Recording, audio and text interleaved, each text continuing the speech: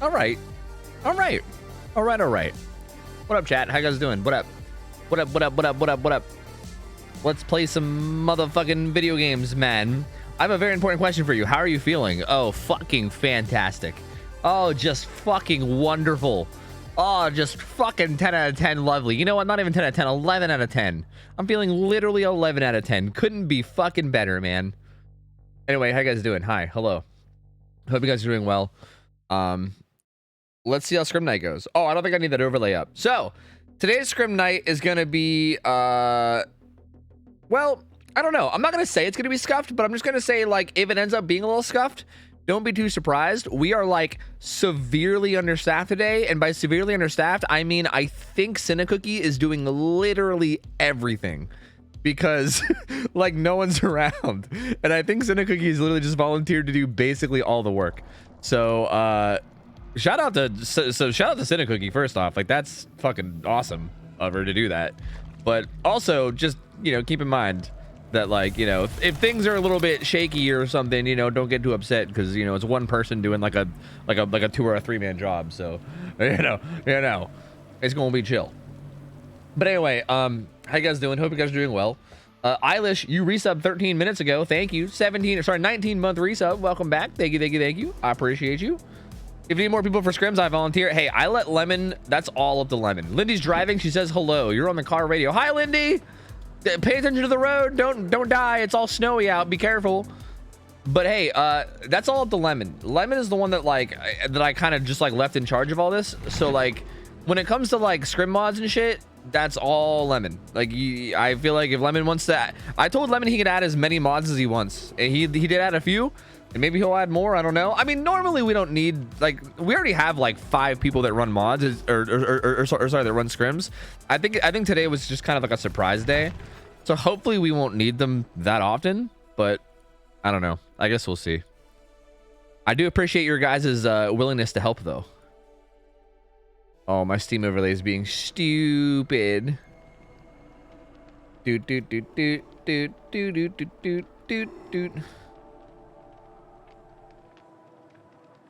How come only Cinna's around today? Because Lemon and Lindy are taking like a vacation, I believe, because they assumed that I was going to be out of commission for multiple weeks because of surgery, which I don't blame them. Slobby was going to be around, but he ended up like staying up super late, and they needed to go to work on like 2 hours of sleep or something, and then he got off work just like 3 hours ago or something, and then he said he was going to take a nap and then wake up and then try to help. But he didn't wake up. I'm assuming he's just way too tired and he's just sleeping off his like lack of sleep. Supernova Fox apparently made plans with people or something because he didn't think Scrim Night was happening, so he was busy too. Basically, just like, I think just everybody assumed Scrim Night wasn't happening today. So like, yeah, that's essentially it. Everybody basically assumed that there was no way scrims were going to happen this early after my surgery. So everyone just assumed that like they can schedule things and do things and, you know, it wouldn't interfere. And again, I mean, obviously there's nothing wrong. Like literally everyone that's doing the Scrim Night stuff, they're all volunteers. So hypothetically they can do this any Friday and it wouldn't really matter. Like if anyone wanted to make plans any Friday, I wouldn't really mind. Like this is all just work they're doing for free. But the point is everyone's busy but Cinna. And Cinna did offer to do everything tonight, which is pretty fucking cool. So, yeah. Yo, Gommel, thank you for the raid. Appreciate it, man. Hope you had a good stream. Appreciate it, dude. Thank you, buddy. You're apparently my most watched streamer this year, by the way. 170 hours. Fucking pog, dude. That's cool to hear. We're driving back from Hollywood? Like, actual Hollywood? Oh, so it's not snowy. So I was saying, be careful, it's snowy, and you're, like, possibly in, like, what? Well, I guess it depends on where you are. I guess driving back from Hollywood means you could be anywhere from, like, yeah, you could be literally anywhere, I guess. That's, like, the entire, like, continent almost. What's up, Gronk? How you doing, dude?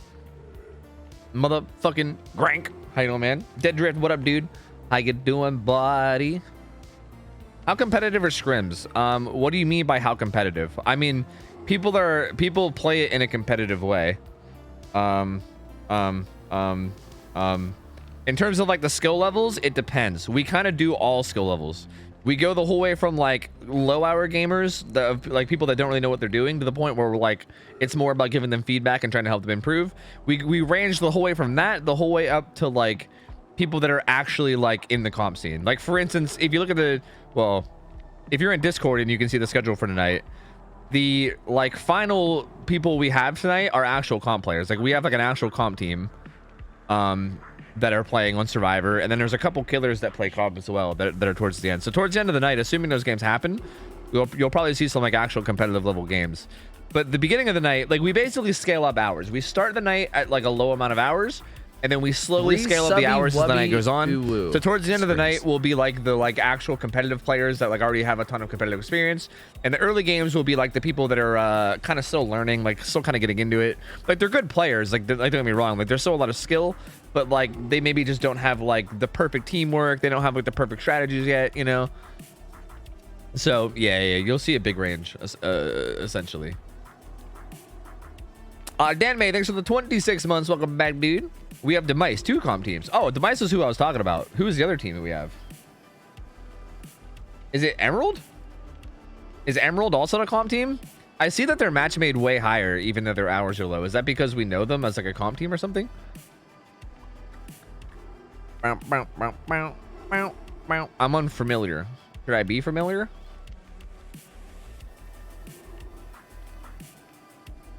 Was a map for night picked yet, by the way? No, we actually haven't, which is weird. I mean, I don't think anyone signed up for the night, but we should probably pick one. I feel like we can probably throw him on, I don't know, is he like so weak that we can throw him on Cool Tower, or would that be too much? I actually don't know. We can honestly just give him a map and just see what happens, right? Like if the map ends up being like too strong or too weak, then we could just wing it, you know? And just like change it on the fly. Look at the kitty. Hi, kitty. Meow, meow, meow, meow, meow. It's food pog. Yo, Slurpees, thanks for the 7 months. Welcome back, man. Appreciate it, buddy. Thank you. Hope we're doing well. Any hunters tonight?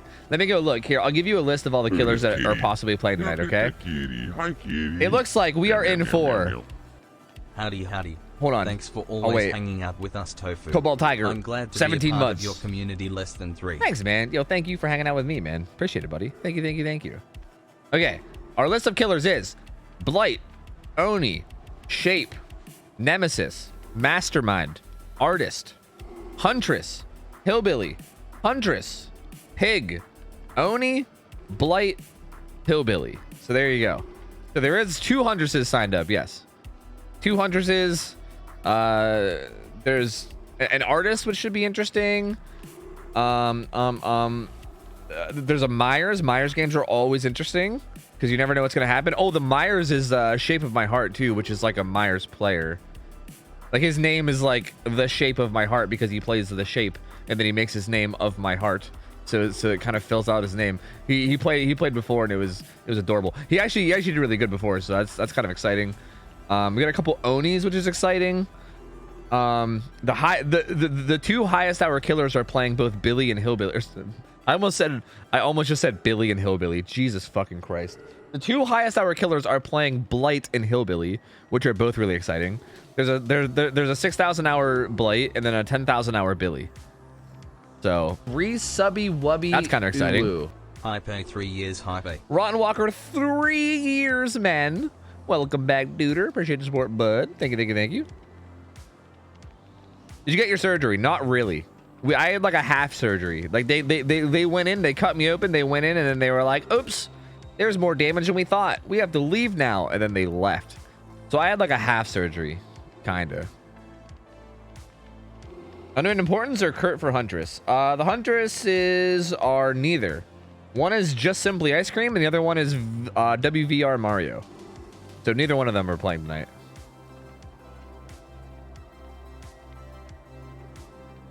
I want to play at night, but I can't sign up with them till Lemon lets me. Yeah, I saw Lemon say something about how Night's still buggy. I mean, Night is still pretty buggy. You can still like, I'm pretty sure you can like send your guard forward and then like literally like pick people up with your guard and shit. Like I'm pretty sure it's pretty buggy. So I don't know. I'm assuming there's probably something going on that's making the lobbies take a minute. So I'm just gonna spend some blood points while I wait. Seems like better than just sitting here doing nothing. Any Weskers? Yeah, there actually is a Wesker today. There's one Wesker signed up today. I mean, this isn't really a tournament, so maybe I'm not answering the question the way you want it to, but there is a Wesker signed up today, yes. It is a 2,600 hour Wesker, yes. Dino Melon. Dino Melon actually, I'm pretty sure Dino Melon went 2-0 last time they played, right? Or am I getting Dino Melon mixed up with somebody else? No, I don't think I am. Killer just responded. Off to a great start. Yeah, hey, it happens, man. It happens. It'll be fine. It'll be fine. Array playing? No, Array is not playing.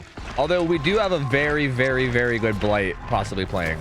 Numinous is the 6,000 hour Blight, and he is very good. Like, he plays comp and stuff. We actually saw him play, I think maybe one game like a couple weeks ago, and he's definitely very good. He's definitely very, very good. So I know Array has a reputation around here. He is like the final boss, but Numi won't disappoint. Trust me. He's a good Blight. What about the Billy? The Billy is Jorda. Jorda is, I'm pretty sure Jorda is the same person I went against one time. I don't know if I don't know if anyone's gonna remember this, but I went against the Billy one time, or no, or was it Jorda that did scrims before? Maybe I'm getting this confused. I think I remember Jorda. I think Jorda was the one that did scrims before and did the thing where they like overheated their chainsaw while chainsawing at the same time with like Silent Hillbilly around the outside of the map and played like a fucking weirdo. Like, I'm pretty sure it was that game. It was in like one of the first 2 nights of Scrim Nights. It was really weird. It was like really, really strange. I'm pretty sure that's who Jorda was. I think that was Jorda. But I can't, I might be wrong on that. I don't know. But yeah, it's like their name is Jorda OO is the name of the 10K hour Billy.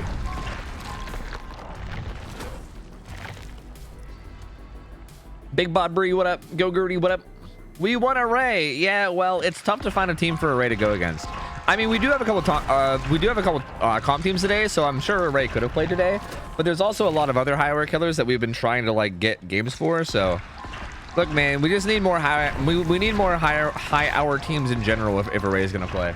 You know, like we get a high hour team like once every like couple weeks. So we're trying to like let all the high hour players, like we don't want to just have Array play every 2 weeks and never let anyone else play, right? Like we want to give other like high hour killers that sign up a chance to play too. So like, trust, I love Array. I love that man's, and I would love to see him play some more. But you know, we gotta give people the opportunity. Yo, Ice Soy Latte, 67 months. Yo, hope you're doing well. Good to see you. Hi, hello. It is very, very good to see you. I hope you are doing well. Thank you for the 67. Lurk it up. And thank you. Thank you. Appreciate you. Hope you've been doing good. Are we just starting Scrim Night? Yes. Yes, we are. Get Hens in here? I would love for Hens' team to come play. I think the issue there is that I think I might be at a... Like, I think I stream at a bad hour for Hens. Like, I'd imagine Hens probably sleeps when I stream. Most of the time. Look at this kitty. Look at that kitty. Hi, kitty. So I don't know if that would work. Meow, meow, meow, meow. Much love, my brother. Hope you are well. But I would love to have Hens' team in here. And like we've also talked about that. Like we've also talked about that too. We've talked about the possibility of like doing Scrim Nights at like a different hour of the day. Like hypothetically, if I can do Scrim Nights at a different hour of the day and get more people, maybe that would be worth. Maybe. But I don't know. Maybe, maybe not. I'm not sure. You did it once before? Yeah, but like, here's the thing. I did try it once before, but what ended up happening was a lot of the people that had been playing in Scrim Night consistently couldn't make it anymore. Like, there's a lot of people that have been signing up every week that are like regulars of Scrim Night that when I push it forward 3 hours or whatever, they they couldn't make it then, right? Like, so it was like, I was kind of fucking over the regulars in order to bring in new people, which doesn't really feel right, you know? Like, I don't want to fuck over the people that have been here and participating, right? Because like, they're the ones that are actually like they're like the loyal ones, you know. I don't want to be like, yeah, fuck you guys that have been playing every week. I'm gonna switch to a schedule that doesn't work for you so that we can get in new people. Because fuck you. Like, it just felt, I don't know, it felt weird. I didn't want to do it, you know. Thank you, Iso Latte. I'm doing pretty good. I'm doing pretty good, all things considered. I had, honestly, dude, like, just being perfectly real, I probably had the worst year of my life in 2021. Wait, no, 2020. Maybe. No, 2021. Yeah, the end of 2020 and like the entirety of 2021 was probably like the worst year of my life. But 2022 ended up being pretty okay, you know? I feel like coming into the end of 2022, I'm feeling pretty okay, all things considered, which is kind of nice. Kind of fucking nice. Wasn't it also like the week before Thanksgiving too? Wait, what was? Wait, what were we even talking about? Oh, the whole like starting 3 hours early thing. Oh, it might have been. I don't know. I don't pay much attention to holidays, so honestly, I really don't even know. Maybe. Possibly. Probably. Random team co-cap here. We wish we could sign up. So do a lot of other teams, but the hour really is inconvenient. So, just a question, like for most people, what would be a better time? Like later or earlier? Like if I can shift it like somewhere between like, I don't know, like if I can shift it either forward or backwards, like 4 hours, for instance, which would be better? Like starting 4 hours earlier or starting 4 hours later? Because I feel like later might be better if like you get like EU people in the morning, right? Like if people from Europe want to wake up and play in the morning, then later would probably be better. Because earlier would probably still be late for Europeans. Earlier, interesting. Moving around once in a while, yeah, maybe. Why not 2 scrim nights? True. Look at Good. this kitty. Look at that kitty. Hi, kitty. Ghost Froob, thanks for the 2 months, man. Welcome back. Thank you. Appreciate you, buddy. And yeah, I hope 2023 is better too. Hopefully, man. We'll see. 2022 is the worst year of my life because of the war. Oh, are you in like in Eastern Europe? Are you like in Ukraine? I hope you're okay, man. Maybe a Discord pool would be the best place to ask. Maybe.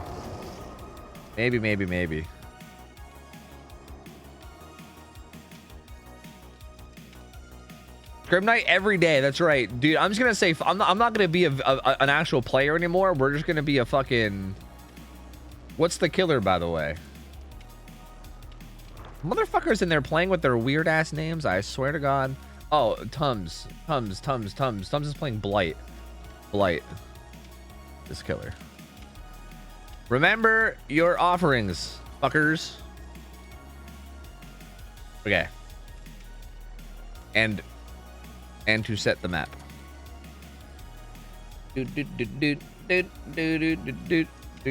Same with the war topic. Changed my whole life. Do you live nearby? Because, dude, I couldn't imagine. Like, I literally couldn't imagine. That shit would be fucking crazy.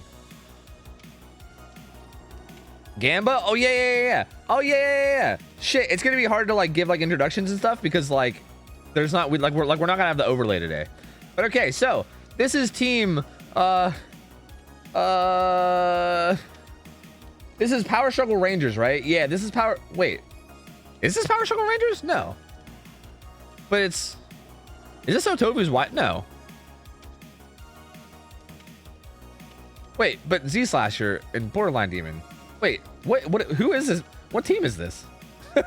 Wait, is this Killer Mains? Did they add Kurt to Killer Mains? But Angry Shield wasn't a part of Killer Mains, right?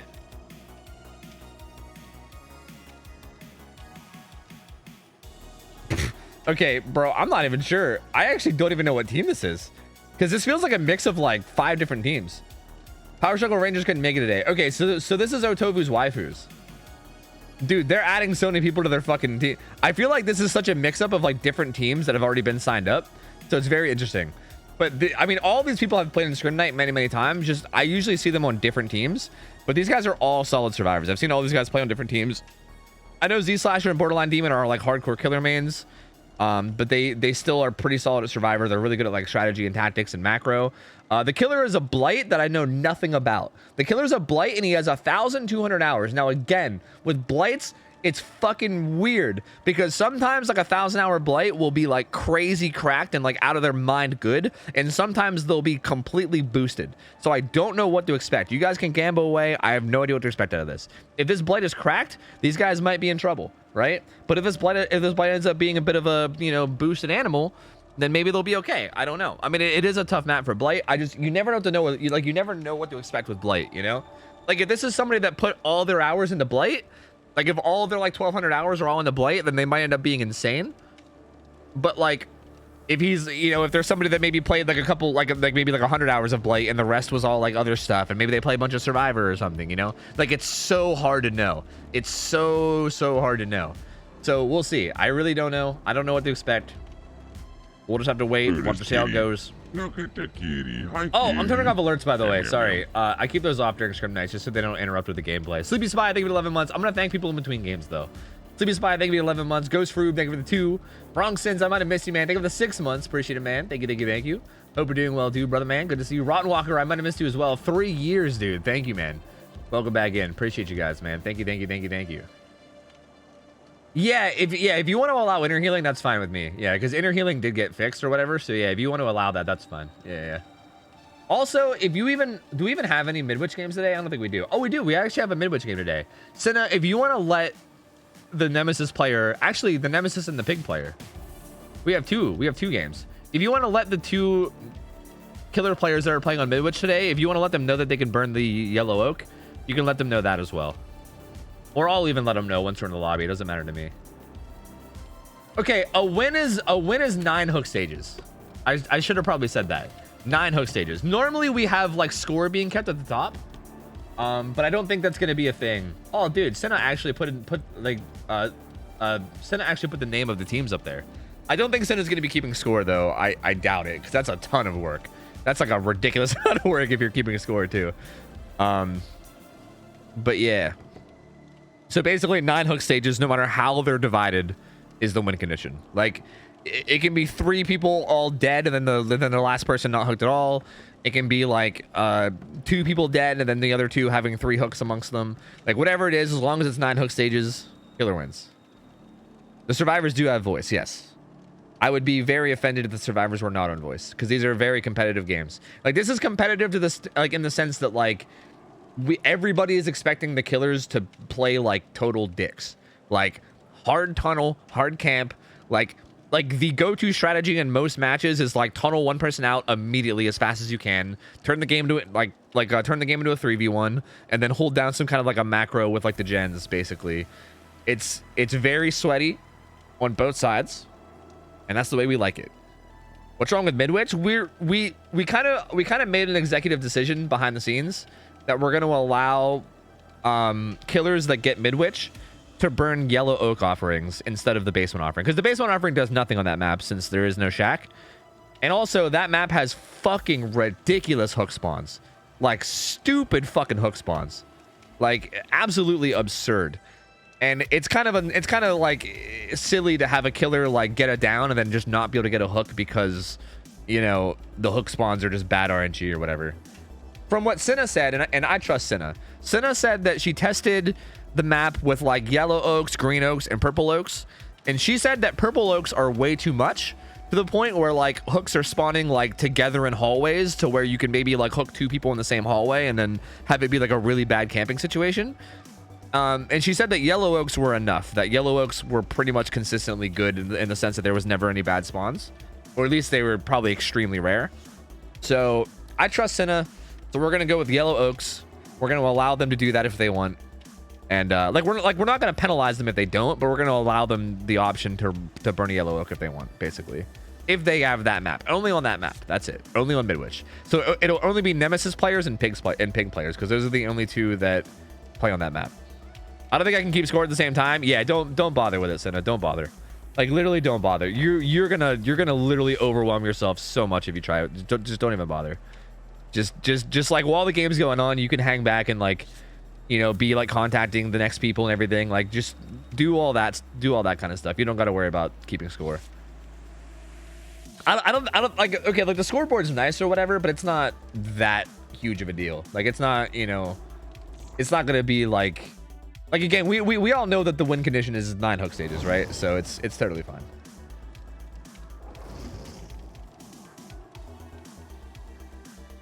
Toxic Rainbow, I mean, you can pay attention to what killer is currently playing and then see where they are on the list, because we usually go down the list essentially. Like sometimes people get skipped, but we generally go down the list. If you can create a perk to add to the game, what would it be? Man, I don't know. I'm not very good at designing stuff, so I couldn't tell you. I couldn't tell you, dude.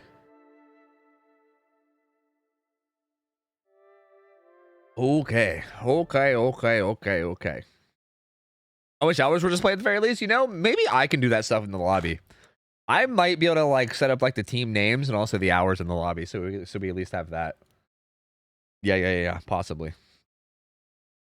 Yeah. But we'll see. Let's do this game first, and then we'll figure it out after this one. Okay, how about that?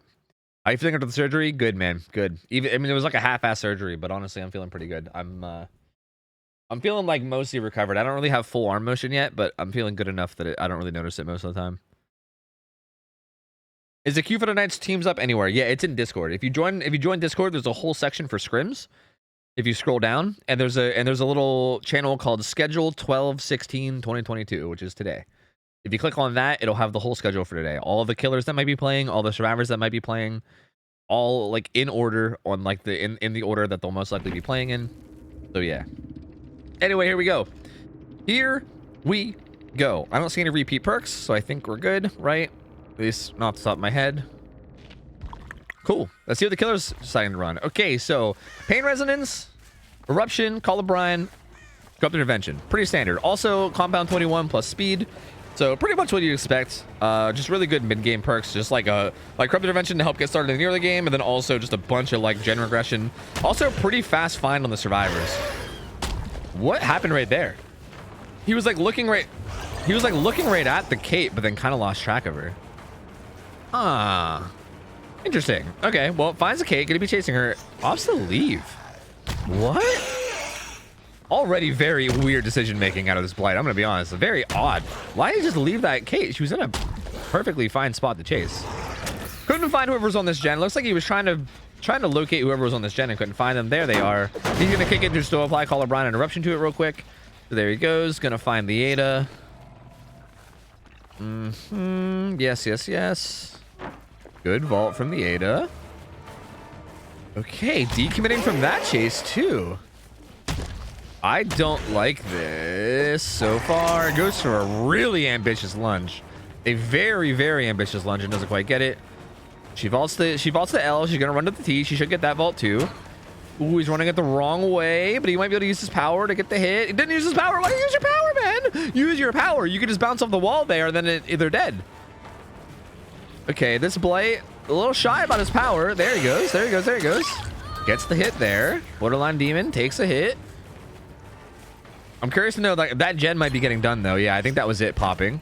No, actually, that was the middle gen popping. He gets the vault in. This doors needs to be broken out. Gets a bounce there. Gonna head over towards this gen. Finds the Jake and the Kate. Doesn't get a hit on either one. This Blight feels like he needs to practice his patience more. You have 5 bounces. Like right there, he could have got a hit on one of those guys guaranteed if he just bounced off this rock. Like he had a rock right there to bounce off of, and he only used 2 of his rushes, right? Like he could have just used a 3rd rush to bounce off that rock and then line up a hit. It feels like I get this pain because I used to do this same thing when I was learning Blight a long time ago. You kind of like rush it and you just like you see that you're like close to the survivor and you're like, fucking go for a flick. When in reality, it's like, dude, you got more rushes, right? Like you have tokens. Like don't be shy to use them, you know? He's gonna leave. He's gonna find this Ada who slow vaults. Was that her trying to save Lithe? Why did she slow vault that? I'm guessing she might be trying to save Lithe. Even right here, like use a... Okay, well... Oh, okay. Well, hold on. There you go, baby. That's what you love to see. There you go. That's it. Gets a good couple rushes on the Ada there. Kind of popping off. He should have just been doing that all along. You know, there you go. Gonna stay on her, though. Still doesn't have a hook. Misses the collision on the doorway. Very unfortunate. Sometimes it's hard to get that. Gets a hit on Kate as well. So, but the problem now is that he's just not getting any downs. Like they're 2 gens in and they're still not, and there still hasn't been a down yet. And also he has no late game perks, so this is really not looking good for him so far. Like he keeps like dropping chases and chasing other people, and no one's going down. There's nothing to stop these guys from doing gens other than them occasionally having to heal. But there's been no hook states coming out, right? Like the win conditions hook stages, and he's just not getting any hook stages. Okay. Oh, I was gonna say Kate should go down, but then she dead hards it. Oh, not like this, man. So she's gonna stay at main, gonna be able to run around. No, don't leave the chase now. No, you got her dead hard and she's in deep wounds. Just commit. Get the down, man. Oh, he walks away and kicks his gen. He's gonna let the Kate get away now. Maybe? Oh no, okay. She got greedy and tried to heal in the building. So he actually ends up. Okay, good. Does get the Kate down. That's gonna be his first down. So, I mean, it took a long time. There's only 2 gens left. This one is being done by 2 people. All 3 of them were here. So yeah, like good bit of gen progress. That's right over there, by the way, close to where these guys are. The gen split is insane though. That's one thing about these survivors, especially these like killer man survivors, is that they're really good at tackling the right gens. Like you see how split these gens are? There's one in like there's one off to the right, and then they're way down in those corners off to the left. Like these gens are split in a way where there's no way he can defend them. Like that one deep down there, that one deep to the right. This Kate's gonna go back down eventually, but it's not gonna matter. Like he's not gonna be able to kill her fast enough. He's trying to bait dead hard. I think she just did it. So down she goes. She's gonna get hooked again, but it just doesn't matter. It took too long for this to start happening. Like this needed to happen like 3 minutes ago, and now there's just way too much progress, right? Maybe. Well, Kurt's gonna head down to like, yeah, he's gonna head down to like deep foe and get that gen done. Finds a hit on Ada. He's gonna come back to the hook. Oh, she got reassurance. Okay, so they reassurance the survivor and they're just gonna let her sit. They're 100% just gonna let the survivor sit, which is probably the smart play. Just don't even bother saving her. Just literally let her sit on hook. Because the Blight, obviously, like, if you pay attention, he's just going to camp her, right? Like, that's his strategy he's going with, is basically kill this survivor. So, in this situation, this is the right thing to do. Like, even if you have an opportunity to save her, just don't even save her. Hit her with reassurance. Let her sit there. Because he's going to be afraid to walk away, right? This is a really important thing to keep in mind when you're playing Survivor. Like, the survivors on hooks, it's like quote unquote an objective for like the survivors to unhook them. It's also kind of an objective for the killer too, right? Like this killer doesn't want to leave this hook because he knows the second that she gets unhooked, he can just kill her and have someone out of the game. So stalling this out and like letting them sit on hook is basically keeping the killer there.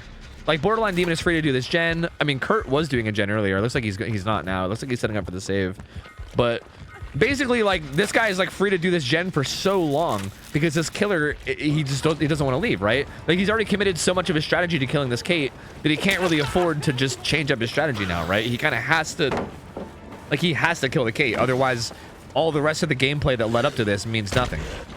So really, really good play from the survivors to just reassurance that, buy a bunch of time. The Kate actually looks like she got away too. So on top of that, on top of all of that, the Kate also gets away. Kurt gets hit with adrenaline, so he heals up. He finds the Ada back here, but this isn't even going to be enough. Like, Z-Slasher also back at full health, so he's totally fine now. The problem now is that he needs 7 hook stages to win, and there's just no way it's going to happen. Like, these guys are going to be opening the gate, and they're all just going to walk out together, and they're just going to let Ada die. They're not even going to bother trying to unhook because they know they don't have to. Like, this is enough. They can just walk out with their 3 survivors, and then that's GG. So there you go. Pretty decisive victory from the survivors here. Very, very, very, very decisive from the survivors. So well played.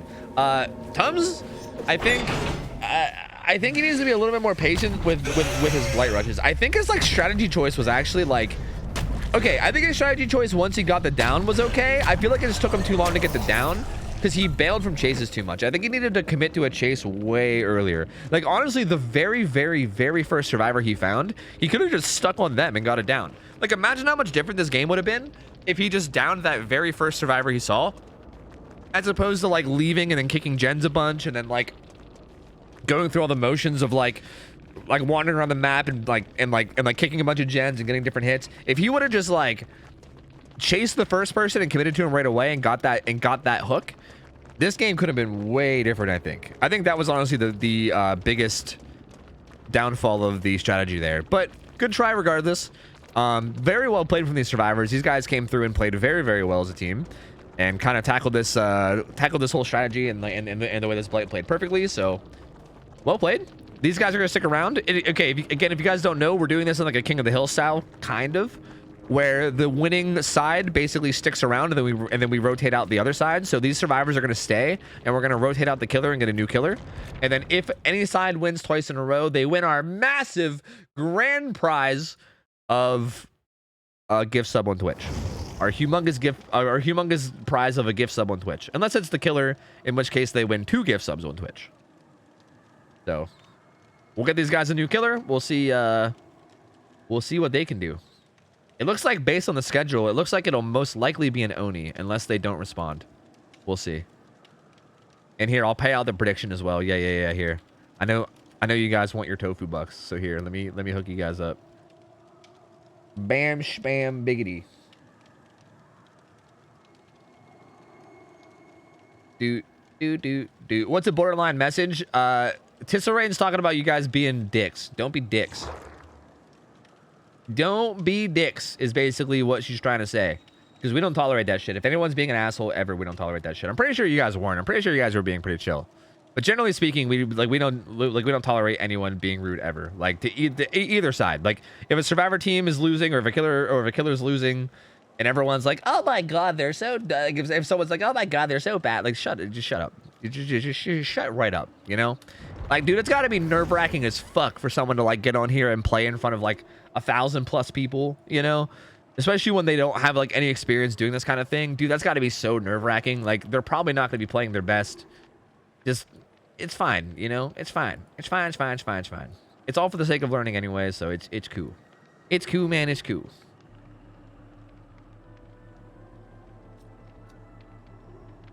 Is it 1 gift sub per survivor, or 1 person gets a sub? No, it's 1 per survivor. So like 4 total.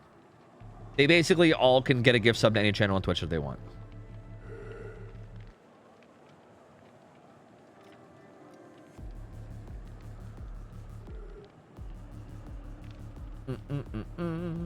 Okay. So I'm going to run some ads while we wait for the next lobby. And I'm going to also see if I can get into the overlay. I mean, I know I can, but let me like see how convenient it is for me to like, I might be able to like throw up like the killer team names and like their hours and stuff.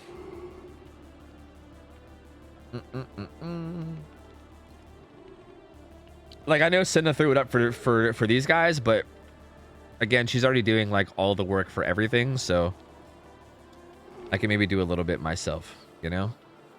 You know what I'm saying? Know what I'm saying?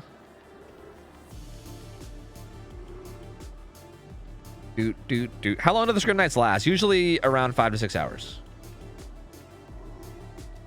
It's usually like 6 hours, or when the queue ends. Like, like I usually will go up to 6 hours unless like we just run out of like, if we run out of like survivors, or if we run out of killers and there's like no one left to play, then we end it then. So it depends.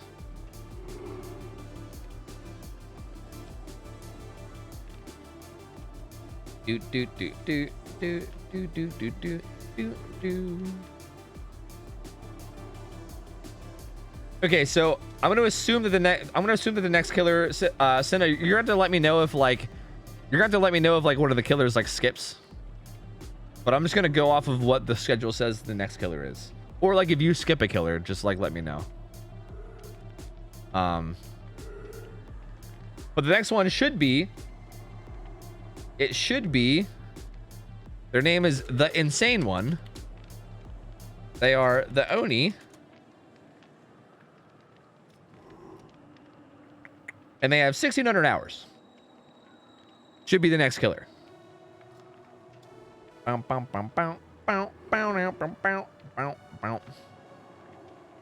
And it also appears as though. Oh. Wait, how's this work? Oh, I see. Okay, so I make the change and then I have to save said change. That makes sense. That makes sense. Ah, it all makes sense to me now. OhTofu's waifus, I think they have 1565 hours as a unit. Poggers.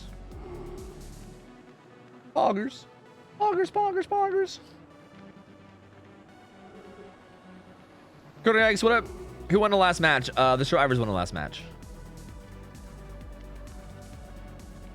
I thought you were only running ads for a month. No, we actually had a lot of discussion about it, and I think running ads might just be better for the overall experience, especially if I run them during like downtime in between games. We've had we've had a lot of discussions about like new viewer experience and whether or not like pre-rolls or mid-rolls are better, especially if the mid-rolls are timed in a way where they don't interfere with gameplay. And it was like split. It was like a split 50-50, where like 50%, like it seemed like 50-50 of the people were like wanting mid-rolls, like were wanting no mid-rolls, and then 50% of the people were not wanting pre-rolls, and they were okay with mid-rolls being played in between games. So it's interesting. I have a 9-page document that includes how to do the scoreboard with step-by-step instructions. Really? It's not that hard, is it? Or wait, do you mean like as far as keeping score? Because I'm not actually keeping score. I'm just going to change up the names is all. I can't keep score and cast. Ain't no way. But my lord, dude. A fucking 9-page document. My man doing work out here. New Gamba? I'm going to wait until we're in the lobby just to make sure that we actually have the killer and survivors that we're supposed to have. So, we'll see. Yeah. Also money, right? Like, if it's a 50-50, like, hypothetically, if it's a 50-50, like, basically the way I see it is, like, every time I've asked people whether, like, mid-rolls during downtime or, like, no mid-rolls and, like, letting pre-rolls be active, like, every time I ask people what's better, I get, like, a 50-50 response. And like, if there's gonna be a 50-50 response, like if it doesn't matter, like if no matter what, 50% of people are gonna be happy and 50% of people are gonna be not happy, then I might as well do the one that makes me more money, right? That's the way I see it. Fuck it. I'll do the one that like has the same outcome in terms of happiness, but also makes me money. So yeah, fuck it. I'm just running ads now. Fuck it. The scoreboard's only part of the document. Oh, you're saying you have a 9-page document. And you're saying the scoreboard is a part of it. You made it sound like the whole thing was about the scoreboard. Yo, Blueberry Muffins, thank you for the 4 months, by the way. Welcome back, man. Indigo Ninja, thank you for the primer. Sleepy Spy, thank you for the 11 months. Welcome back. I like ya. That's gonna be Shape of My Heart. Okay. So, change of plans. See, this is why I didn't do the prediction. Because you never know, dude. Sometimes motherfuckers just don't show up, you know? Sometimes they get flaky and they just don't show up. The next one will be... the shape, whoops. Wait, it's all capitals anyway. The Shape of My Heart. And they will be playing The Shape. Big shocker. Big shocker. And they have 1760 hours. So, funnily enough, I'm pretty sure Shape of My Heart is a teammate to a lot of these guys. I'm pretty sure, well, no, I'm not pretty sure. I mean, I know for a fact. Shape of My Heart plays as a survivor on the team Killer Mains, who I know Borderline Demon and Z Slasher are a part of Killer Mains, and I think Kurt might be now as well, I think. So this is like a lot of these guys' teammates, which is interesting. Because like, does that mean that he'll have an advantage because he knows what they do as survivor? Because I think so, right? Like he should know how they play as survivor. He should know generally like what they prioritize and what they're thinking for the most part, I would assume. So maybe advantage for killer on that one. I'm not sure. I don't know. But anyway, this is Myers. Okay. Myers plays on Larry's Memorial Institute. So, you know, motherfucking Larry's. And Myers does not have any add-ons restricted. Okay. And you know what that means? Because that motherfucker's got some crazy add-ons. So that means he can run Tombstone. He can run Infinite Tier 3. He can run both Tombstone and Infinite Tier 3 if he wants to get fucking crazy. He can run Vanity Mirror, he can run Scratch Mirror, he can run anything. Like there's so many options for Myers to do in terms of add-ons and in terms of like a build. So I don't really know what to expect. Anything really could happen. We'll see. Vote accordingly. We did have Shape of My Heart play before, and I think when Shape of My Heart played before, I think he did 2 games. I think one game was a Tombstone and the other game was Infinite Tier 3, if I remember correctly, is what he did before. So, again, who knows what he's going to do now? I have no idea. But I believe that's what happened before. So, we will see. How do you get into queue for this? You got to sign up. ! Form. You sign up as either a killer or you sign up as a whole team of survivors. We don't let survivors sign up solo. You got to sign up for a whole... sorry. Yeah, you can't sign up solo as survivor. You have to sign up as a whole team. Please change killer's name. Oh, it didn't save. I keep forgetting. Sorry, like there's like this overlay and you change the text and then it doesn't actually save until you hit the little save button. But the save button is like really tiny on the top right, and I always forget to hit it. My bad. I had it all typed up. I just had to hit the save button.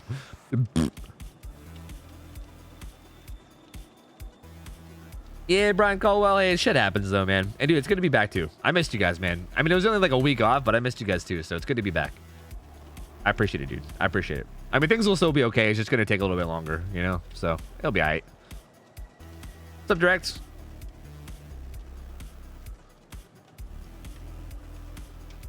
It's like, so, yeah, I was actually talking about how there's like no Hyper Siege Adas. I forgot about Angry Shio. There actually is a Hyper Siege Ada. So fuck, man. Maybe my plans of being the only Hyper Siege Ada is out the window, dude. Not like this. I really appreciate you handling the overlay. Hey, no problem. I appreciate you handling literally everything. So don't worry about it. If anyone appreciates anybody, it's me appreciating you. Trust. You are taking on a lot of work tonight. So don't sweat it. I'll happily handle the overlay. What's up, Jamie? Thank you. I queued solo the other day and played a game with Kurt. Can't confirm he's a supreme juicer. Yeah, Kurt's a fucking beast, dude. Kurt's hours are like weirdly low for how good he is. Like Kurt has 2,100 hours. He does not play like 2,100 hours on both Killer and Survivor. I've actually gone against Kurt's Killer in public matches too. I think maybe a couple times. And he's always a beast. I played against his. It's interesting because Kurt has played Killer in scrims multiple times, and he's played different killers each time, and he always goes ham. Like I think he played Billy first, he played Pinhead at one point, and I think he played. Oh, I can't remember who else he played. He played someone else at one point too. And what's funny is when I ran into him in public games, he was playing Huntress. And Huntress, oh yeah, Twins, you're right, he was playing Twins. And it's funny because I ran into him in a public match and he was playing Huntress, and he was a beastly Huntress too. So like, for all I know, he could sign up for Huntress one of these days, and he'll probably do great as that. It's just crazy, like motherfucker's good at the game.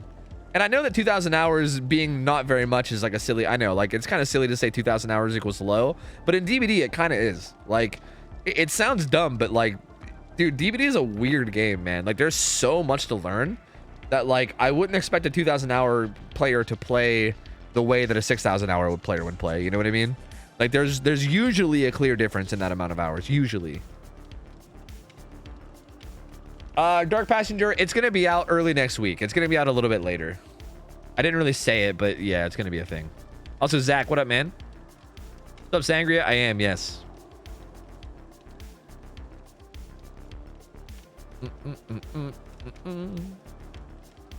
Kurt has like 500 hours in December. The fucker grinds. Jesus Christ, my lord. How do we join? Exclamation point form. We'll give you the sign up.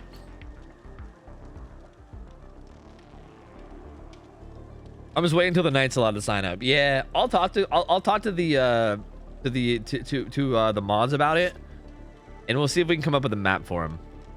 I'm curious to know like what people think about him. I don't know anything about, like, I've never seen him played in like a competitive setting at all. I feel like we just need to give him any random map and then just see how it plays. Like we can just slap him on anything, you know, like Cool Tower. I mean, honestly, we can give him something like Ironworks of Misery even. Like, weirdly enough, I feel like Ironworks is really not that bad for him, because even like the annoying upstairs areas, like I'm not that strong, because I think guards would actually be really strong in that position. So maybe Ironworks would be a good map for him. I think maybe just slapping him on like Ironworks and then just seeing how it goes. Just see how it goes, you know? Might be a good idea.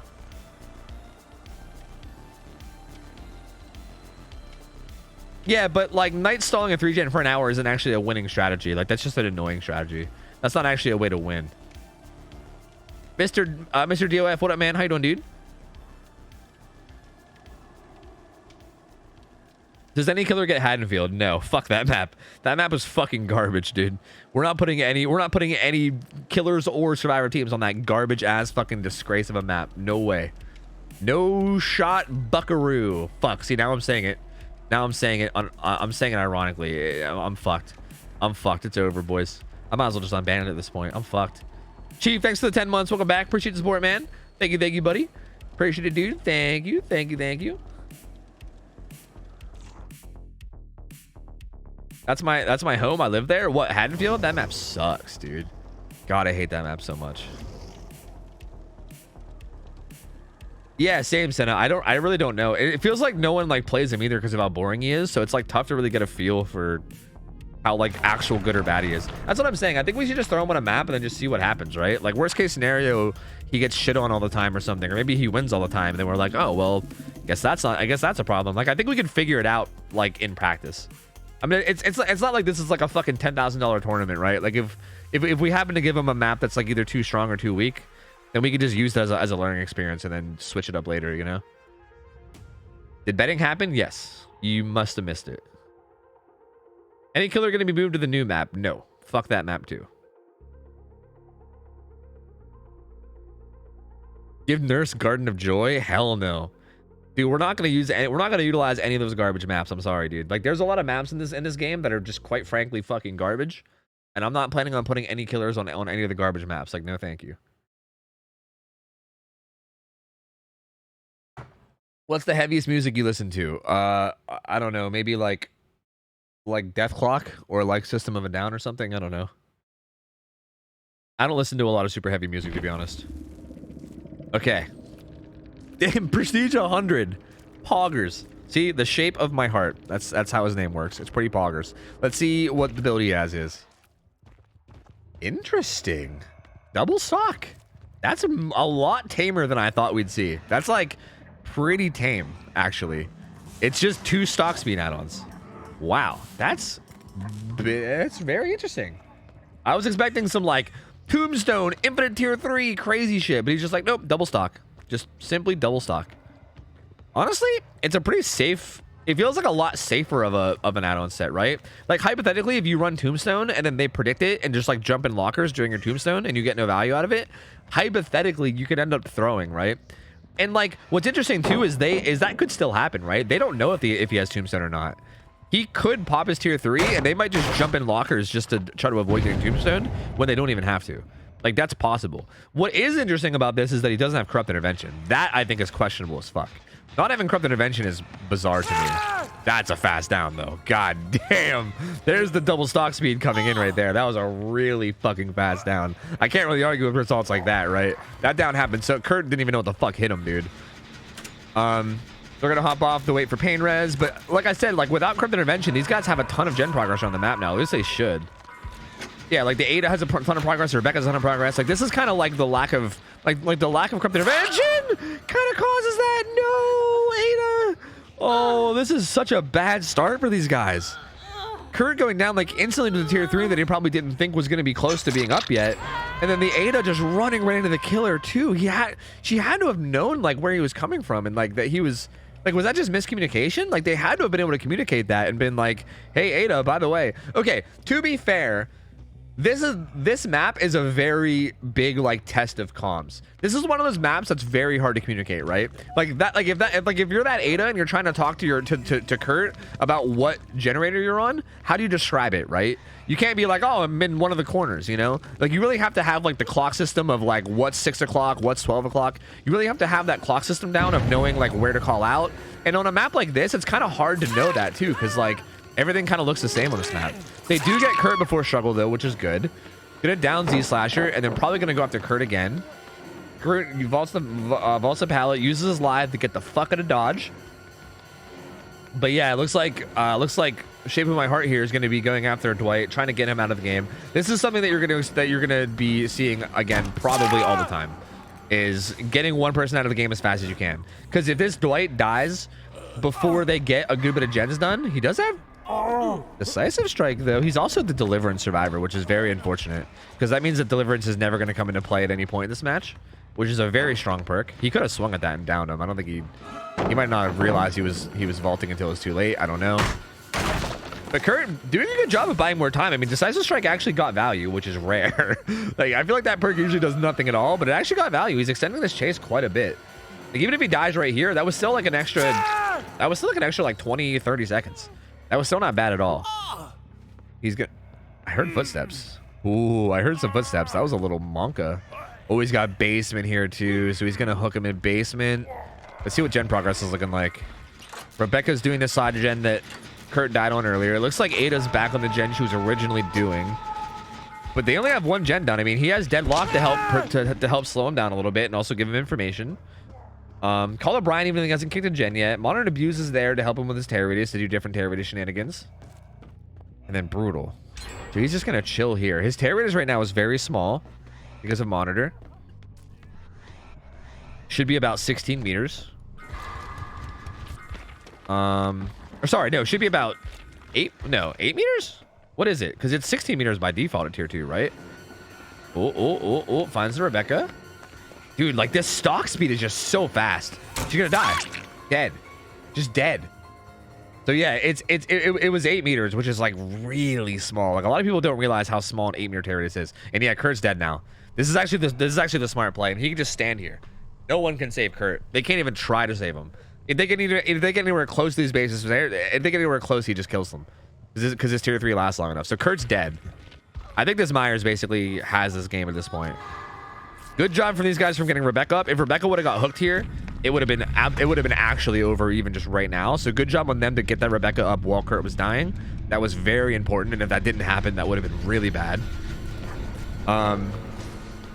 But now they're gonna have to play this like flawlessly. Like that's a really fast kill. They're gonna have to play this so well. So far, no good. That was a pretty spicy hit, but gets the hit through the window on the Ada. So she's gonna go down and she's gonna get hooked over here. This is gonna be her second hook too. So she's also getting close to dead. That's actually a really bad target to get hooked. Because here's the thing, if he just kills her now too, like if he just also now focuses on her and kills her and turns it into a 2v1, it's just over. Like you can't win a 2v1. There's no way. Not with not with there still being like any gens left. Because at that point, once it's a 2v1, you hook one person and it's game over. So he's just gonna put the pressure on him. He's just gonna chill on this hook. See, this is so awkward too, because how do you unhook here? Like this is such an interesting situation. How do you unhook against the Myers with these stock add-ons? Because if you go to unhook, he might just stalk you and get his tier 3 like instantly and then down you. It's such an awkward situation, I feel like, to unhook. Like, this is one of those things that I feel like, like, you have to have a lot of experience with doing double unhooks in order to actually beat this. Because you got to run up and then do the double unhook basically instantly. Because if you don't, he'll stalk you and one-shot down you. So, yeah, he's just going to kill this guy. I mean, he's got deadlock, so he's not even worried about these gens, right? Like, there's no way. There's no way that they're getting these gens done through deadlock, and he knows that. So he's just going to sit here, watch her die, and now he's just going to go look for someone else. And now at this point, all it takes is downing one person, right? He downs one person and it's over because they're not going to be able to save. Like, there's no way. There's literally no way. Gonna find Kate. She's going to pre-throw that pallet. Brutal Strength coming in. Sorry, Brutal Strength coming in huge here because it kicks it faster. At this point, they're probably going to be doing a lot of pre-dropping like that. So Brutal Strength will probably end up being really valuable. We should get a hit here. Slasher gonna run off and use the window, gonna head off to the corner. That pallet that she left there was pretty strong though. She might end up circling back to it. There should be a pallet here too. That's pretty strong as well. But like the thing is that you gotta buy, like, in order for them to even have a chance of winning this, like, he could have literally just Bloodlust 3 this pallet if you wanted to be honest with you, because you have to buy so much time here. Like, it's so ridiculous the amount of time you have to buy here. Because, like, the gens take, what, 90 seconds? I mean, Rebecca just did one, so there you go. But now you got to go find another one that takes 90 seconds. And you also got to then activate the gates, go open the gates, which takes, like, 25 seconds. Or you got to run through the gates and all the travel time, too. And then also, this Kate has to then also get out. Like, she can't go down that entire time. She has to, like, basically loop him for, like, 5 minutes and then also find a way to get out of the exit gate without dying. Although she's doing a really good job right now. Like, she's kind of juicing this motherfucker. Oh, good dead hard too. She's kind of fucking juicing, to be honest. Like, she's doing work right now. That was a really, really good play at that pallet. Gets the dead hard too to actually get the distance that she needs to get away. Because that's such an awkward pallet because you're in the corner. But she did a really good job of doing the right thing and getting the dead hard hit that gives her distance to get away. Although she might be dead here. She has this window, but that's going to be it. And then Killer has Bloodlust. I think she's going to die here finally. But down she goes. Good hustle from this Kate, though, honestly. Like, that was a very, very solid effort right there in terms of, like, buying the time that you need. Like, honestly, like, look at this. Like, this final gen's almost done, you know?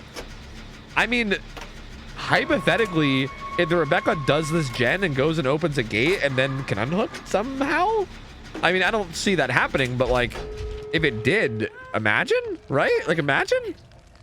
Like, she's gonna have to go open this gate, like, completely, and then, like, find a way to unhook against the Myers.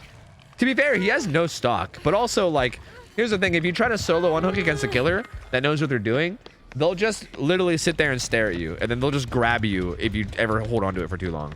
But, like, hypothetically, if she could maybe, like, bait him into hitting her, but even then, she would just 1-for-1, right? There's really no way to do it without 1-for-1ing. Like, I think there's no possible way to do this. Because even if she baits the hit, she's still just 1-for-1s. So I don't think there's any possible way that they win this here. Right? Unless the killer, like, hard throws. Like, that's the only way, is if the killer, like, hard throws somehow. Because you're basically going to have to, like, first off, not get grabbed. Second off, like, you don't have dead hard either because that guy is dead hard. So you got the A, not get grabbed. B, somehow get the unhook, like possibly a 1-for-1. I mean, you can't even do a 1-for-1. You have to get the unhook and then have like the unhooked survivor take the hit for you somehow.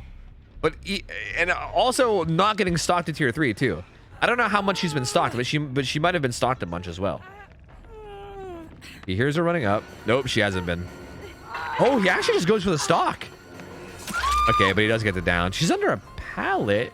She doesn't have unbreakable, right? No, he just... Oh, he picked up right away. That Kate could have saved.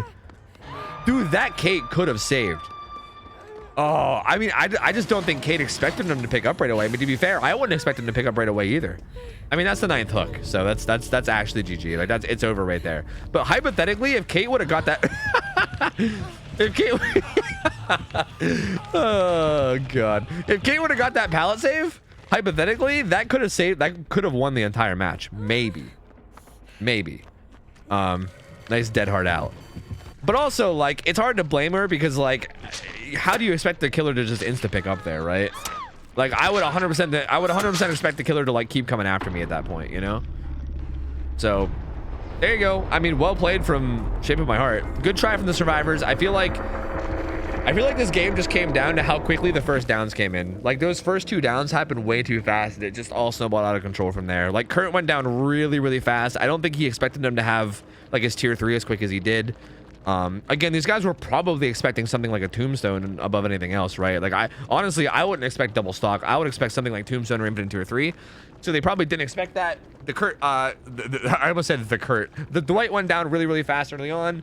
The Ada then also ran right into the killer as well. That must have been like a miscommunication or something. I'm not sure what exactly happened there, but the Ada ended up running right into him as well and gave him another hook like right in the early game, and that just put so much pressure on the survivors. And it made it so that like while he was tunneling out Kurt, they basically weren't able to get like any gens done because they were having to like unhook Ada, they were having to heal Ada, they were having to like also try their best to like unhook Kurt when they could too. Like there was just so much for them to do that they really had no time to really get the objectives done. And Shape took advantage of it really, really well. He you know, secured the kill on Kurt and then secured the kill on Ada. And then the game turned into 2v1 to the point where he was just like, yeah, what are you gonna do now? What are you gonna do now? It's over, pussy. And then he wins. So well played from Shape. Good try from the waifus. They put up a very, very good fight. I think had they had a better early game, that could have been a much different result. But overall, solid play from both sides, man. We're going to have to get a new team of survivors in. Yeah, I was talking about not seeing any high prestige Adas, I know. And then there you go. So, goes to show how much I know, huh? Where's OhTofu scrims? I just saw it. Goes to show how much I know, you know? All right, so we're gonna get another survivor team in. Let me pay out the predictions real quick. Hold up. There you go. Bam, bam, bam. Killer wins. You were talking about really bad maps earlier. What's your top 5 worst maps? Would you consider doing a vid ranking maps? Maybe. That's an interesting idea. I mean, bad maps for what? Killer or like bad maps in terms of just like design-wise in general? Since there was a high prestige Ada, that means you have the main UE. Well, to be fair, I've seen at least one prestige 100 UE already as well, if not 2. I mean, I know there was at least one. I might have seen 2 even, but I'm not sure. Where do you think Myers is on a tier list? Very far down. Very, very far down, I would say. It's interesting, though, because with add-ons, he's definitely a lot better, but I would still say pretty far down.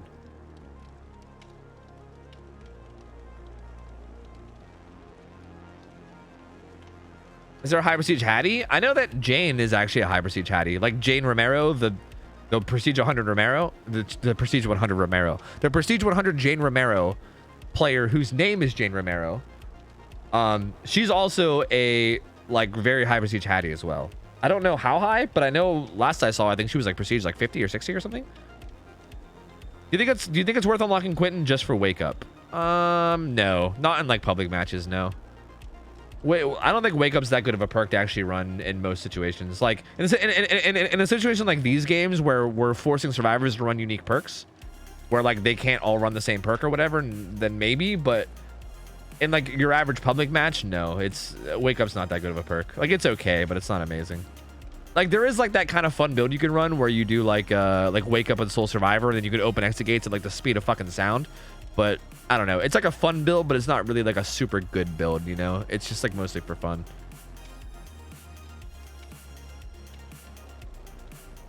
How do you feel about the killers having 2 or possibly 3 map options for a killer on scrims? I feel like it's better just to stick to 1. That way both teams know what they're getting into in terms of like practicing and stuff. Can't play again. One of my ears is starting to hurt. And I'm kind of deaf in one ear at the moment. Sorry. Hey, that's all good, man. That's all good. We can get another killer if you want. That is all good, dude. All good. We'll find another killer. All Gucci, man. Hope you feel better, dude. Sorry about your ear. I'm not sure what's going on with you, but hope I hope you feel better, man. Go get some rest. It was cool watching you play, dude. I appreciate you playing for the. I appreciate at least popping in and playing the one match.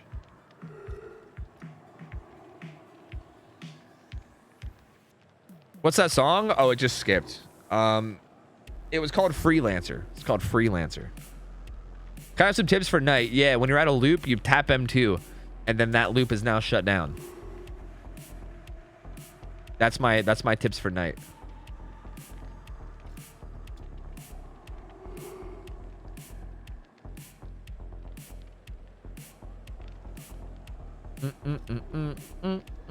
Okay, so we'll see who's there on the schedule. Before I actually change anything, I want to make sure I see who's there and stuff. Do do do do do do do do do do do do do.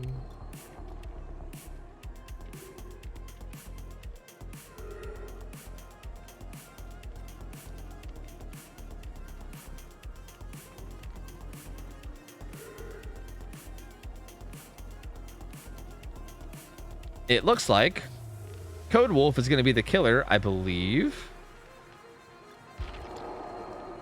I'm going to wait to see who the survivor team is, but I don't know.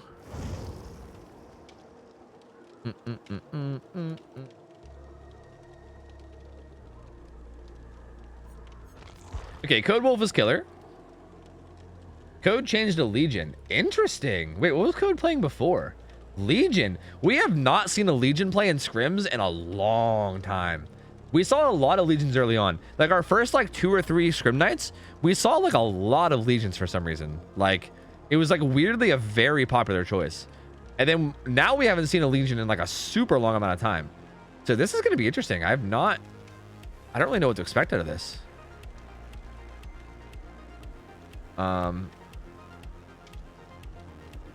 So Code Wolf is a killer with, I think it was like 2,600 hours. 2,300 hours. So it's going to be a 2,300 hour Legion. I'm going to be real with you guys. I don't even remember exactly what map Legion plays on. Because he used to be, oh, it's Dead Dog Saloon now. Okay. I'm pretty sure it used to be Azrael's Resting Place, but I think we changed it to Dead Dog Saloon. Because we took everyone off the maps. Dino. Oh, okay. So we're getting absolute chaos in. Is there like a lot of people not responding today in terms of teams? Because I feel like we're going. The order is interesting. Are there like a lot of people not that like didn't show up today? Okay, so this team is absolute chaos. I'm gonna run some ads while I set up this overlay and get it all correct. Okay. All right. And then once the ads are done, I'll set up the prediction. An absolute chaos got motherfucking 2166 hours. So pretty even in terms of hours, I would say. So this should be an interesting one. This one should be spicy. This one should be spicy.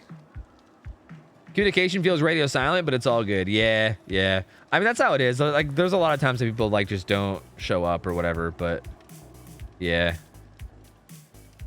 It seems like there's a lot today, but hey, I mean, what are you gonna do? We'll just work with what we got. We'll play with, you know, we'll let whoever's actually here play, and then if we end up having to like end the night early because there's not enough people, then so be it, you know. So be it. What more can we do, you know?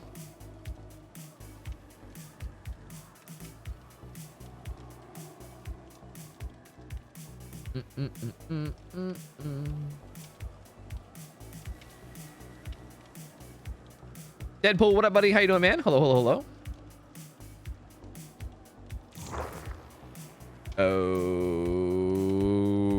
Okay.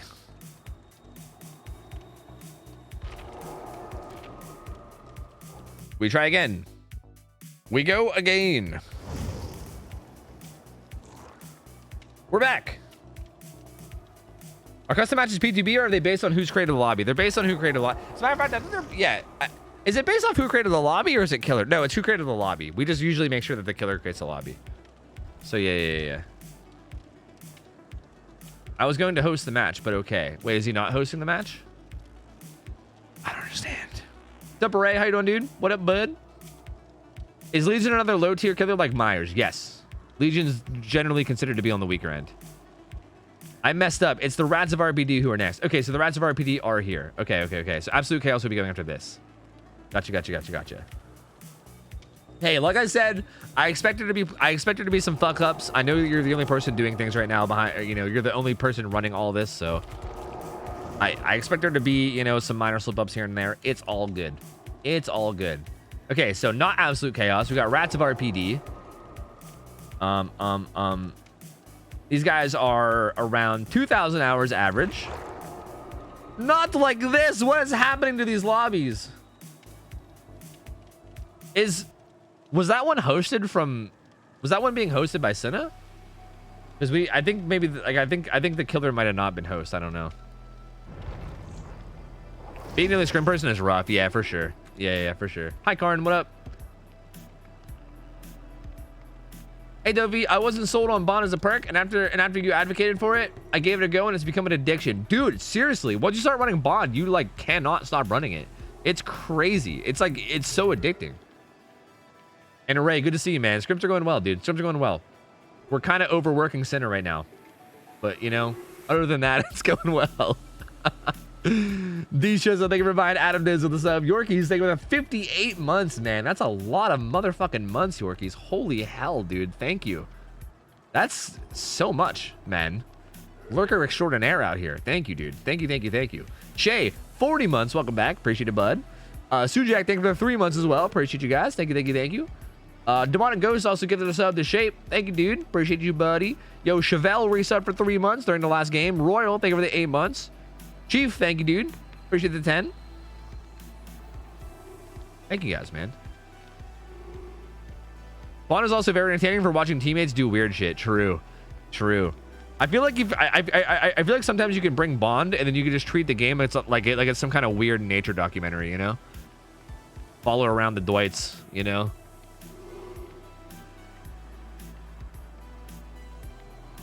As a solo player, Kindred over Bonds, and someone's always on a hook. I mean, dude, if someone's always on a hook, it sounds like your game's going to be a loss anyway. I don't know. I don't think Kindred's going to help you there. You're probably fucked. Webcam where? Right there. Right fucking there, bud. Deadpool, thank you for the 2 months. Welcome back, dude. Appreciate it, man. Love watching YouTube, but streams where it's at. Hey, man, I'll get more videos up on YouTube, by the way, soon. I know it's been pretty dry and stagnant lately, but I'll be putting more up there soon, okay? I've been a little busy with the whole surgery and, you know, also, you know, I don't know, life. But yeah. Living Dead Jess, thank you for 3 months. Welcome back. Appreciate it, buddy. Thank you, thank you, thank you. Do Worldle while you wait? I don't think the world will refresh yet. I think it's still yesterday's. Yeah, it's still yesterday's, and I did that one already. I'd have to wait till midnight. Predict? Let me make sure that the teams are actually like around before I do prediction. I'm gonna go spend blood points. You know what I'm gonna do? I'm gonna go spend some motherfucking blood points, man. That's what I'm gonna do. I prefer empathy over bond, better info. I could not disagree with that statement more. Like, I don't think it's possible for me to disagree with a statement more than what you just said. Well, I can't say that. There's definitely statements that I would disagree with more, but like, that is a very full statement in my eyes. I think empathy, I would consider empathy to be a pretty garbage perk, whereas I would consider bond to be like a pretty god tier perk. It's not letting me invite you, really? Wait, why? Can you try to like shift tabbing and doing it? Maybe? Hi, Slasher Killer, what up?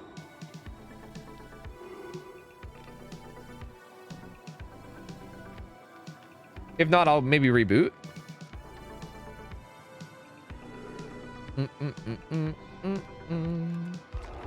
Oh, there we go.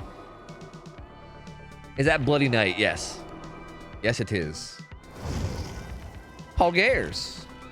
Oh, wait, was the lobby full or something? Okay, we're good. It looks like this is... It looks like we're all set. It looks like this is the correct killer and the correct teams. Here's your guys' prediction. This team has never played in Scrim Nights before, so I have no idea what to make of it, okay? I don't know what I have no idea what to expect. This team could be a bunch of crackdown insane juicers, or they could be people that are brand new to this kind of thing that have no idea what they're doing. I don't know. I have no info on these guys whatsoever, other than that they have an average of 2,000 hours. Same thing with Code Wolf for that matter. Code Wolf is playing Legion. Legion's played on Dead Dog Saloon, which is a pretty good map for Legion, but I've also never seen Code Wolf play it. If I'm not mistaken anyway, I don't think we've ever seen Code Wolf play in scrims. So no clue how this is gonna go. Make sure to remember offerings plus map. So yeah, hard to say exactly how it's gonna go. I can't really give you guys any insight in terms of like predictions. Pog my dog. But Gamba away, my friends. Gamba away. Thank you, Slasher Killer. Appreciate it, man.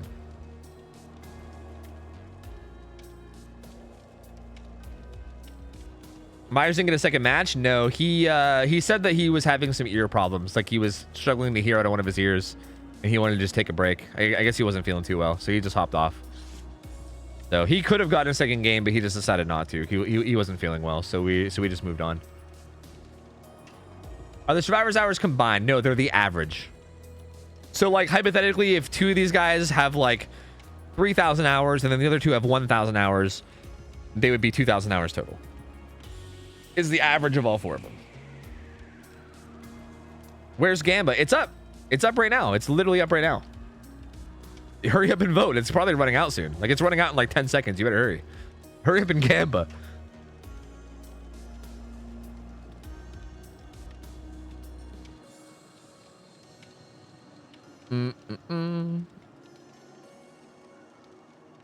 Hi Tofu, third time watcher I think. Would you mind starting 8 hours earlier as this time is quite late for me? Man, Toad's Horse, look dude, like I love you, man. Like we go way back, you know? Like we've hung out twice before this. Like I know this is our third time hanging out, so we go way back. But I just don't know if I'm ready to commit to like, you know, changing my schedule 8 hours for the sake of, you know, like maybe I could. I don't know. I just don't know if I'm ready for that kind of commitment. You know what I mean? Like maybe.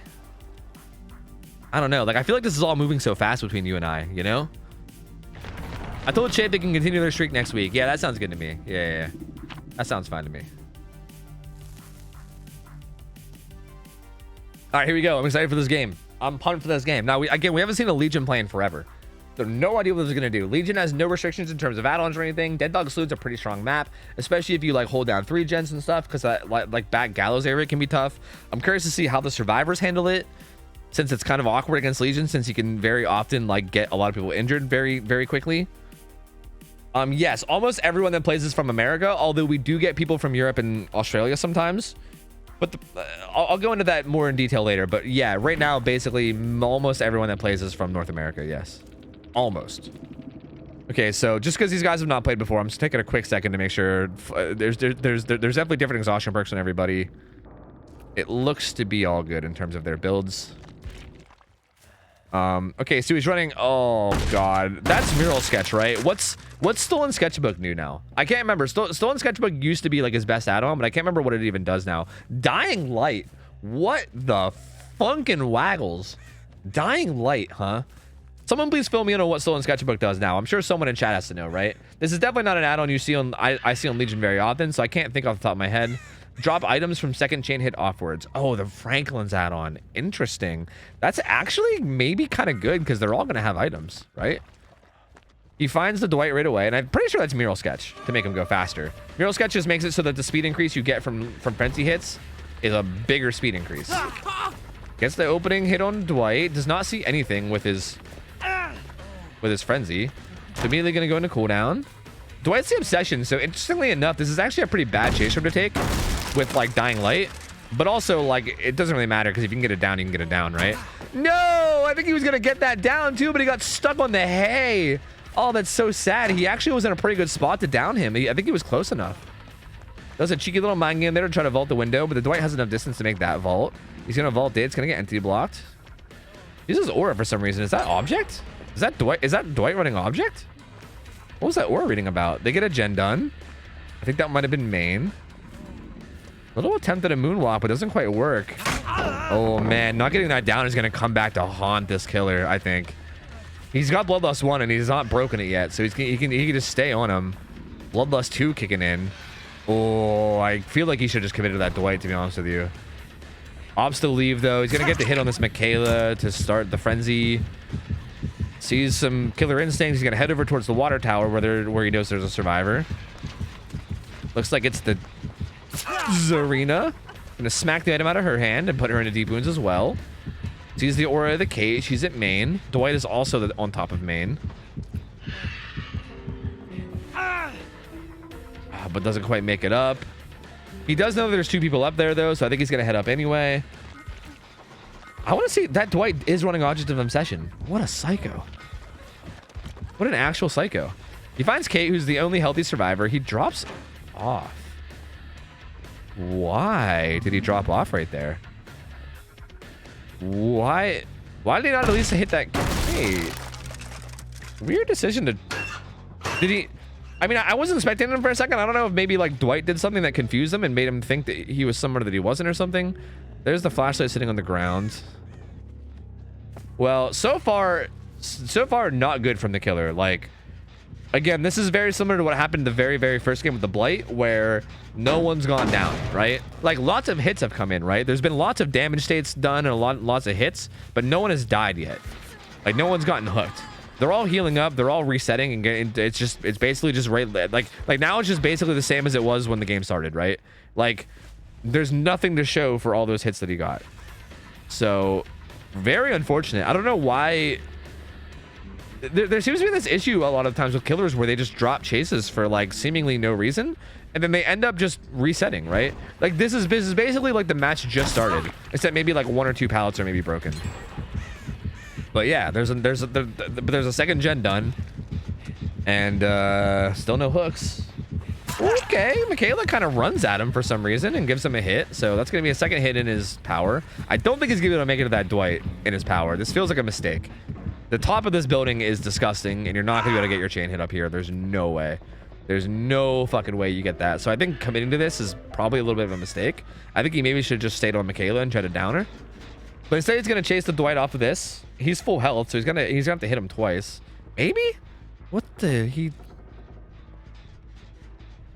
Is he trying to mind game him by Dwight's? I think I heard the Dwight turning around. Yes, he did. Object kicks in so we can see him. like chasing a main like this is not a good idea. Okay, so just for the sake of like feedback and advice, Dead Dog Saloon is an interesting map because pretty much all around the map are these really dog shit weak pallets that are not very strong, where a killer like Legion can actually like kind of pop off and get downs even on survivors that are quite good. And the one really strong area for survivors that exists, especially against killers like Legion and like M1 killers, is this main building. So committing to a chase here, especially on a survivor that's full health, feels like a very not good play. Feels like a very, very not good play. Seems like he's probably realizing that now, but it's kind of, again, a little too late because now we're right back in that scenario again where we're kind of reset, right? Everyone's back to full health. It's like the game just started again. Except now there's 3 gens instead of 5. And there's about to be 2 gens soon once that gen over there pops. Okay.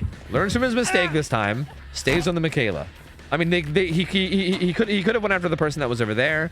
But I like that he didn't go for the main building because that's the mistake he made last time. So I do like that. Finds a hit on that Kate real quick. He's going to head over and find this Michaela. And stay on her. Uh-oh, a little bit of a bait. Not sure what I don't think either side has an idea what they're doing so far. Michaela, I'm going to throw the pallet. Gonna loop this around now. Now again, like this is even one of the more safer pallets on this map, but even that pallet is like not super safe. Like you're definitely in danger of dying as survivor there, which is again why killers like Legion can be so strong on this map. So down she goes. Finally, the down comes in. It just kind of took a while though. Zarina kind of going for a pretty amphibious pallet save there. Like that seemed like a pretty low chance of working, but she goes for it anyway. Doesn't quite get it. Wastes the pallet. That's gonna be a hook. Pop Goes the Weasel comes in. There are gens with a ton of... I think that one over there, and I think there was another one that had a ton of... It might have been this one. I can't remember. One of the gens... Well, that gen popped. That gen over there might have a ton of progress. Like Deadlock's in play, so any gen that has a ton of progress, he should know about it, which hopefully would combo with Pop Goes the Weasel. The combination of Deadlock and Pop Goes the Weasel is actually kind of interesting. Like the Deadlock should run out before it pops, so he actually could kick that with it. But I don't mind this either. Getting this down is good. He can then hook this Kate and then maybe use the pop on that gen. The main issue right now though is that the gens are very well split. So like defending generators is not really going to be a super viable strategy now. He also let that survivor get unhooked and healed back to full. So tunneling out a survivor isn't really going to be that possible. There is kind of a 3-gen here. Kind of. But this is not the best 3-gen because the main building is like right beside it. Like there's also all these buildings which are like decently strong. And it's just generally not the best 3-gen in the world to try to defend.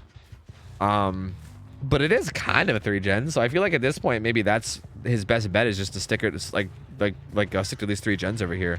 I mean he does have Pop Goes the Weasel to help him a little bit. He has 2 stacks of Dying Light now, which will do at least something in terms of like making them do it slower. He's kind of keeping an eye on this basement, which could be smart. I mean, it should be like if he keeps an eye on the basement and also patrols it at least a little bit, he should basically force at the very least a 1-for-1. Oh. I take it back. There was a survivor sitting down there the whole time. That's going to charge her Deliverance too, which we're going to see come into play later at some point. And that's going to be a pretty huge perk that's going to save them a lot of time. House Sun comes in. He's going to see if he can just follow up and get some hits. Sereno trying to run away from all the gens that he's trying to hold down, which is smart. Just trying to get him as far away from all the gens as possible. This guy running upstairs to see if he does the same thing where he chases around main. He doesn't. Okay, he sees that they're on the 2 gens. I want to see what progress are. Not very much. A little over half. So neither one of these is going to get done, but Pop Goes the Weasel wasn't up, so he can't really put any massive aggression on any of these. And this is the issue now, right? Is that everyone's going to run to main, and main is so close. Like, it's so close to these generators. That anyone that he finds, like, he'll get 1 hit on them, but then they're going to be at main building, right? And it's going to be an impossible chase to take. So, like, this is where it gets to be, like, as long as these survivors just play safe, and if every single time they get hit, if they just run to main building, then he can't really do anything, right? If he commits to somebody on main building, then their teammates do the gens. And if he doesn't commit to anybody on main building, then he never actually gets it down because everyone just runs there every single time they get hit. This Dwight's actually opting to stay at this LT wall. Well, the Dead Dog version of an LT wall, which is interesting. Oh, he kind of window techs him a bit. Oh no, dude. The Dwight actually kind of juicing him, man. Giving him the Hugo. El Hugo. Dwight kind of getting fucking Smeckledorfed. His Dorf has been smeckled. He kind of swung out the window there and didn't get the hit. Man, so that's a little rough. And now he's going to try to defend these. And again, now we're back to everyone being full health. He dropped the chase. This is like the fourth time this game that I'm saying this, but we're back to square one again. Everyone's full health. No one's being chased. Zero pressure on any of the survivors right now. For like the fourth time this match, man. It's very rough. Like this just keeps, it seems to just keep happening. Gets a hit on him. There's two people in this gen. There's someone out there as well. He's looking around. He's seeing all the heartbeats. The Michaela actually drops down. That was a mistake. That's also the second time this Michaela has like jumped into him basically and given him a free hit in his power. Balanced landing coming in. It'll probably not be enough because of Mural Sketch though, but we'll see. Oh no, he went for it. I think he could have just ran after her and vaulted the window and then got her afterwards, but he goes for it, doesn't quite get it, so only gets 2 hits. They break up the 3 gen as well. So they finish that gen, it breaks up the 3 gen. They now have a gen deep in the corner. That gen deep in the corner also was deadlocked earlier. I'm assuming it's deadlocked now too, so I think it has a ton of progress. It might even be 99. Dwight goes down. But yeah, this gen in the corner might even be 99. Because like they might have left that gen 99 in order to eat deadlocks. That's something you'll see out of good survivor teams, is that if they know the killer has deadlock, they'll sometimes take a gen that's like kind of way out in the distance and they'll like leave it at 99%. That way every single time deadlock procs, it'll proc on that gen and it'll basically eat the deadlocks for you. And you don't really have to worry about deadlock as much while you're actually doing the gens that you're trying to like work on. So that might have been the situation here. I don't actually know. Yes, that was definitely the situation. That was definitely the situation. Although Pop Goes Louise is going to regress that by a lot. That's like a solid like 22.5% regression right there off that kick. So that was a good bit of regression right there. But the issue now is that he has 3 hooks, but they're all in different survivors, right? So like no one's even close to Death Hook. He still needs 6 hooks in order to win the match. They only need 1 more gen. And again, that generally needs like 30% progress for it to be over. He's popping his power on an injured survivor. He's going to hit her and maybe try to find the others. I actually don't even hate him popping his power here because he kind of has to put on a ton of pressure. These guys were probably expecting this to be 99 and now they're like, oh wait, it's not 99? What the fuck? What happened? But again, they're kind of doing fine. Oh, she's gonna eat a hit and then pop it and get adrenaline is what's gonna happen. So there she goes. Yeah, pops a gen, gets adrenaline, gets the fuck out of there. Yeah, that's rough. Goes for the hit, doesn't quite get it. He also has no late game perks. So nothing to really help him out here. No way out, no Noed, nothing to help him out here in terms of like, you know, something to save him from getting the, you know, like the loss here. He essentially needs to kill at least 2 survivors from here on out. And it just doesn't feel very realistic given the situation.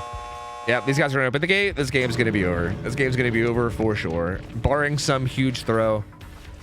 This game should be basically over. Dwight gets a hit. Zarina's there.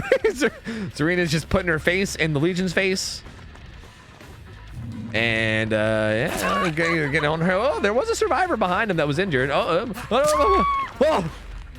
Heal tech. Gonna heal tech. Yep, that's heal tech. Yep.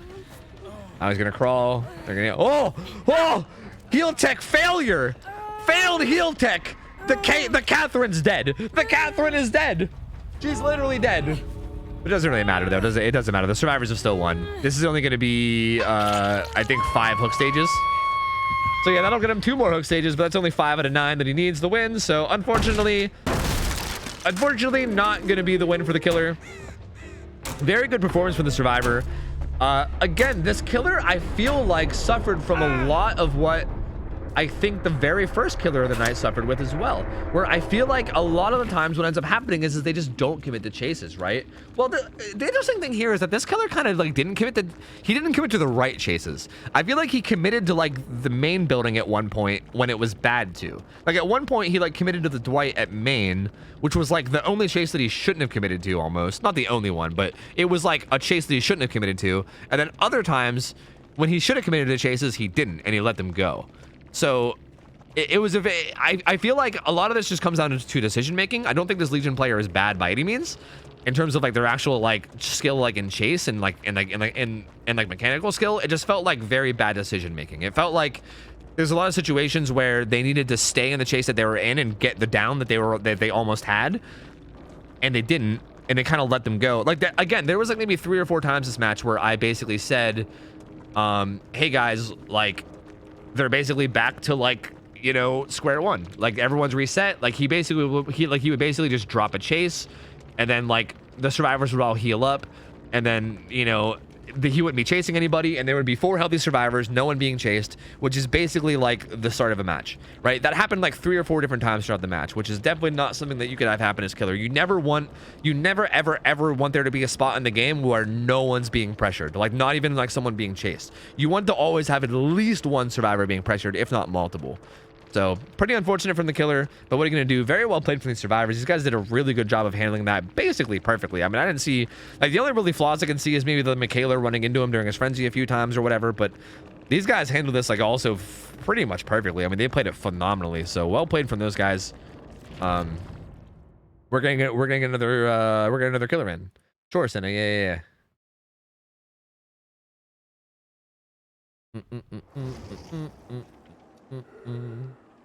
Yeah, sure. All right, I'm gonna hop into a voice chat with Senna. That way she can give me updates in like real time. That's actually a good idea. Yeah. I'm gonna be unmuted the whole time though, just so you know. So you're gonna hear me nonstop talking. So as long as you're cool with that. But yeah, hold on. Let me the first chase seems so important in any match. Yeah, that's another big thing. The first chase is so important. Yeah. Hello. Speak to me so I can adjust your volume. Hi. Hello. Hi. Okay, never mind. You already sound fine. It's cool. It's cool. Perfect. Sweet. So I think we're gonna get a new killer since that survivor team won. And if we're going in order, it should be Dynamelon, correct? Do we have Dynamelon? That is correct. I am describing the survivor team. Pog. Okay, so we do have Dynamelon. I'm gonna get it all set up on the overlay. I'm gonna have to play some ads at some point, but yeah, I'm gonna do the overlay stuff first, I think. But yeah, Gronk, you're not wrong about the first chase thing. That's definitely super important. That's like a big thing you're gonna realize from a lot of these results. Like, I'd be willing to bet that if you would go back and like if we had someone go back and like do like record keeping, which it's funny, Supernova Fox kind of has been doing that lately a little bit. Maybe it's something I should, honestly, maybe that's something I'll tell him. That might be something that's interesting to track. Maybe like the length of the first chase, or maybe like the amount of time it takes to get the first down versus the result of the match. Because I'd be willing to bet that a lot of the matches that killers win probably have the first down happening really quickly, and then also vice versa. Like the first down and how quickly it comes in is so important. Like, it is huge, and we always stress that to people. We say this nonstop. Like, the first chase, don't shy away from using everything, man. Like, throw every pallet, you know, like throw God pallet without even vaulting the window if you have to. Like, play safe. Like, play as safe as you have to. Like, don't take any risks whatsoever, because it is literally the most important thing probably of the entire match. Okay, so it looks like the killer is going to be Dynamelon playing Wesker. It's going to be Dynamelon on Wesker. And Wesker's played on Torment Creek. This is actually interesting. We changed Wesker's map. Have we seen Wesker since we changed his map? I don't think we have. This might be our first time. The Mastermind. And 2649. I like the exact amount of hours. That's pretty nice. 2649 hours. Okay, guys, I'm gonna put up the prediction. This is Dynamelon. Dynamelon, I believe, played, I want to say 2 weeks ago, maybe, and he went 2-0. He did really well as killer. I think he played Dredge, right? Unless I'm getting him mistaken for somebody else. I think Dynamelon was the one that played Dredge like 2 weeks ago and played really fucking well. Like, he played so well as Dredge. Like, I'm pretty sure I basically said he played like perfect. Unless I'm getting him mistaken with somebody else. He played like basically perfect Dredge, and I was really impressed by it. Oh, I never even paid you guys out for the last one. My bad. Here you go. Here, I'll give you a payout for the last one. My bad. And then here's this one. So again, if Dynamelon shows up the way he did before with Dredge, I don't know how he plays Wesker. I've never seen him play Wesker, but if he shows up in the same way that he did with Dredge, I imagine he's going to put on a pretty good show. But also, as you saw from the last match, these survivors also know what the fuck they're doing, and they're pretty good too. So this one really can go either way. I'm actually really excited to see this one. I don't know how this is gonna go. This really could swing either way. So feel free to gamble. I don't know what to make of it. That's all the insight I could really provide for you. I'm gonna play some ads while we wait. And yeah, and again, remember, Torment Creek, not Shelter Woods anymore. Torment Creek. Torment Creek. Yes. Also, yes, OhTofu to fuck with the ads. That's right. Yes, OhTofu to fuck with the ads. OhTofu to fuck with the ads. Yes, yes, yes. Okay, I think we're good. Overlay should be good. All right, I'm pumped, dude. I am pumped to see this fucking match, man. I have no idea how this is gonna go, but I'm excited for it. I'm real excited. Oh, I'm on. I'm on. Yo, my bad. I was on Survivor. They couldn't join their team. Make sure to remember offerings and map and what's not. Perfect. I love that this is our ad slogan now. I don't even like, dude. The guy that originally said that, were they like copy? Like, where'd that come from? I don't understand. I don't even understand. Like, I just like looked over at chat one day and someone had typed that in chat, and I have no idea where it like came from. I don't understand. Like, still, I don't understand it. Like, what were they trying to say? Like, what were they even trying to like get at? I don't know. OhTofu to fuck with the ads. Now, Wesker, it was a typo. Yeah, but what was he trying to say? Like, a typo of what? That's what I'm saying. Like, what was the original message meant to be? I don't even know. Dude, man, I got no idea. Either way, this should be interesting. Wesker actually does have one banned add-on. Iridescent Ouroboros is banned because it causes exposed, and those are the only add-ons that are banned, are the ones that cause exposed, as well as Engineer's Fang. So he can't run that add-on, but every other add-on's on the table. But I would definitely expect to see video conference call. Something that I would expect to see this game in general is I would expect to see the strategy that we talked about earlier of like tunneling the first survivor out. I would definitely expect to see that, especially on Wesker. Wesker is so good at that. Like, he's crazy strong at tunneling out a survivor, because if he hooks a survivor who's infected with the virus, when they get unhooked, they'll still have 50% of the virus. And if you're running that one add-on, the green add-on video conference call, basically you can tunnel the survivor, and like 30 seconds into the chase, they'll be back at max infection, and they'll be hit with that really brutal like 8% slowdown. So it makes it really easy to tunnel. Like, it's almost like impossible to not go down quickly while being tunneled by Wesker.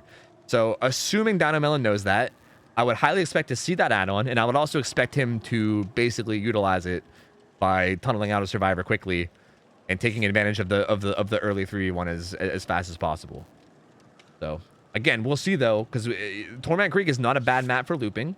They might be able to loop and prevent the first down from happening quickly. It's really hard to say. Hey, by the way, Deadpool, thank you for the gift sub, man. Because Borderlands, thank you for the 2 years as well. Sorry, 27 months.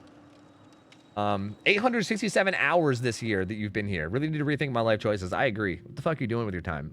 What are you doing with your time? Please think of all the skills you could have developed. And instead, you just develop skills like terrible speaking habits, dude. I feel so bad for you. But thank you for 27. Welcome back in. Thank you. Hi, I'm new to DBD. Why is the first chase so important? Okay, the first chase is so important, especially in a game like these. Like, these are like, these are competitive matches. Even though, like, again, I know not everyone playing these matches is going to be like super like high end of skill, but these are competitive matches, which means everyone is playing like the most optimally possible in terms of strategies. So the reason why the first chase is so important is because that's when the pressure starts, right? Like, the way that you win matches as killer is by getting survivors off of generators, because the more survivors are able to do gens, the more like the faster they get the faster they get the objective done, right? So basically the idea is that you want to get them off gens as much as you can, and the way that you get them off gens is by having survivors on hooks and forcing them off the gen to come get the unhook, or just killing the survivors so that they can't do anything because they're dead. Wow, he got this first hit really fast. So basically, when you get your first down, misses his double dash though. Does he still get this down? No, that's so unfortunate. That could have been a super quick down, but doesn't quite get it. He has loose crank, and then what the fuck is that add-on? Can you guys help me out here? Dude, I play Wesker a bit, and I don't even know what that add-on does because I just feel like that's not one of the that's not like one of the go-tos that I normally think of. I know that Loose Crank gives him more speed in between his 2 dashes, but like I don't know what that one does. The Chalice, longer extension. Oh, okay. This is a really quick down. This was a really, these guys are, it's strange. This feels like a whole different team from last game. They kind of fell apart quick. So his build is basically Corrupt Intervention, which blocks 3 gens early, and then he has a bunch of gen kick perks. So basically when he kicks his gen, it's going to get hit with Colorblind, so 200% regression. It's going to get marked by Eruption. And he's also going to get aura reading because of nowhere to hide. So he's going to be able to see around him really, really well. Although he wasn't able to see this guy for some reason. Oh my god, that was the Chalice coming into play there. Takes her for a fucking ride out in the goddamn field out there. Holy hell. Gonna hit her though. The unhook comes in. He's really far away from this, so he might actually not tunnel her out.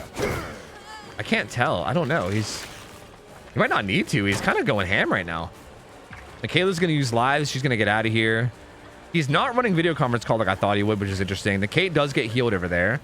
Looks like he's totally content with staying on this Michaela. Although Zarina's...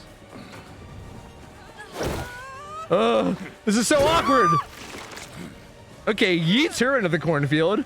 This is a really weird match, dude. I can't tell what the fuck is going on. He's just yeeting motherfuckers. So, I guess he threw Zarina in the cornfield. He's gonna leave her alone now.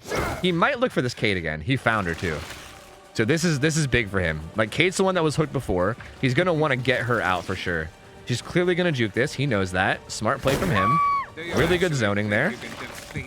Whoa. What the fuck was that, dude? Kate was doing some fucking limbo apparently. How low can you go? Bro, what is this game? Oh my god. She's gonna go back down though. That's gonna be, oh, off the record? I couldn't tell if that was dead hard or off the record, but she goes into deep wounds from something. But it looks like he should have the, yeah, good play from him using his dashes really well. Gets the follow-up. Eruption kicks in on that gen. Although it looks like they avoided Eruption. So good comms there to avoid Eruption. But that's going to be her second hook. So she's getting close to dead. Zarina's going to have to cleanse herself soon, so that's going to be a little bit of a time sink. He can re-kick this gen again. She's going to. Zarina's getting a gen done way across the map, so I don't think she's even worried about cleansing herself because I'm pretty sure she knows that he's not gonna like leave the hook that far, right? There's no way he goes that far away from the hook, and she knows that, so she's not really in a big hurry to cleanse herself from the virus. Although he is walking away a decent bit. Gets a slam on the Dwight. Is the unhook gonna come in now? The Michaela wasn't really in position for it at all. So actually, he managed to get a hit on Dwight without really getting punished at all. The Michaela was really far away. They probably didn't expect him to go that far out. She gets the reassurance, but if she dies here, and she does, he can literally carry her to the hook and drop her. That's what he should do. Or even right here is fine too. Yeah, even that's fine. I was gonna say maybe carry her to the hook and do it, but even that's fine too. Because yeah, now half the team is out of commission. This is a really good spot for him to be in here. Half the team is now out of commission and not able to do anything, right? You got a guy sitting on hook, you got a guy sitting on the ground. So only half the team is even like really around. He shouldn't have even walked this far away. I think that was a big mistake. He should not have walked that far away at all. He was in such a good spot there. I mean, he still is in an okay spot, but he should not have left. He could have literally just stood in front of that hook, and these guys were fucked. They were so fucked. That was actually kind of a pretty big slip up from him. Like, that was a literal, like, game over position, and he just let them unhook essentially for free. Little bit questionable from him there. Oh, but he's still gonna... Okay. I mean, he's getting the better of these guys in chase, like, by far. Like, I think she should have just thrown that Shack Pallet and just gotten away. Shack Pallet was still up, right? I'm pretty sure it was. Like, this is like I don't know, man. The amount of people that greed Shack Pallet, it's not worth it, man. Like, especially if you're getting tunneled. If it's either first chase or if you're getting tunneled, like you gotta just stay alive. Like you gotta just stay alive. It's not worth greeting it. Just do what you gotta do to stay alive for as long as you can. She's gonna die. He's gonna find a hit on Zarina. They are down to only 2 gens left though, so I will say they did seem to get a good bit done. Like, they did get a good bit of objectives done while that guy was getting tunneled out. So it's definitely not over. Dynamillion is definitely in a pretty good position though. He thought she was gonna vault in, but very good play from the Zarina to not vault in. What the fuck? What the fuck? Okay, I was gonna say good play from this arena, I suppose. He almost got the down, but didn't quite get it. Auto aim, I think, might have cucked him. The gen setups are currently not the best in terms of splits. Like, there's not really a good, comfortable 3-gen he can hold. He might not need to, though. He might be able to just kind of frag out here. Gets the aura reading from nowhere to hide. He does know someone's back there. I think he's just going to keep on to that. Okay, just rushes it. I thought he was going to wait and bait out the juke, but just gets the down quick. Gonna hook her over here. He does have, like, sort of a 3-gen there, right? Like, he has, like, this gen plus the one on the path plus the one deep in the cornfield. So there is, like, a sort of, like, bad 3-gen here, but it's a pretty split 3-gen. But it's honestly, like, with Wesker, it's really not that bad. Like, he has a good bit of mobility, so I guess this actually could work. So he's going to probably try to utilize this area of the map and these generators and just keep kicking them with his gen kick perks. I mean, Columbine Eruption is really, really good for holding down gens like this. And nowhere to hide, clearly, for the tracking as well. So yeah, here he goes. He just keeps kind of checking on the gens. He's not going to worry about that far gen at all. This one, which they're going to go ahead and just get done right now. Like, he's not going to worry about this one at all. He doesn't really care. So they got that one done, and now he's like, sure, whatever.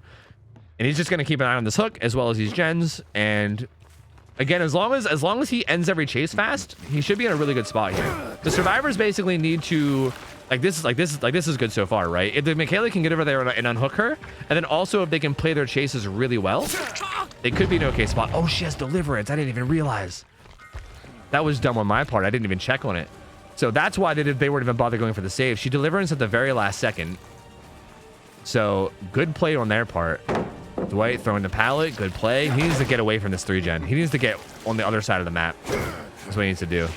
I think he's going to do that now. Oh, interesting that he's dropping the chase. Guess he's a little worried about this gen. He's like, I don't know about prove thyself. I don't know about, like, toolboxes. So he's going to come over here and check on this gen. He's probably going to kick it real quick for Columbine Eruption as well as nowhere to hide, which is, you know, smart. Okay. Yeah, there's no slapping on window vaults anymore for some reason. It's a weird bug. So gonna get the slam on her. This is bad from the Michaela. I don't like this at all. This is bad. Staying on the side of the map is not good. Not good. Good little juke there, but her dying here, like, he can literally hook her, like, right here on this hook, and then it's kind of deep in the 3-gen. She's trying to run far away from the gen that they were doing, but it has eruption on it. It's gonna regress. Maybe they're doing path gen. They're not even doing path gen. They're resetting over here. And like the problem is that this arena is also gonna have to get a first aid spray and reset too. Oh, okay. I thought I might have bugged him out. See, and now she's hooked like in the 3-gen. So this is also a really important thing, right? If the killer ever has like a 3-gen that they're holding down, and especially if they're not like a one-shot down killer, right? Like if they have no ability to one-shot down you. Ooh, good dashes there too. Dynamelon's got the accuracy out here. Well, I say that, but he's definitely missed a couple too. But I feel like when he does hit him, it looks nice. It looks really nice, man. But anyway, back to my point. If they're holding down a 3-gen, you want to make sure that after the first hit, even maybe before the first hit, you want to make sure that you're making your way away from the 3-gen. Because like, it's not so bad. Like, dying is not so bad if you die far away from the generators. But if you die like among the generators, you're basically allowing the killer to camp the generators and you at the same time, which is really powerful. That is a very powerful thing to be able to do on the killer end. Honestly, Dynamelon didn't even take advantage of it as much as he could. He kind of was like, he's kind of instead like roaming around the map and just kind of like, he's kind of just fragging, you know? Ooh, barely misses that one. He predicted juke, but I think he predicted it a little bit too much and actually overshot it a bit and didn't quite get the down. They're cleansing around the map, though. They're all injured, too, so I'm pretty sure that he's pretty sure. Okay, it's interesting. Like, something I'm realizing about Dynamelon is that he rushes his dashes a lot. Like, he goes for the instant 1-2. So I think these guys might be starting to catch on to that, and I think they're starting to learn, like, the like timing of the juke. Because he never really takes his time after the first one. He basically always just goes immediate 1-2, right?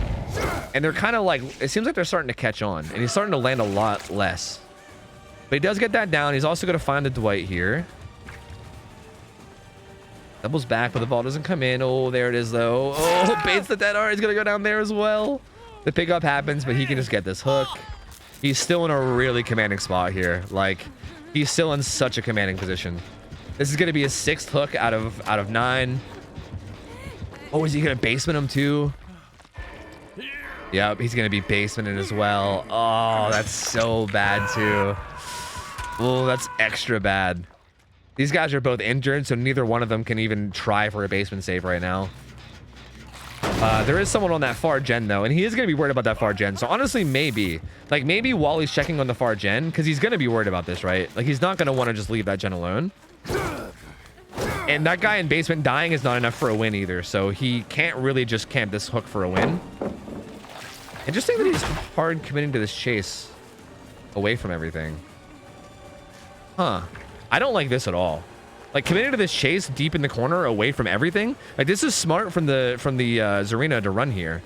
But this is bad from the killer, I think, to commit to this. Like this gen is getting done. Huh. Is he gonna be able to make it in time? I don't know. It's gonna be close. Wait, she got off of it. Okay, so I guess he is gonna make it in time. I thought the gen was gonna be done. It's like really close. I guess he ends up being okay because that guy in basement went to struggle, and now he's gonna be able to make it and kick this gen. So I guess he's actually doing fine. Wow, that was fucking weird looking. I don't know what that was about, but he gets the down on the Michaela, and now yeah, he wins. He wins from here because he can hook her, he can kick this gen, and he can literally just sit here now and just like if he, I don't even know why he's leaving, dude. He can literally just stand there. He can just stand there and win the game. Like stand there, watch the gen regress, and watch the hook, and then what do? Like he basically wins. But I mean, I guess no matter what he wins, right? Like all he's got to do is get one more hook from this point. So I guess he's just gonna patrol around. He saw one to the left and one to the right, so he knows generally where they are. He's kind of like playing safety like you would in the NFL right now, and kind of like keeping an eye on both of them. Playing back a little bit, finds a Dwight near the hook.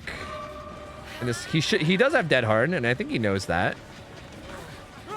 Oh, just gets the grab. And yeah, there you go. That's going to be the winning hook, assuming he makes it. Wait, he dropped him. Wait a minute. Okay, well, this works too. Either way, I mean, either one of these two gets hooked and it's over. But I think he's going to just go for the 4K just to secure it, I believe. Gets the slap that puts her into deep wounds. Does anybody have Unbreakable? Is this going to be drawn out? They do have Unbreakable. But it shouldn't really matter because I think it's over anyway. Again, anybody gets hooked and it's over. So even if they Unbreakable and pick up the other survivor, this Michaela getting hooked makes it over. High performance indeed. Yeah, no matter what, it's over. I'm curious to know, she might not even not use the Unbreakable. Yeah, I don't think she's even going to. I think these guys are aware that it's over. They probably just want to get like just get out of the match, which is respectable. Like there's really no point in drawing it out for longer when you know it's already over. So hey, well played from Dynamelon. Very, very well played. I do think there was a good bit of like, okay, like I talked about Dynamelon last week playing Dredge basically perfectly.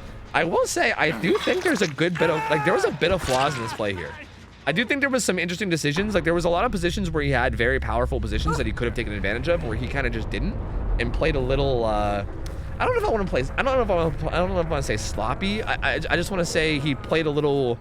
He didn't capitalize them as much as he could have, essentially. Like he played a little loose around the hooks. He like in that one situation where he had a hook and a slug beside the hook, he could have just literally stood there and the game would have been over. But him walking away kind of gave them a little bit more of a chance. I also think his dashes are a little rushed, but also I mean they're still pretty accurate, so you can't really argue with that. Overall, he played it really, really well. I mean, Dynamelon's a fantastic killer from what we can tell from all these scrim nights he's played in. And this survivor team, I mean, solid try. Again, compare that game to last game, and the big difference you'll see is how fast the first downs came in. We keep saying this. That Legion game, the first down didn't happen until like 2 gens were done. This game, the first down happened like literally at like 5 gens, maybe 4 gens. Like the fact that the first hits and the first downs happened so fast, it just got the ball rolling. And by the time someone was dead, there was still like 2 gens left. And from that point, it's just so hard to come back. I mean, I keep saying this. I keep saying this, but like, it's the first chase is so important. Oh, wait, I still have Code Wolf's name. Oh, you're right. Oopsie. Dino Melon. Yeah, I knew that. It's fine. It's fine. Yeah, it's fine. Don't worry about it. It's fine. Hey, everything else was right. The killer in the hours. It's just the wrong name. It's fine. It's fine. Hey, well played from Dino Melon, though. Well played. Good try from those survivors. Overall, though, I mean, a solid performance in both those matches. Like, that was a good team. Again, that was their first ever time playing in Scrim Night, so I didn't really know what to expect from these guys.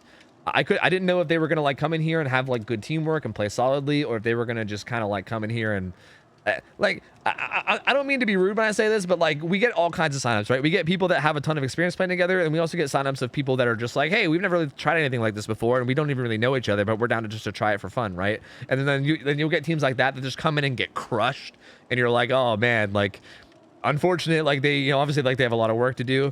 These guys were pretty solid though, honestly, very, very solid team. Very, very solid potential from these guys, and I'm excited to see. Hopefully they keep signing up, and I want to see them come back and play more, man. That was good. Very, very solid. I think they can definitely grow and be a fucking strong-ass team. I mean, I think they're already a pretty strong team, but I think they can be an even stronger team. Cool to see, man. Lord Nubby, thank you for the 8 months. Welcome back to you. Glitch Dark, thank you for the 20. Thank you, guys. Appreciate it. Thank you, thank you, thank you. Let me pay out the predictions. Hold up. Here's outcome. Killer. Bam, bam, bam. We gooch. All right, so Dynamelon's gonna stick around. And we're gonna get a new team of survivors in, and then we will get another prediction going when I can. Yeah. Okay. So according to the list, is it Emerald? Is that who's up next? So there is a slight delay here because I'm getting some intel on possibly a misrepresentation of hours. Mm-hmm. Yes, I know 2 of the players. Okay. They are in comp, and we had initially set them up to be second last because of their comp experience. Yeah, I saw that. Yeah. And due to their hours, as well as where they're placed right now, where they live. Some of them are in Europe, and they're very tired. So they said that, asked if we could put them in earlier. I tried to double check their hours. They told me that one of them was about 1.2K, etc. And I'm not buying it personally. And also I'm checking here, and someone's actually like telling me that they're possibly misrepresenting them. So I just want to double check. Okay. Confirm everything, because if that is the case, like putting them any earlier is just going to cause it's just going to be another one of those situations of comp players doing Yeah, basically just to like clarify a little more about what's going on. So basically we seem to have this problem where a lot of times we'll get teams that sign up on Survivor that are like comp players, alt accounts, and they'll be like, yeah, dude, check my account, I only have 800 hours. And then they're like the most god tier players you've ever seen, and you're like, yeah, 800 hours, And the problem is that we do matchmaking based off hours. Because we have no info on how good or bad people are at this game, we kind of just matchmake based off hours, because that's really our best way to try to give good matches.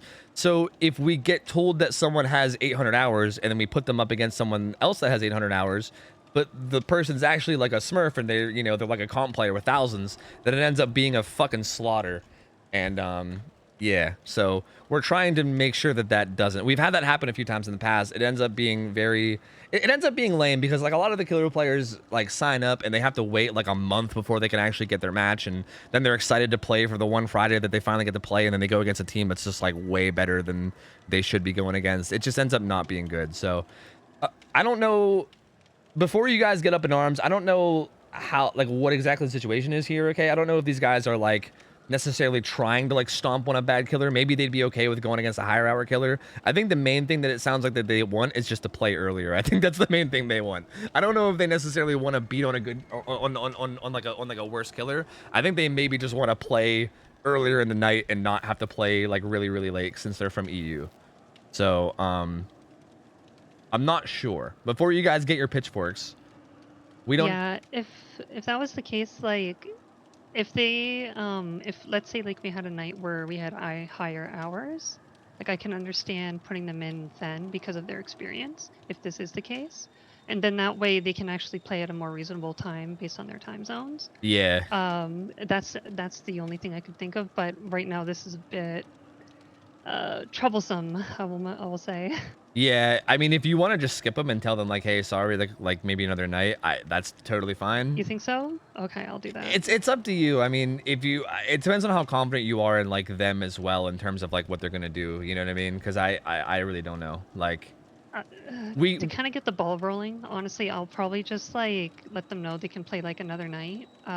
It's unfortunate, but I think that's like the fairer thing to do, because if they do, if it was a misrepresentation of ours and I can't confirm that right away, that'd be unfair for the killer, right? yeah, So, what we also could do, I mean, this okay, like this is kind of the scuffed answer, but what we could do is we could just let them play, and then if we can tell from the gameplay that they're very clearly like gods at the game, and the game is like feels like, I feel like we can tell when the game feels unfair for the killer, right? Like it's pretty obvious when it's like, oh my god, this is a really mismatched match, right? If it ends up feeling like that, we could just make the games not count for the killers, and we could just have them like play again. If the killers are okay with that, like we could even ask Dino Melon if he's okay with it. And yeah, we could, that's a great idea. we could do that as well, because again, we don't know, right? We don't really know. Like, we're kind of just going off of like gut instincts and stuff. Like, we don't know. These guys might end up like again, like we do, like, okay, so Senna does know that a couple of them have comp experience, but we don't exactly know like what's going on here, right?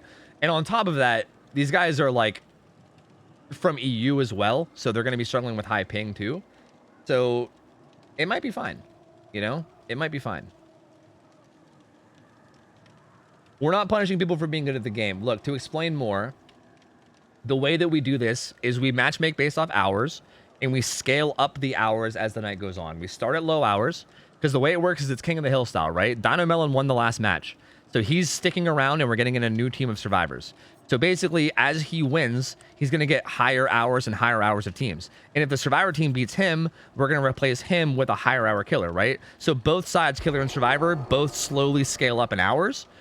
And what we're saying is, we would be okay with matchmaking these guys as if they were like higher, okay, if they're being matchmade around 2,000 hours and they're actually like all good comp players, that's unfair for 2,000 hour killers, right? Your average 2,000 hour killer is not going to be able to keep up with a comp team in any stretch of the word. Like, they're just not going to be able to, right?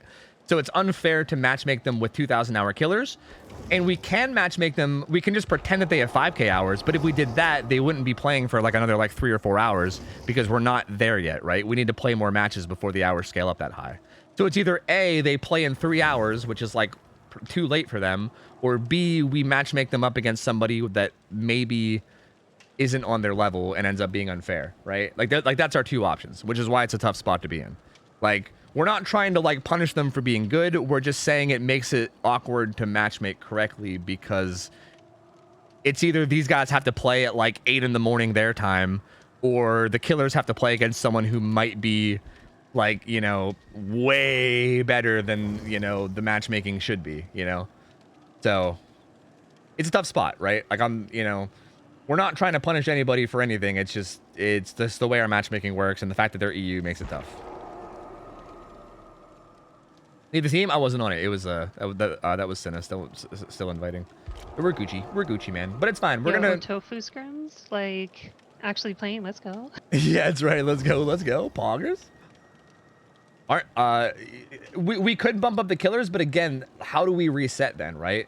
Like, we could go straight to the end of killers, but then what? Do we then jump back to the middle, like, once we run out? Like, what happens if we get to the very end and then someone wins a game and then they want to go for their second win? Then we can't really go back. Like, it just doesn't really work that way. We can't really just like jump ahead to the higher hours and then jump back to the low hours later. Like, it kind of messes with the whole flow. You know what I mean? So, yeah. So anyway, Dino said it's all cool. Okay, so cool. I figured they're being awesome. Sweet. Yeah, Dino's super chill. I figured he probably wouldn't mind, so that's good. And again, if this ends up feeling super mismatch, then we'll just make it not count for Dino. We'll maybe even let these guys play against the next killer, and we'll do the same thing for the next killer as well. But like, as long as they're cool with it anyway. But again, I don't even know. Like, it might be fine, because these guys, again, they're from Europe, so their ping is going to be high. Dino is really, honestly, a pretty solid killer overall anyway. So like, even with these guys having comp experience and everything, I mean, I guess I'll put 1650 hours in the overlay, but I don't know if that really, you know, I don't know what that really means. I'm honestly like excited to see how this goes, because the mastermind has been playing pretty solidly Yeah. during OhTofu scrims, but also like I know Knucklehead. Like they're like the this is they're the best like console nurse I've ever met. Honestly, I've that's done kinda- 1v1s with them. They've helped me like warm up for tournaments and such. So, but their console I can't confirm their hours. So this will be fun to watch.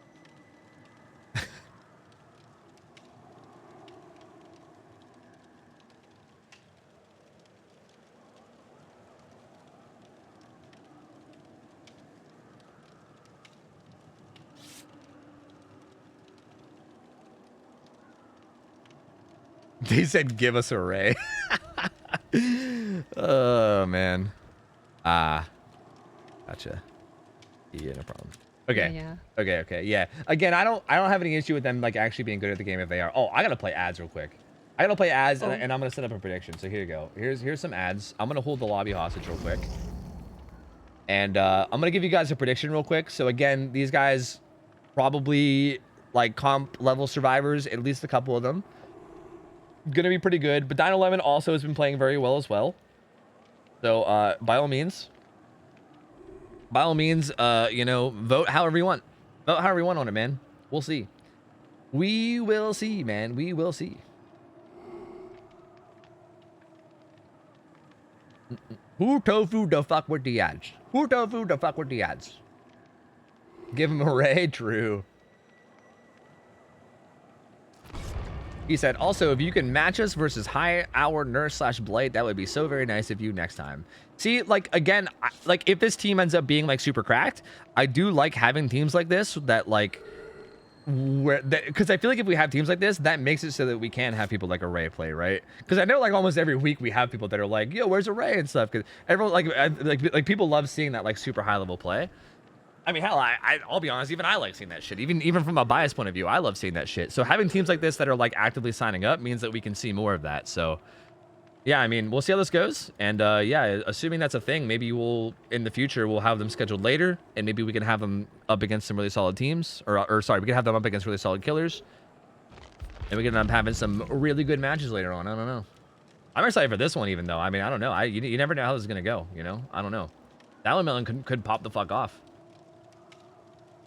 Is he playing Knight or Wesker? He's playing Wesker. I selected Knight because that's who I was on last time I was leveling, so it just showed me as Knight. Maybe some nights you go high to low and some nights you go low to high.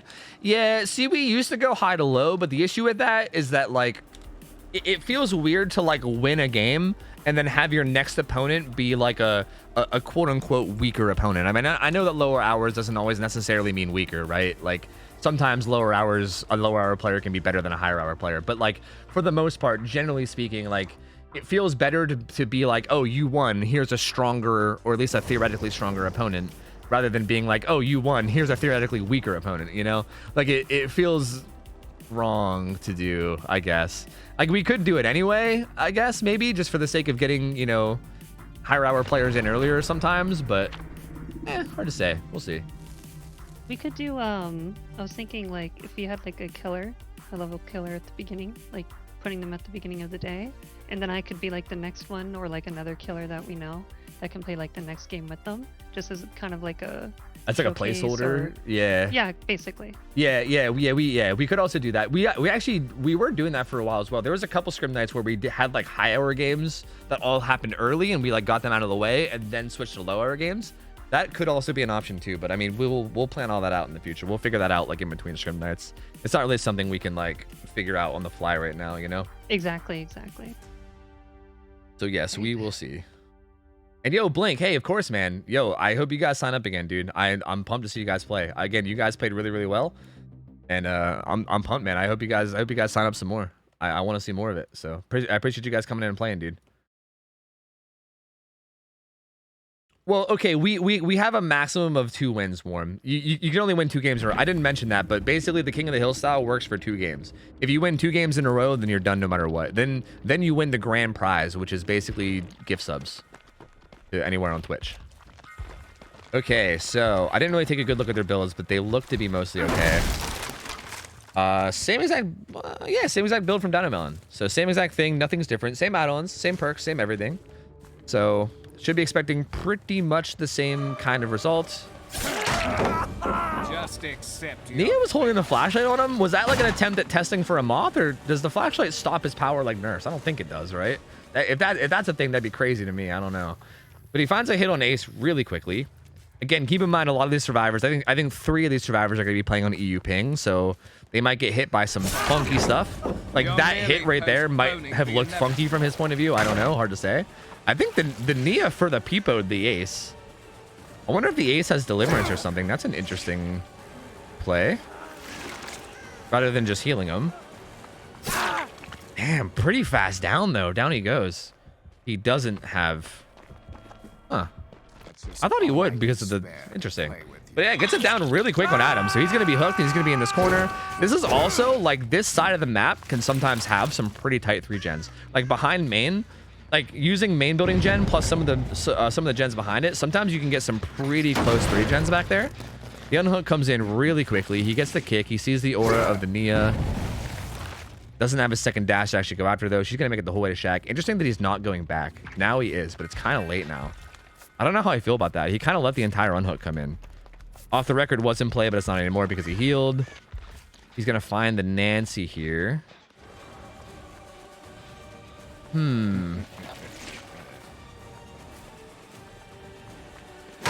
Okay, goes for a mind game. Doesn't quite get it. Good pallet play from the Nancy. Gets a stun. He gets the call of Brian tracking over here, so he's going to head back. This is the Nia who's injured. Goes for a mind game, but Nia's played this game maybe once or twice, and she knows about that mind game that most killers do, so she doesn't get hit by it. He's going to kick it again. More call of Brian, more nowhere to hide, more eruption. Gonna chase her over here towards main. Nancy's there as well. Survivors are in a pretty good spot right now. Again, the fact that the first survivor that went down kind of got away and didn't continue to get chased is really good. Like, I keep talking about how the major strength of Wesker is to ton a lot of survivor quickly.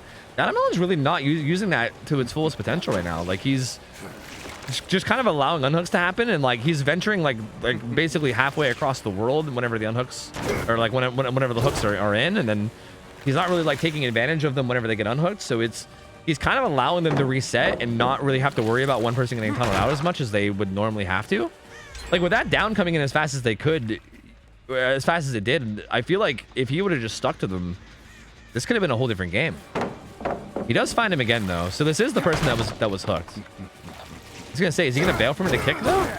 Good dash there. That was really nice. Gets him into the corner as well. He's kind of deep into the corner where there's not really a whole lot going on. That's really good as well. He might try to use his power to zone this, but I don't think it's gonna work. He'll just vault it. That pallet's gone. He knows it, but he also has lives, so he's gonna get distance. If he can get this guy down quickly, it's gonna be really good. Okay. It's a little hesitant. Nia's here to take a hit. She does. That gets Adam a little bit more distance. He's probably just gonna didn't use God Palette. Interesting. He's gonna go for Nia now? No, right? No, go for Adam. No, go for Adam. No, Dynamelon, no, brother, no. Oh man, Dynamelon. Okay, good dead hard bait, and then also slam on the Nia though. That's pretty nice. And Basement's here as well. The problem now though is that again, this is Nia's first hook. Like the Adam's gonna get away and he's gonna heal up again. As a matter of fact, he already did heal up. So he's gonna be back at full. They're down to 3 gens left. I think I'm curious to see what the gen split looks like. I don't think there's really like a possible 3 gen around Shack either. All the gens are on the opposite side of where the hook is.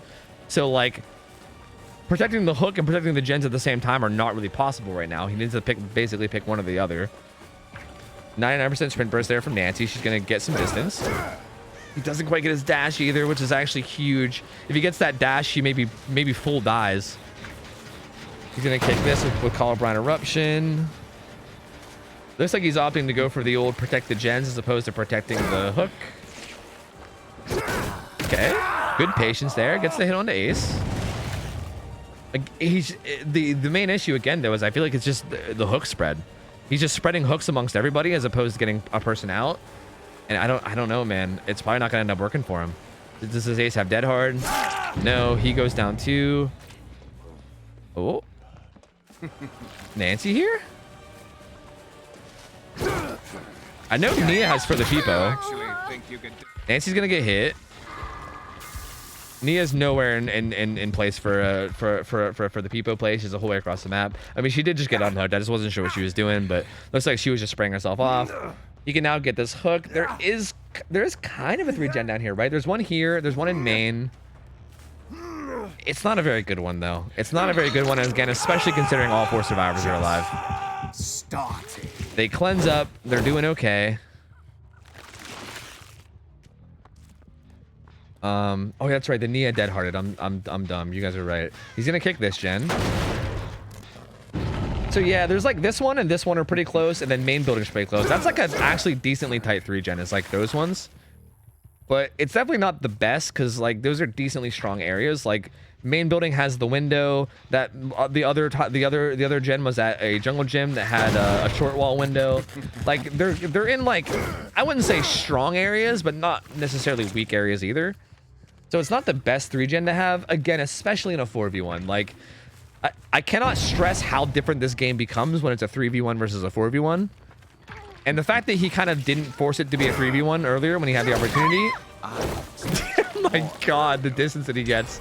He actually didn't get the hit though. She didn't get slammed into anything. She kind of slid off of both the barrel and the wall, which you hate to see. You can kind of tell he was frustrated by it with the way he moved his camera. She's gonna go down eventually anyway. He's gonna pop the eruption on all those. He needs to hook her deep into this. Like that hook down there would be perfect, honestly. That one right there. And I think that's where he's gonna go, right? Nope, he's gonna go right here.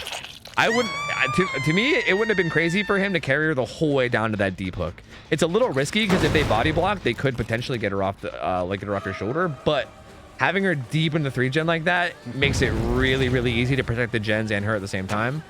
Oh, pretty good play there. Kinda, well, interesting little mind games here from these two.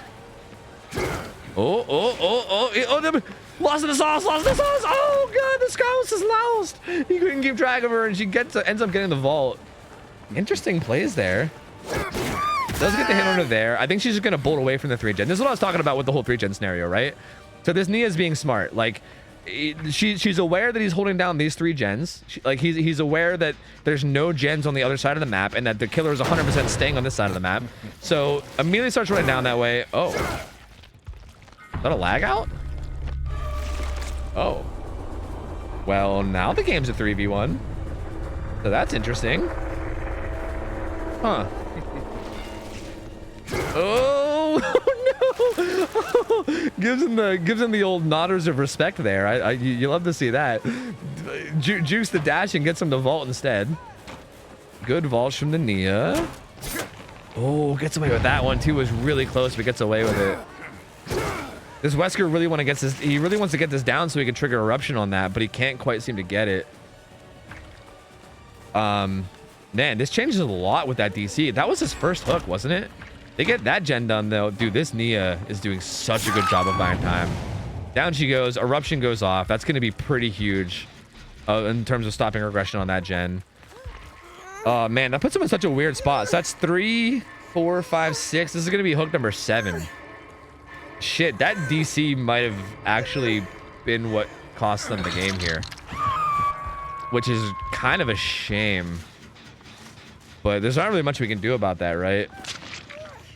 There's literally 0 chance that DC is like a rage quit. I'm gonna tell you guys right now, literally 0 chance. These guys were in like a commanding position. Like honestly, these guys were in a position to win 100%. Like if he doesn't DC there, this is like a, I would say this is like 80-20 in the favor of survivors, maybe. And maybe even that's being generous for the killer. I don't know.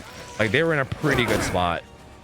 There's no way that's a... And plus, these guys have comp experience. They're not going to baby rage over, like, the way a killer plays. Like, they're used to everything, basically. 1 for 1 comes in here. Ace is going to try to be getting as much gen progress as he can done over here. Dynamelon catching him off. Doesn't actually get the hit, though.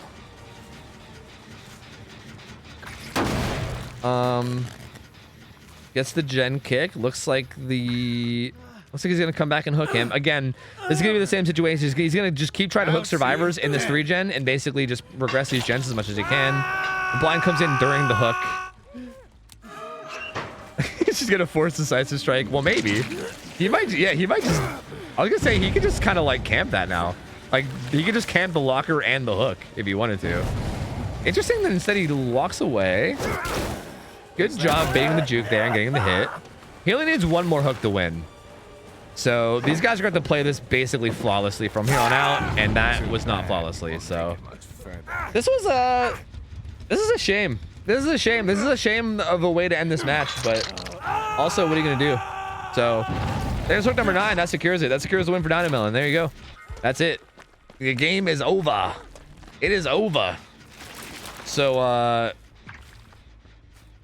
looks like these guys are going to keep trying to get these gens done, I think, just for the sake of, like, trying. The Nia's going to maybe cleanse over here. The Atom is being chased. The Ace has kinship, too, so they can proc kinship at some point if they need to. Oh, he actually gets down right beside the Nia. He's going to be hooked. He's going to be dead. And then Nia is also... She's still max infection. She never even got the cleanse off, so she's going to be super slow, making her way over to that hook. And he's gonna catch her off, and that's gonna be the 4. What a shame. What a shame. That's gonna be the 4K. Hey, to be fair, you know, Dino put up a he put up a very good showing. He was being a good sport about even playing this. And I think it's fine. I think Dino totally deserves the win. It's a shame that these guys, again, like, these guys were looking like they were in a commanding position to win. So it's kind of a shame that that's the way that they lose based off of DC. But hey, what are you gonna do, man? What are you gonna do? What are you gonna do? GG's, well played. These guys are definitely a good, solid Survivor team, though. You can definitely tell that for sure. I hope these guys sign up again. I hope these guys sign up again, and I hope we see them some more. Maybe next time they sign up, we can schedule them later and like schedule them the way that we would schedule a high-hour team, and we can put them up against a high-hour killer. Because I would love to see these guys play again. I would definitely love to see these guys play again. Well played from Dynamelon, though. That's his second win. He's going to win the prize. So 2-0 from Dynamelon again. But Dynamelon, you do... Wait, is Dynamelon the first person to win the prize tonight? I think he is. I'm pretty sure everyone's gone like 1-0 today. Dynamelon, you won the prize, man. So you can DM me on Discord again and let me know. You win 2 subs. Any stream on Twitch. So let me know.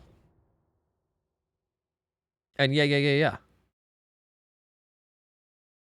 How does one play in these matches? Exclamation point form, and you got to sign up.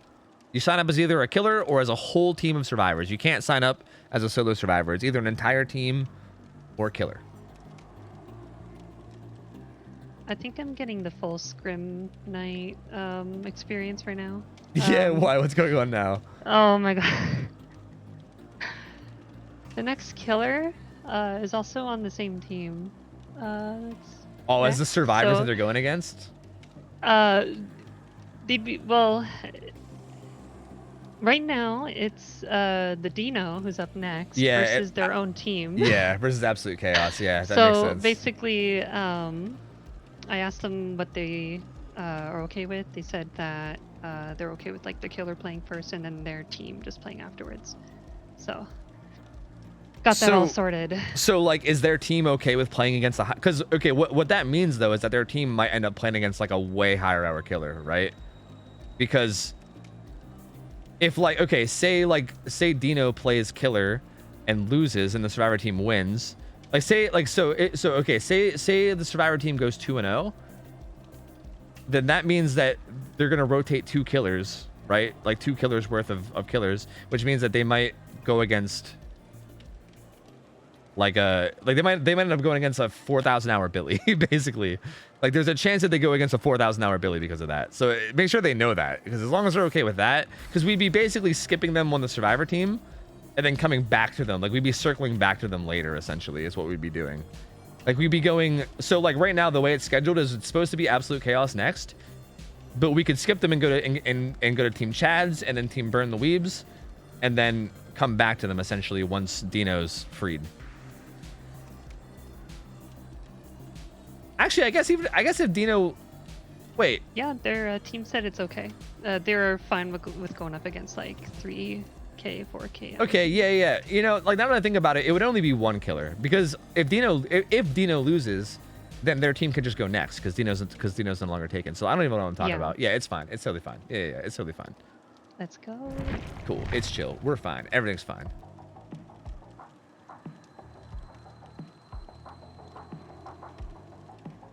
All right. So let me do the payout, and we can get the next lobby set up. Whenever we get a second. There we go. Killer payout. Down a million again. If you didn't hear me already, DM me on Discord if you want my dude. You win the prize again. Hit me with whatever 2 subs you want on Twitch, and I'll hook you up. And yeah, we'll get this next game going. It looks like it's gonna be, assuming Team Chads is here, it looks like it's gonna be Dino versus Team Chads. Dino is playing Artist. Artist is played on Suffocation Pit. Okay, so Suffocation Pit, Artist, and I think. Oh God, what am I doing? Oh, I'm messing up the overlay already. Oh Lord, 2775 hours from Dino, and it looks like the Survivor team 2325. Again, assuming they're here, I hope they're here. Please be here.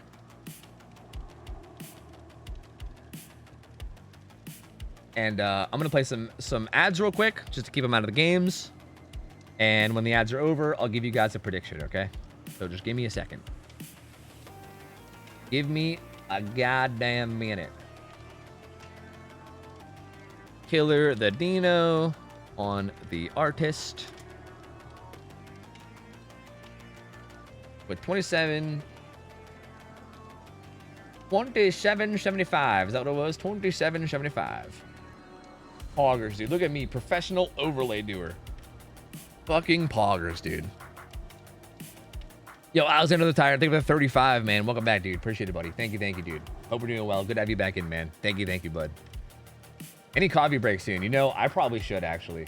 Your boy probably should do a coffee break soon. Yeah. Honestly, I think I'm gonna go do the same after this game starts. That's fair. That's fair. You know what? I might do it now while we're waiting for this game. I think it's going to take a minute anyway, right? Because I'm still sitting in lobby anyway. Yeah, it's gonna take a second. I'm still waiting to hear back, from Chad's. All right, yeah, sounds good. I'll do it now then. All right, guys, I'm gonna go get coffee now. I'll let you guys just chill. The ads are still playing anyway. When I get back and I can confirm for sure that we have all the teams ready and stuff, I'll give you guys a prediction. I'm just gonna make sure that we, I want to make sure that we 100% for sure have like the right teams and the right killer before I give you guys a prediction. That way we don't, that way you don't vote on, you know, the wrong thing. But yeah, give me a minute, guys. I'll be back in a second. I'm gonna put up the misspelled text that says cafe, BRB getting cough, and I'll be back in a minute, guys. I'm gonna go grab some coffee, and then when I'm back, hopefully the game will be just about ready. And yeah, BRB. 1 sec, BRB.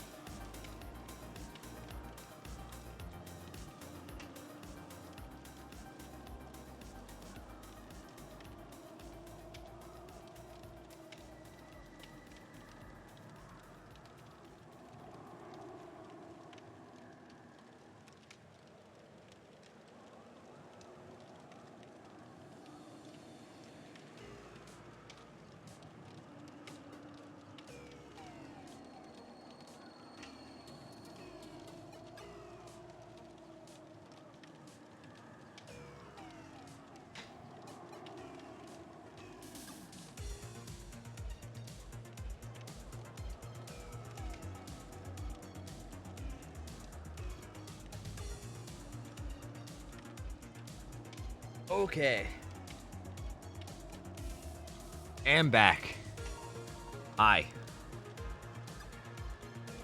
Hello, lobby was set up, then I disconnected. Here, just 1 second. Oh, nice. Typical DVD. Oh, yes. Just as you got back too, like, the timing. Oh my god, I rejoined the lobby and it happened again. I swear.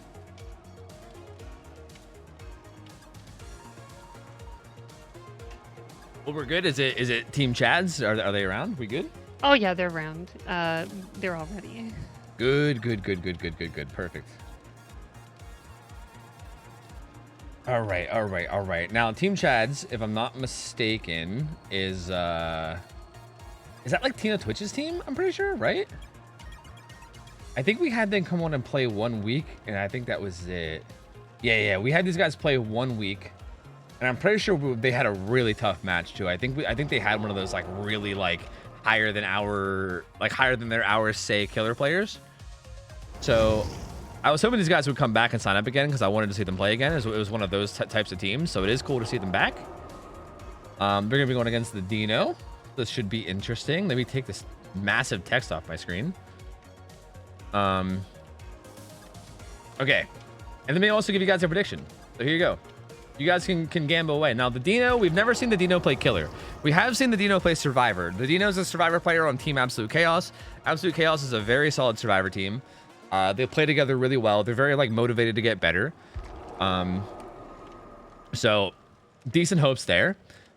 Dino is playing as the artist. The artist is played on Suffocation Pit, which is a weirdly like good macro map but tough micro map for artists. Like there's a lot of like tiles to loop together, so chases can sometimes be difficult, but also like 3-genning is a lot easier because of the choke in the middle. It's a bit of a weird map because it's like strong and weak for different reasons, but it's an interesting map. So that's the map for artist. Again, Dino, we've not actually seen Dino play killer at all, so we don't know anything about Dino's killer experience. We know that they're a pretty good survivor, but we know literally nothing about their killer. They could be a survivor main trying killer. We don't know. This survivor team, we've seen them play 1 week. They played pretty solidly, but they were up against like a really, really good killer, and they just weren't able to pull it off, but they seem like a very solid team. So, yeah, I mean, use that information however the hell you want and gamble away, man. Hi, Wolfie. How are you? Hello. Shit, they're already ready to go. Holy fuck. That was like the fastest ready up in the West. Holy fuck. More of that, please. My lord. Hi, Lindy. Welcome back. Wait, are you actually home now? Augers. Welcome back. Hello. Hello. Brighter Skull, what up, man? Yo, real quick, just to catch up on subs. Baby Cthulhu, thank you for the 28 months, man. Alexander, I already got you. I caught you when you did it. Wait, Lily Cha? Lily Chop. Oh, you Lily. Lily, thank you for the primer. Appreciate it. Leapfrog, thank you for the 4 months. Welcome back in, dude. Appreciate it, man. Arsville rated me earlier. I might have completely missed that. Too Many Wonders also rated. Thank you guys, man. Frisian, thank you for the resub as well. Lord Nubby, thank you for the resub. Glitch Dark, thank you guys. I think I already thanked some of you guys. I might have got you twice. I don't know, but I appreciate your guys' subs. Thank you. Oh, you ready for your Airbnb? Oh, God. Fuck that. 4 hours of fucking LA traffic? No, thank you, dude. Big city traffic is awful, dude. Ugh. Oh, it's the worst. God, I hate it. Yo, hope you're having a good time, though. Is the hours total in game or hours on? No. It's total in game. There's no way to know your hours on a specific killer. Like, there's no way to track that. You'd have to just guess, basically. And we're not really like, I don't really like the idea of guesswork. That's just total hours. So again, like, that's why the hours are not always telling. Like, it's the best thing that we can use in terms of matchmaking, but it's not always necessarily telling, right? Like, hypothetically, you could have a 3,000 hour player who like has all 3,000 hours on Survivor and they sign up as killer and then they end up like having a mismatched game. There's really no way to know, right? But given that we don't have any info on the players, that's basically all we can do is use their hours. So yeah. So here we go. Builds look good. Yes. Good. Yes. A couple of them aren't even running exhaustion perks, which is interesting. Okay, Dino's got forced penance already off the bat, which jumps out to me. That's interesting. Oh, guys, what's the nest do? Oh, God. People are running add-ons today that I've never seen. Gets a hit really quickly. And a follow-up hit. Okay, Dino. Okay, I see you. Immediately finds a crow hit on Tina somehow. I don't even know how she saw her. And it gets a follow-up damage state on her right away. That's a really quick hit. Again, if this down comes in quickly, hypothetically, remember what we said about how the first chase matters so much. She's going to zone out that, kind of. She also kind of pointed it at an angle. So I think she'll probably send it like right now. A little bit. Yeah, I think if she would have done it when I actually said now, it might have worked. Wasn't quite the right angle to get the swarm. But again, she'll zone out that pallet. So solid play so far. Corrupt Intervention will block a couple gens early, which is good. She blocks that out. Deadlock will help when it comes to like tunneling out a person as well as just giving you information. Call O'Brien's there to kick gens as well. Goes for the crow, but doesn't quite get it there. Tina doing a really good job. I will say, Tina doing a really good job in this chase. Eats that hit right away, but so far, outside of that first hit, has been doing a really good job of not eating the second hit. Love this as well. Love this. Like, some of you guys might be like, oh my God, Shaq pouted 5 gens. And if you say that, bad. That was a good pallet. Fucking throw that pallet, get distance. This is what the first chase should be. This is exactly what the first chase should look like. Throw every fucking pallet that you have to. Don't be shy. Throw pallets. Throw every single fucking pallet that you need to. Just stay alive as long as you can, no matter what. She's doing a really good job of that right now. Although it might be coming to an end. There is a pallet here, but this pallet's not the greatest, especially against a killer like Artist. She can zone it out like that. Yeah, and she's going to be going down now. So honestly, though, not bad. Again, especially considering she lost her first health state basically immediately. Like, she kind of started the chase already at a deficit because of how quickly Dino got that first hit. Given all that, you know, oh, the Sabo as well. Oh, that's such a good Sabo play from Feng. Oh, or is that Feng? Yes. Dude, that's such a good play. Holy. Okay, gonna swarm the Feng. Looks like the Nia's heading over. I wonder if she has further people or anything. She might just be going for a regular pickup. I don't know. She has a flashlight. Gonna zone out that pallet. All right. The Nia literally can't use the pallet or else she'll get hit. So she eats an M1 hit instead, which is probably better than eating a crow hit because it puts her on a longer cooldown. Dino might be just waiting for the hook to come back. They're only down for what, 30 seconds, 60 seconds? I can't remember. But the hook will respawn after a short amount of time. But nope. Michaela gets picked up. So now that's huge. That's a huge play from these guys. That went from like a pretty decently timed first down and first hook to nothing. Like, she kind of has nothing now. Okay, gets the down on Nia now though, but 2 gens are done. This gen over here has a ton of progress as well. So honestly, that was, yeah, 3 gens done before this first hook. Really well played from these survivors so far. Super well played. Interestingly enough, I don't even think Dino's really played it bad either. Like there was a couple missed crows. But other than that, like, pretty solid overall. Swarms the Michaela. Gonna try to follow this up. Could probably set like 5 crows if she wanted. Gonna set 2 and send them. Doesn't quite get Tina though. She's gonna get the birds off. And Dino's gonna sit here and protect this hook a bit. Okay, this is actually important. She sees all 3 survivors. So this is a really important thing to keep in mind too, as both the survivor team and as the killer. As a survivor team, generally speaking, you don't want to give the killer vision of every single survivor. Because when you do, whoa, that applies broken? Wait a minute. Force Penance lit up and the Feng is broken even though she's full health. I'm just gonna continue my thought. As a survivor team, like, you got to keep in mind, and also as the killer, I guess, keep in mind as well, vision of survivors is important, right? Like, if you know for a fact where all 3 survivors are, like, the reason why she's able to, like, freely step this far away and do this, I mean, I think she stepped this far away for a little too long, to be honest. She kind of let the unhook happen. But the reason why she was able to do that without the unhook happening was the fact that she saw where all 3 of them were, and she didn't really have to worry about, like, someone sneaking up and unhooking. As I was saying that, though, she kind of then gave them too much room, and they snuck up and unhooked, so I kind of jinxed it. But generally speaking, like, you definitely want to not give the killer that much vision and let them know exactly where everyone is, because that kind of opens them up to know exactly what to do. Ooh. Okay, so Michaela goes down, but this is a different survivor than who was on the hook. Like, this is interesting because Dino spent, like, basically the entirety of that first hook state camping that survivor, but then also didn't follow up on the camp with a tunnel. So now Nia is, like, gone and away and kind of doing fine, and now there's a different survivor on the hook. So, like, what comes of this now?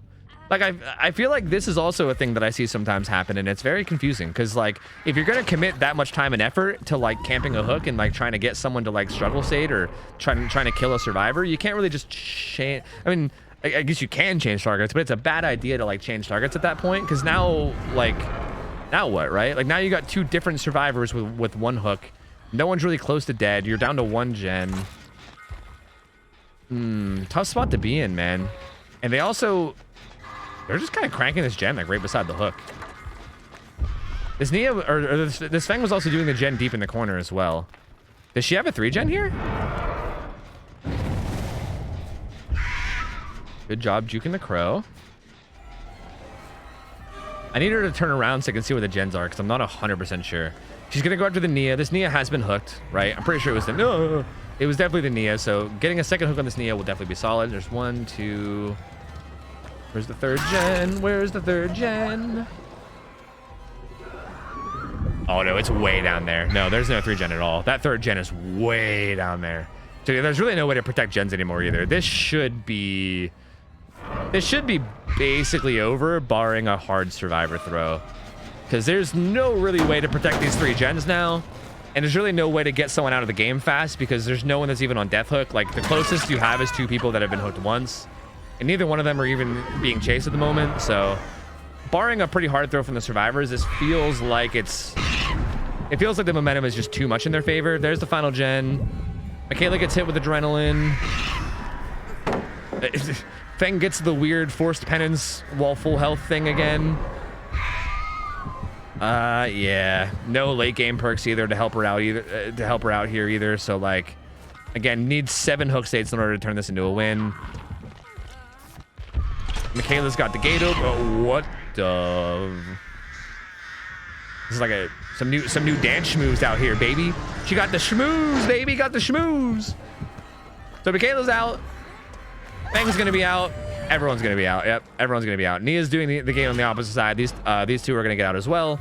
So I think that's gonna be it. I believe that's gonna be it. Oh, a sidestep. All right, so there you go. GG's. I mean, hey, solid attempt from Dino. Weirdly enough, I feel like Dino had a really good start, and it felt like right off the bat, it felt like the game was actually going decently in Dino's favor. That Sabo play from the Feng was massive. That was a massive Sabo. I like literally that was game changing. Like that turned around the entire match. Had she not side with that hook and had that hook come in, and like if she would have started like the process of tunneling that survivor out like early, this could have been a whole different result. Having that Sabo happen and then having it take even longer to get like a first hook, like by the time a first hook actually came in, there was like 3 gens done or something because of that Sabo play. It's fucking wild, man. Wild. So such a good play from these guys.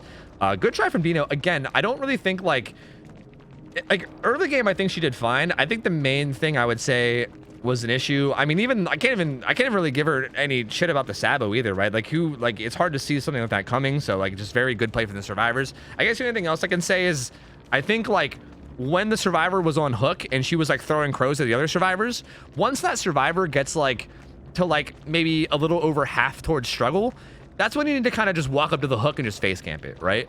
Like she kind of played loose around the hook and like walked away from it and threw out crows, and then she kind of let them unhook Nia right before struggle. Like that Nia was at like 59 out of 60 seconds and they unhooked her, which is really not good.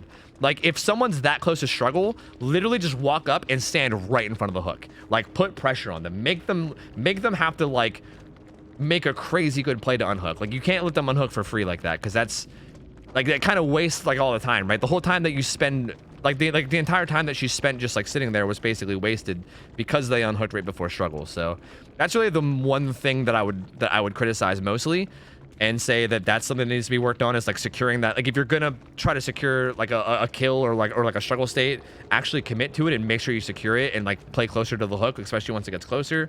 And then also probably commit to like the tunnel as well. But other than that, I mean, solid attempt. You can tell that Dino's a good artist. Like the actual like micro play from like the artist of like getting like the crow snipes was very solid. So like you can tell Dino's a solid artist player, and I mean, it was still fun to watch. Very well played from the survivors. I mean, obviously goes without saying they played phenomenally, and they're gonna stick around.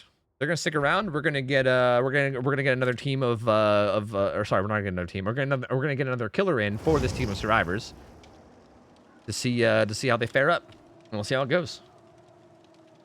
Oh yeah, wait. I guess hypothetically, Absolute Chaos could play against 2 killer, because we can't.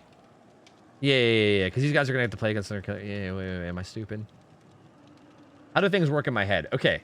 So next killer is going to be Huntress. Yeah. So Absolute Chaos might end up playing against, like, if these survivors beat this next Huntress, then Absolute Chaos will end up going up against like a 4K hour hillbilly, which, hey, I mean, as long as they're okay with, that's cool with me. That's cool with me as long as they're okay with it. But we will see. Did they get the hook by help or by 4%? You're not allowed the 4%, so no, I'm pretty sure she got unhooked. If she did 4%, then they're motherfucking disqualified. But I'm pretty sure they didn't 4%. I'm pretty sure the unhook happened. We didn't see where the 4th survivor was. Just from spectating the killer player, we only saw 2 survivors for like a solid like 30 seconds. So it kind of makes sense that somebody would sneak up and unhook. Yeah. Here, I'll pay out the points. Yeah. I know you fuckers want your payout, all right? I know. You goddamn gambling addicts. I know. Here you go, you addicts. I know your neck's probably itchy. Here, I got you. Here. Oh my god, I almost paid out the wrong side. Ooh, that would have been bad. There would have been riots on the streets. Ooh. Okay, we're good. We are good. There you go. GG's. And, there you go. OhTofu to fuck with the payout. OhTofu to fuck with the payout. Okay, so. Is the next killer here? The next killer should, hypothetically, be Ice Cream. Just simply Ice Cream. Who's playing Huntress. Assuming they are here. Please be here. Are they not here? I'm checking their Discord. It says they're online, but they've been playing Grand Theft Auto. Oh, dude, they're so I'm gonna double check. Okay, they're just doing some RP, no biggie. Yeah, they're just chilling.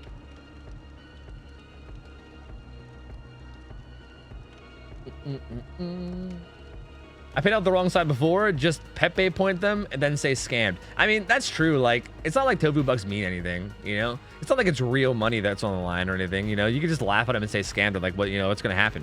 What are you guys gonna do, lawyer up? Try me, pussy. Yo, Denraw, thank you for the 47 months. Welcome back, man. Fuzzy Wombat, thank you for the 43 months. I said, see the button, click the button, announce the button. Thanks, man. Except you didn't really announce it because I have alerts off. But thank you for the 43 anyway.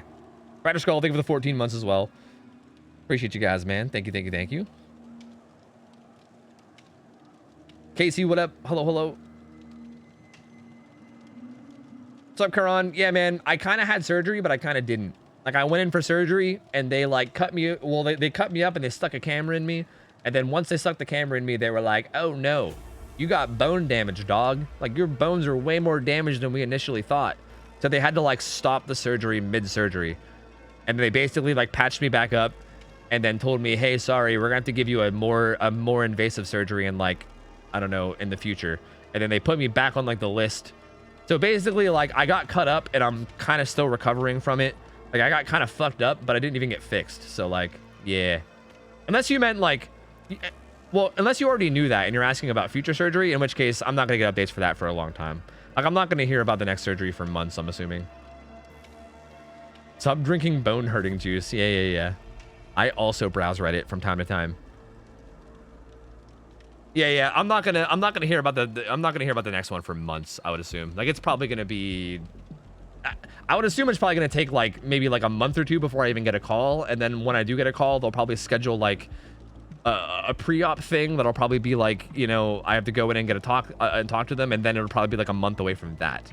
So yeah, it's gonna be a while out, I would assume.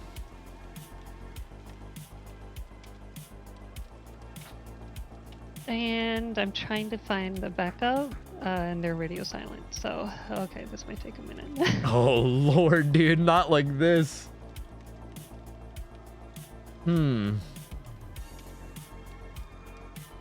This feels like it's been happening a lot. I think maybe we should start scheduling more people. Well, I don't know. I'm curious to know everyone's take on this. Because, like, I feel like we very often have these problems where, like, we'll schedule people, and then those people will just ghost on the day of, you know? And then sometimes we like don't have enough people in the day of to actually like do scrims. But also like if we schedule more people, but only like half of them play, are we then just debating people? Like, would that be worse? Would it be worse to like schedule a bunch of people and only have half of them play? Or is it worse to schedule less people than have people ghost? I don't know. I feel like debating people is probably there we better. go. Are they there? The killer just invited me. Look at that. They Wait. didn't even respond, but they invited me. Oh, they okay. Awesome. They actually just said I'm here in Discord. So Pog, it's the Huntress too. I'm assuming, right? That's who got you. Yeah, just simply ice cream. Okay, good. Nice. Perfect. Yo, the survivor team is like ready. They joined the second I joined their lobby. That was Oh crazy. shit, sick. Okay, let me get the overlay set up and everything then. Okay. Yeah, wait, these guys like readied up like instantly. I might have to hold the lobby hostage for a second so we can get fucking so we can get everything set up. Just simply ice cream is the killer. It is a Huntress. I think it was like 2,800 hours. 2935 actually. 2935. Bam, against Team Chad. So again, same exact survivor team you guys just saw. This Huntress has about 3K hours. We've never seen this Huntress play in Scrim Nights. Don't know anything about him. Huntress has played on Ormond, okay? Huntress has played on Mount Ormond Resort. Not exactly a good map, but also not exactly a bad map either. It's a pretty like neutral map for Huntress, I would say. This survivor team, pretty fucking solid. We just saw them play. They are quite good. Don't know anything about the Huntress. Feel free to gamble away. I don't know what to expect. Go nuts. That's good enough. I mean, if they ready up instantly, I'll just end the voting early. Yeah.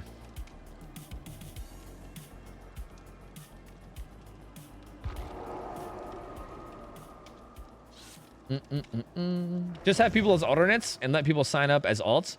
Well, I think we can just schedule people and then just if they don't play, they don't play. You know, we can always do that too. Has that been an issue since the monthly forums? We also already scheduled 50% more killers. Yeah, maybe it's not even an issue because people do seem to be showing up. It's just that they take a while. So, yeah. Yeah, like I tried to schedule more killers this time when I was discussing it with Lemon. Yeah. And we just had like a lot of people not show. Yeah, that's interesting. Yeah. I mean, I don't know. What are you gonna do? Like we kind of got to work with what we got. I'd be okay with scheduling like just like as many people as we can. I mean, we might not have even the survivor teams to schedule more because I think the survivor teams are usually low on, but yeah, I mean, if we want to like overschedule, I'd rather be overscheduled than underscheduled, you know? So, I don't know. We'll see. If it ends up being a problem, then we'll just do it going forward. What add-ons are banned? For this killer? Only Eerie Head. Eerie Head's banned and that's it. Only Eerie Head. Everything else is allowed. Everyone thought you'd be away still, so they're on vacation. Hey, to be fair, even if I actually got my surgery, I'd probably still be doing Scrim Nights tonight. Like, this is like a week and a half after my surgery, man. I was planning on like, assuming I actually got my surgery, I was planning on doing this kind of stuff and pretty much only this kind of stuff. I was gonna wait until I was able to like at least stand without being in pain, and I was just gonna do nothing but Scrim Nights all the time because I wouldn't actually be able to play. So all I'd be able to do is cast, you know? So to be fair, I was planning on taking 1 week off no matter what, and then probably coming back for a second week. So no excuses.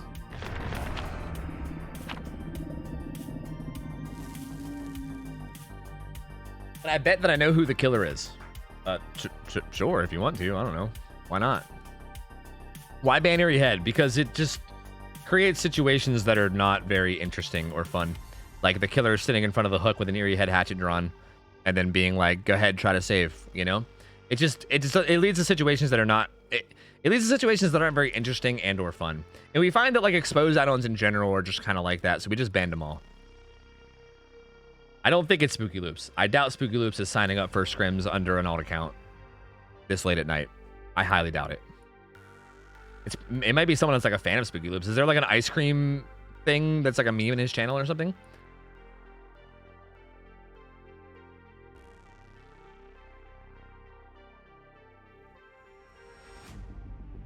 I did ask specifically for extra warning before multiple Scrim Nights. Yeah, true. I mean, I don't necessarily mean multiple scrim nights. I just meant that I was at least gonna do scrim nights, and then I was gonna maybe like set up, you know, more. But I don't know. Yeah. Yeah, it's probably a fan of his. Yeah. I don't think if Spooky Loops was playing in scrim nights, he would sign up under his name. I'm sure he wouldn't sign up under like some other name. All right, so here we go. On Ormond. Let's go check out the killer. Whoa, what was that hatchet? What's happening? What's wrong? Wait, what's wrong? You okay? You fine? You good? Adjusting settings? Aimbot activated? Okay, so darkness revealed, which I hate on Huntress. Hate that. Iron Maiden, also kind of hate that, at least for scrims. This is an interesting... What's happening? Oh, God, is this guy okay? Oh, my God, is he okay? Okay. What is happening? All right, it looks like he's maybe okay now. So, corrupt intervention. As far as I'm concerned, is he keep getting stuck? What's happening? He keeps like looking down. What is? What?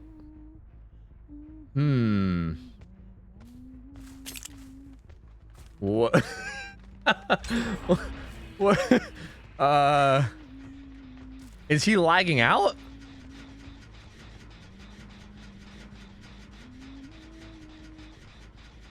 Still playing GTA on his main screen? Do you think that's what it is? He's like in the middle of like a mission and he's like, hold on guys, I gotta do the scrim. And he's like alt tabbing. And they're like, yo, Ice Cream man, we need you. And he's like alt tabbing back in to like to do shit. I guess he's playing now.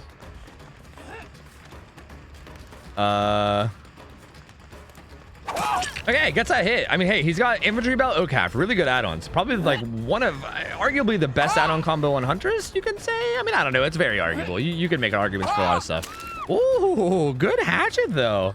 Down goes Fang. So infantry belt gives you 2 extra hatchets, and then OCAF makes it so that after you throw a hatchet, you recover and you can do your next action faster, which is really nice. OCAP especially is really powerful when it comes to camping hooks, because if someone tries to unhook, you can hit them with a hatchet and then immediately hit them again before they can even get the unhook. And you can kind of like rapid fire hatchet people if they're all trying to unhook. I mean, they got 3 gens done on the first hook though, because of whatever the fuck the early game was, which is pretty unfortunate. I'm gonna be honest with you, I really hate his build. I really don't like his build at all. I think Darkness Revealed is a pretty awful perk. Iron Maiden just makes you reload faster, but I don't think that's worth it in like a scrim style match. Maybe in like a public match, but not in like a scrim style match. M1's the Nia. Yeah, and he's not even gonna go after the Fang here. He's gonna go after the Nia. This feels not great. Okay, tries to predict the juke, but doesn't quite get it. She kind of juked a little late, but then also saw what she was doing and then kind of juked back in. Doesn't quite get the down. Oh, almost gets it there, but not quite. Trying to bait the vault, but doesn't get it. Doing a little spinneroony. Doing a little bit of a spinneroony there, and then looks like he's gonna leave the chase. Maybe go grab some hatchets. Maybe see if he can get some Darkness Revealed value. Finding the Michaela. Oh,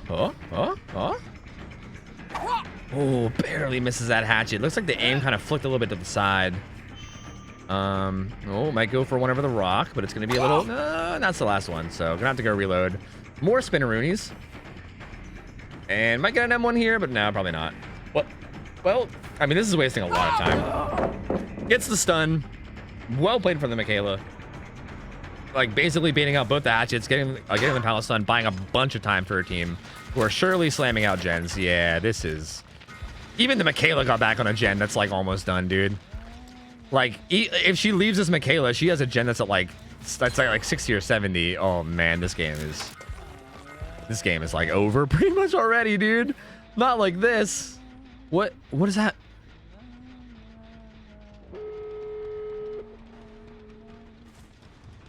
Huh. I don't understand.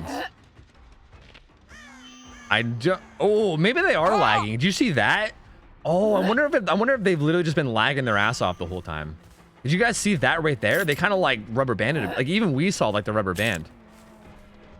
I think they're probably lagging. That's probably what it is. They probably keep like stopping to see if they can like figure out the lag or something.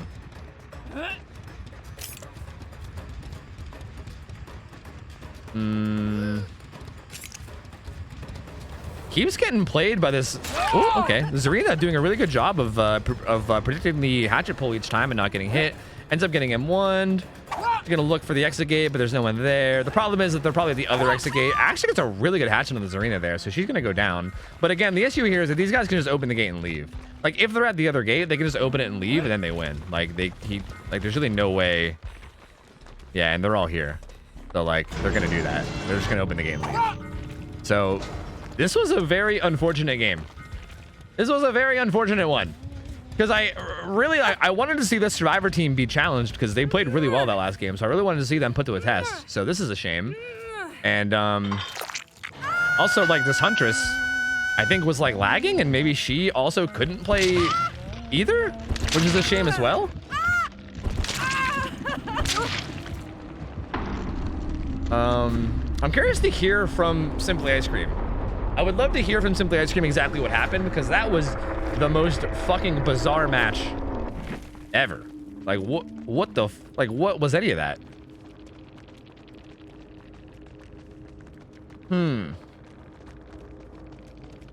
Interesting. This person seems really good Huntress. Shame at whatever's going on. Yeah, and that's what's weird too. Like whenever they were actually playing, like their hatchets seemed pretty decent, right? Like their hatchets were like decently on point. So like very like odd. My keyboard stopped working. Oh, is that what it was?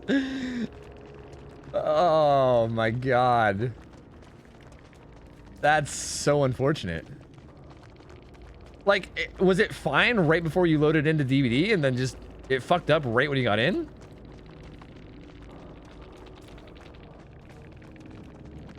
We can ask them if they want a rematch. Yeah, I feel like if you, I mean, he probably couldn't message anybody because his keyboard was broke, guys. He couldn't type. If they want a rematch, I wouldn't be opposed to it. That does kind of. I mean, that's assuming you could even fix your keyboard. That's assuming it's working.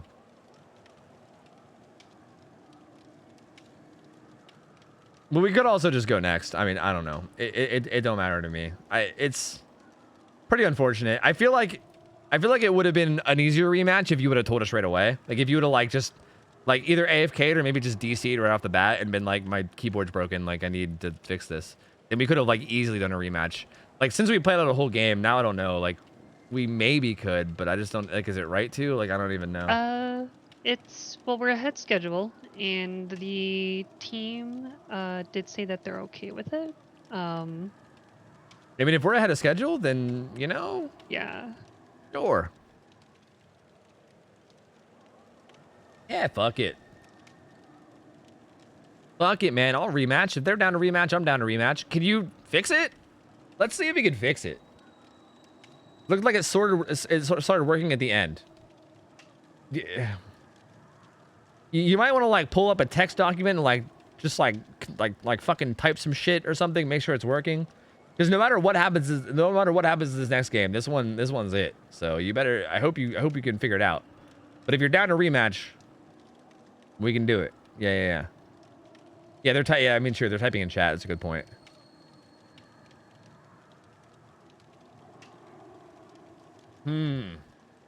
Yeah, we'll just even keep the gambas. Yeah. Seems fine now. All right. Hey, man. Sure. Sure.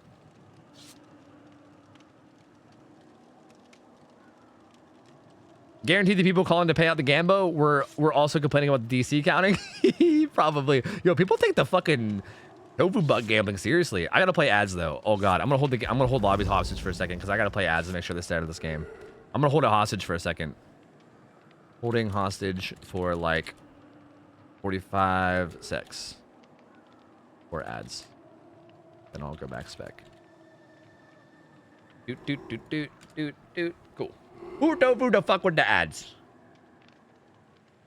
OhTofu. Just like casinos, the house always wins. True.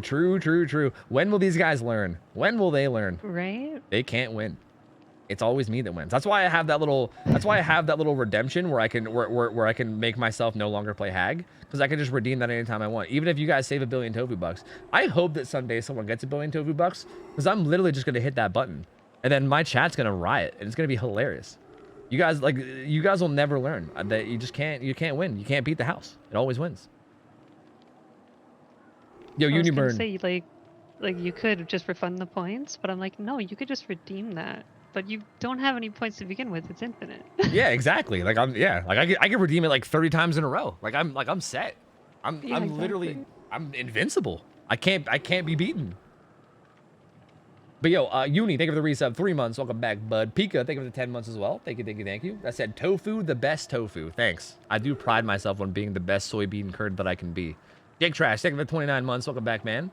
I said, hi, Toph. Sorry surgery didn't go as planned, but glad you're back. Thanks, dude. It's good to be back as well. Yeah, surgery not going well kind of sucks, but also, like, what are you going to do, man? You know?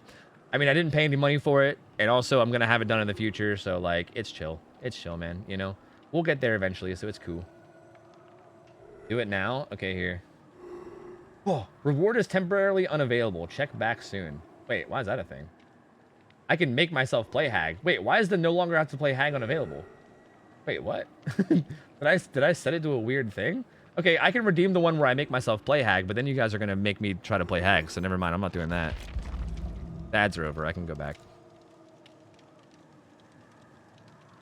Never mind, I guess I can't do it. I must have a setting fucked up. Yeah, never mind. Never mind. But don't worry, I'll have that setting fixed, okay? Don't worry. Don't worry. If anyone's even close to $1 billion, I'll get that setting fixed up. Don't you worry. Don't you worry, man. Not me trying to earn brownie points in chat just so I can get their favor. Yeah. After that one. I think you're already in their favor with all the hard work you're doing tonight. I think chat's already quite on your side. Don't worry. Don't worry. Okay, hopefully this match goes better, because I want to see this Huntress play. I feel like, again, there did seem to be potential there from the little bit that we saw. And again, even more than that, I want to see the Survivor team play again, because these guys seem very, very fucking good, like very solid. And they played that last match like phenomenally. Even that last game, I mean, they were efficient as fuck. So I'm curious to see how they play when everyone's actually playing from the get-go. And I especially want to see, and I'm kind of afraid that we're not going to see it based on the little bit that I saw from the Huntress. The thing that makes me a little sad is I don't know if we're going to see this killer playing like heavy macro in terms of like tunneling out a survivor, like playing around hooks. They seemed like, based on their build as well as the way they played around the one hook that they got, or well, the first hook that they got, is they seemed like they were going for the very like how do I word this in a way that doesn't sound stupid? There really is no way to word it other than to say that they're playing in a way. It seems like that they might play in a way that you would play like a public match. Like very like, don't tunnel the guy off hook, you know, like don't necessarily protect hooks and stuff, which is a shame, because I think a Huntress with OhTofu that is like protecting a hook, yeah, he's giving us a nod. He's just like, yeah, we're good, hell yeah, fuck yeah, brother. It's a shame, because I think a Huntress that's like protecting a hook with OhTofu is hella dangerous, like hella dangerous, dude. And it's like a really hard thing to like tackle, and I would love to see how the Survivor team tackles it. It's one of those situations that like a lot of teams will just crumble and fall apart, because she can hit you with hatchets on your way up to the hook. Even when you get to the hook, she's able to like hit you and then instantly follow up because of OhTofu. It's so difficult to like make an unhook happen against a Huntress that's just standing there with OhTofu. So I would love to see that against this team, but I'm a little worried that we won't. Ooh, goes for the hatchet, but doesn't quite get it. Ooh, does those little slit camera movements. Gets stunned though. Michaela again always seems to be the one getting chased, huh? Oh, hits the rock, doesn't quite get it. Could have been a hit, but doesn't quite get it. Rocking the same build, by the way. Everything, add-ons and perks included. I'll say the same thing I said last game. What? Oh, he thought he can get a hit on the window. I'll say the same thing I said before. Don't really like the build. I don't like Iron Maiden and Darkness Revealed here. Like I can't express how much I don't like it. But also, like, I guess I would also argue that, you know, play with whatever you're comfortable with. I just feel like there's a lot other perks. There's other perks you can get way more value out of. I don't think the aura reading is going to be all that useful, if you even get very much aura reading at all out of it, because I think it's a bit overrated as is. Iron Maiden is like nice, but also like in a scrim setting, you really shouldn't be like, I don't know. You should be only reloading. Like you should be also like, you should be careful about when you're reloading already anyway. So I don't think Iron Maiden should be that valuable that it should take up a perk slot. He gets a hit on this Zarina. Looks like she's gonna, oh, I was gonna say it's gonna go down, but she dead hards. That's a really good play. He has one hatchet and a dream here, but this pallet kind of sucks. Oh, good fucking juke from this Zarina. And it looks like Feng's gonna take a hit as well. Damn, dude, well played from these guys again. No hatchets, so not really that much of a threat right now. Gonna be holding W after. She probably realizes. She must realize that she's out of hatchets. I mean, she must have realized from her M1ing the Feng, right? Like she would have hatcheted the Feng if she had hatchets. So sees the aura's there. Hey, Darter's revealed value, baby. I guess Tofu should shut the fuck up, right? Oh. Low. Unfortunately, low hatchet. Doesn't quite get the hit. She jukes that one. Oh, man. This is a shame, too, because, like, now you drop chase with both of the survivors that you injured, and now you're chasing around full health people. Okay. Finds a really early hit on this Michaela. Michaela got a little bit lost. Okay, there you go. Quick down on Michaela. Michaela must have not have realized that the hunters went way around the outside and kind of lost track of her, and then she snuck up on her and got 2 hits really quickly thanks to OhTofu. So there you go. Quick down. But again, 2 gens got done. This gen has a ton of progress. That was a Scourge hook, but that was a pretty long first down, right? Like they did a good job of buying a lot of time before the down kicks in. Misses a bunch of hatches there. Now has to reload. Goes for the window tech, but doesn't quite get it. A little amphibious. Amphibious from the Nia. Practically underwater, that Nia. Still no unhook. The killer's not even playing anywhere remotely close to the hook. Zarina looks like she's kind of running up to it. She's the only full health survivor right now. So, like, to be fair, the survivors are being a bit reckless right now. Zarina's the only full health survivor. Looks like Feng Min is coming over towards the hook, even though she's injured, which is scary. Nia's doing a gen a bit far away down by the tractor. The Feng, or sorry, the Huntress sees both the Zarina and the Feng. Okay, this is good. Yeah, like send the survivor to struggle for sure. Yeah. Okay, I'm glad that the Huntress is doing this. Okay, she went struggle. No, let her unhook. Let her unhook. Oh, she should have let her unhook. I thought like that would have been a crazy heads up play. Okay, this is also fine. This is never mind. I take it back. This is also fine. That was a fantastic hatchet. She can now just kind of like she could just sit by this hook now. She honestly doesn't have to pick up the survivor at all. She could just sit. Like she could literally just sit here. She could sit here and keep an eye on that slug and that hook. Okay, now the survivors are in trouble. Now they're in trouble. So interesting. This seemed like it was going very, very much in the favor of the survivors at first. But okay, now Ice Cream came to play. I like this. I like this for sure. You know, it comes in, he should honestly just 100% go after Michaela here. Yeah, do it. Yeah, just kill Michaela. I don't even think he should get this hook. I think letting the Michaela go into the building is a mistake. I think even this is a mistake. I think he should just let this person get picked up and just kill Michaela. I think what you can do is you can just accept the fact that like this was all time, like basically the time that this guy was on the ground and also the time that they have to spend to come pick him up is all time that they could have spent doing gens. Oh no, here it comes. Round 2. This Feng, dude. She's a menace. A fucking menace, this Feng Min. An absolute menace. Ooh, low throw there. Dude, this Feng is the dirtiest Sabo gamer. Like, my lord. My lord. Gets a reload. If she can somehow identify which aura is like Michaela's and find Michaela's aura, that would be huge. Really, the best play here is find Michaela and kill her. Wait, why does it only show 1 hook? She went struggle, right? Did she not go struggle? That's gotta be a visual bug, right? I heard Michaela going struggle, like 100%. No, yeah, she was definitely struggle. Like, she went struggle and then was on struggle for a while. Yeah, it's a visual bug. Yeah, I'm pretty sure it's just a visual bug. Yeah. Good, there you go. Good down. The guy's still down across the map, too. These guys are in trouble, dude. Dude, they're fucked. Here, you can actually probably just slug. Yeah, because you know the Feng was right there. I mean, someone will have Unbreakable, right? But who? You just got to hope it's not Michaela. It's not.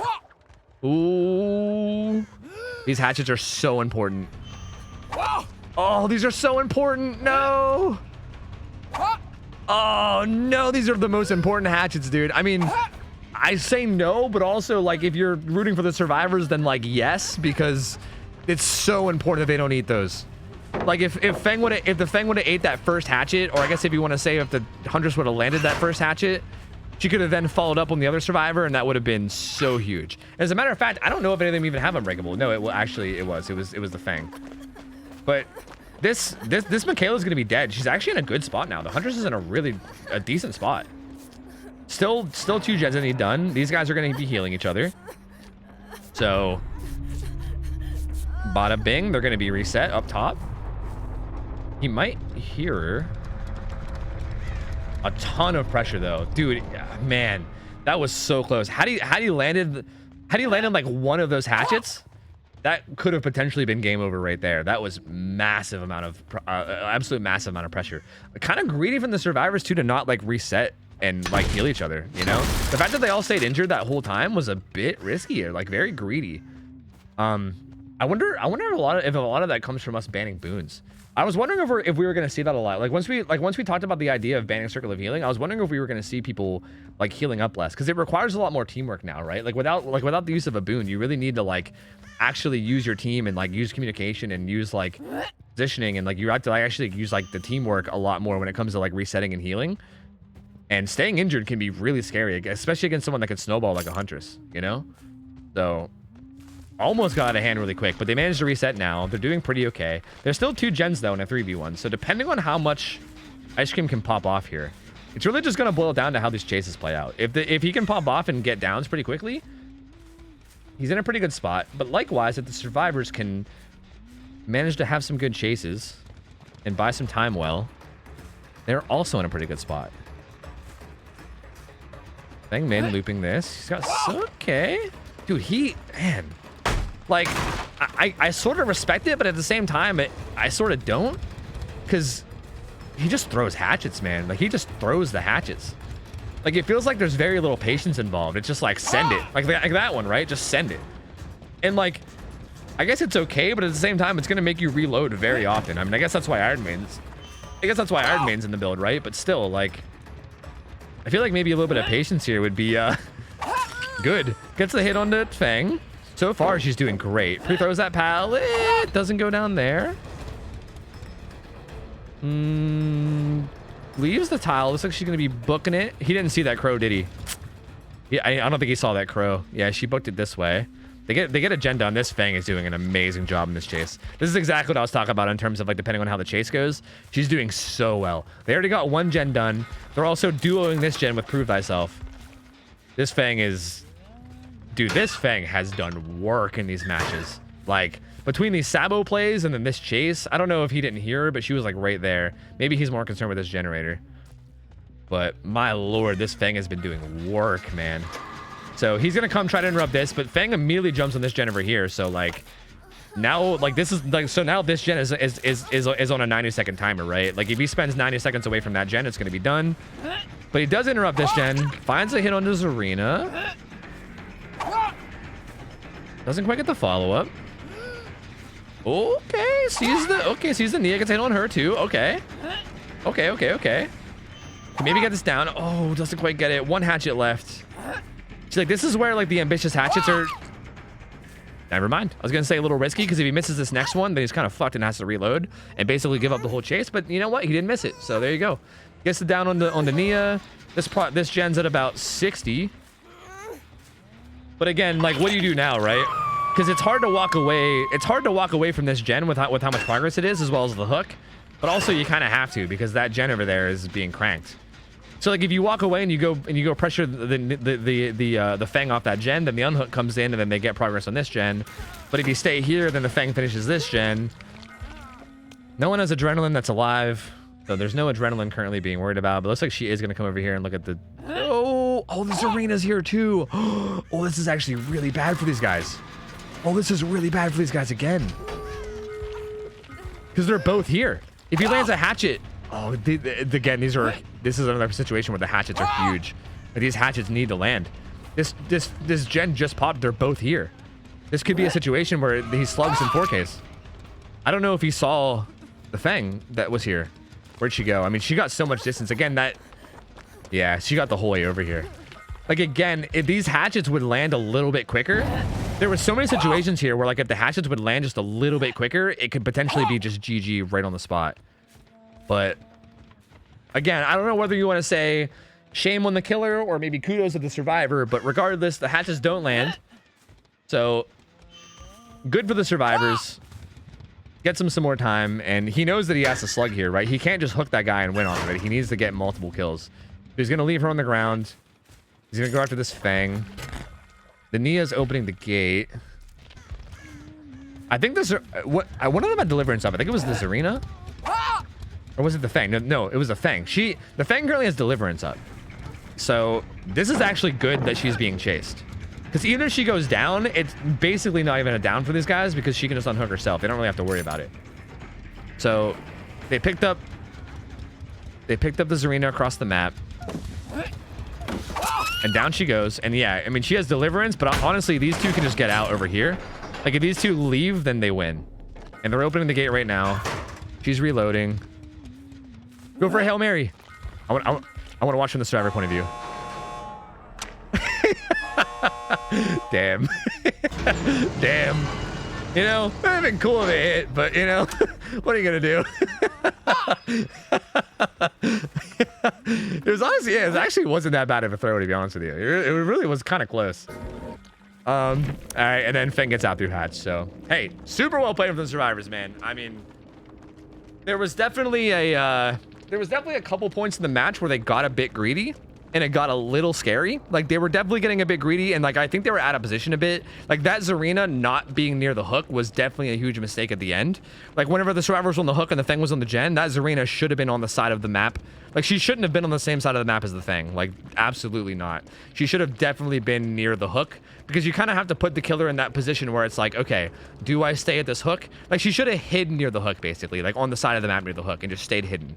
And basically, if the killer doesn't walk away, then you finish the gen. If the killer does walk away, you run up and get the unhook, you know? But instead, she ran over towards the Feng. And if the hatchet, or if the Huntress would have just landed, like actually just landed the hatchets that she threw, she could have slugged them both and it could have been over. And there was also the position where everybody was injured. Like she came close to slugging them all like 4 different times. Well, maybe like 2 different times, but still, I like to exaggerate, okay? So honestly, that was a very, very close game. This survivor team is good, man. Like they are some juicers. They play chases really fucking well. This Feng has the dirtiest Sabo plays I've ever seen in my life. Super good survivor team. They are a bit greedy sometimes, but honestly, that just makes it exciting. These guys are exciting to watch. I want to see these. Dude, you guys need to sign up some more. These are fun games. These are fun games. And same thing with you, Ice Cream. You were a good huntress, honestly. And I'm glad that you. I'm gonna be honest. I was a little bit worried that Ice Cream wasn't gonna play like heavy macro, and I was worried it was gonna be like one of those, like, I don't know, pub style play styles where you just kind of like play polite. But I'm glad to see that Ice Cream did actually play macro and played around hooks more, because that definitely did make the match a lot more interesting and fun to watch. That was overall a really, really great. That was just a great match. I loved watching that. That was fucking fantastic. So well played from everybody involved. That's gonna be that's Survivor Team's second win. So congrats, the motherfucking Giga Chads. Hey, Giga Chads, you guys win the grand prize, the big old massive grand prize of 1 gift sub to any channel on Twitch. So if you guys want to, DM me on Discord. Let me know your name on Twitch, and then let me know the channel that you want to sub to. Or if you want, I could just gift a random sub to a channel instead of gifting you the sub, but it doesn't matter. You guys win a sub on Twitch however you want it, essentially. So DM me on Discord. Just let me know like the name of the Twitch account that you know that is yours, and then let me know which stream you want to sub to, and I hook you up. Well played, you guys. Thanks for playing. Thanks for signing up. It was good having you. We'll have to bring in so actually the situation did happen. So the situation did happen, and I think Absolute Chaos is going to be playing against a pretty high hour killer. But to be fair, we did warn them this could happen, and they said they were cool with it. So I guess, you know, it's cool. It's cool, man. It's cool.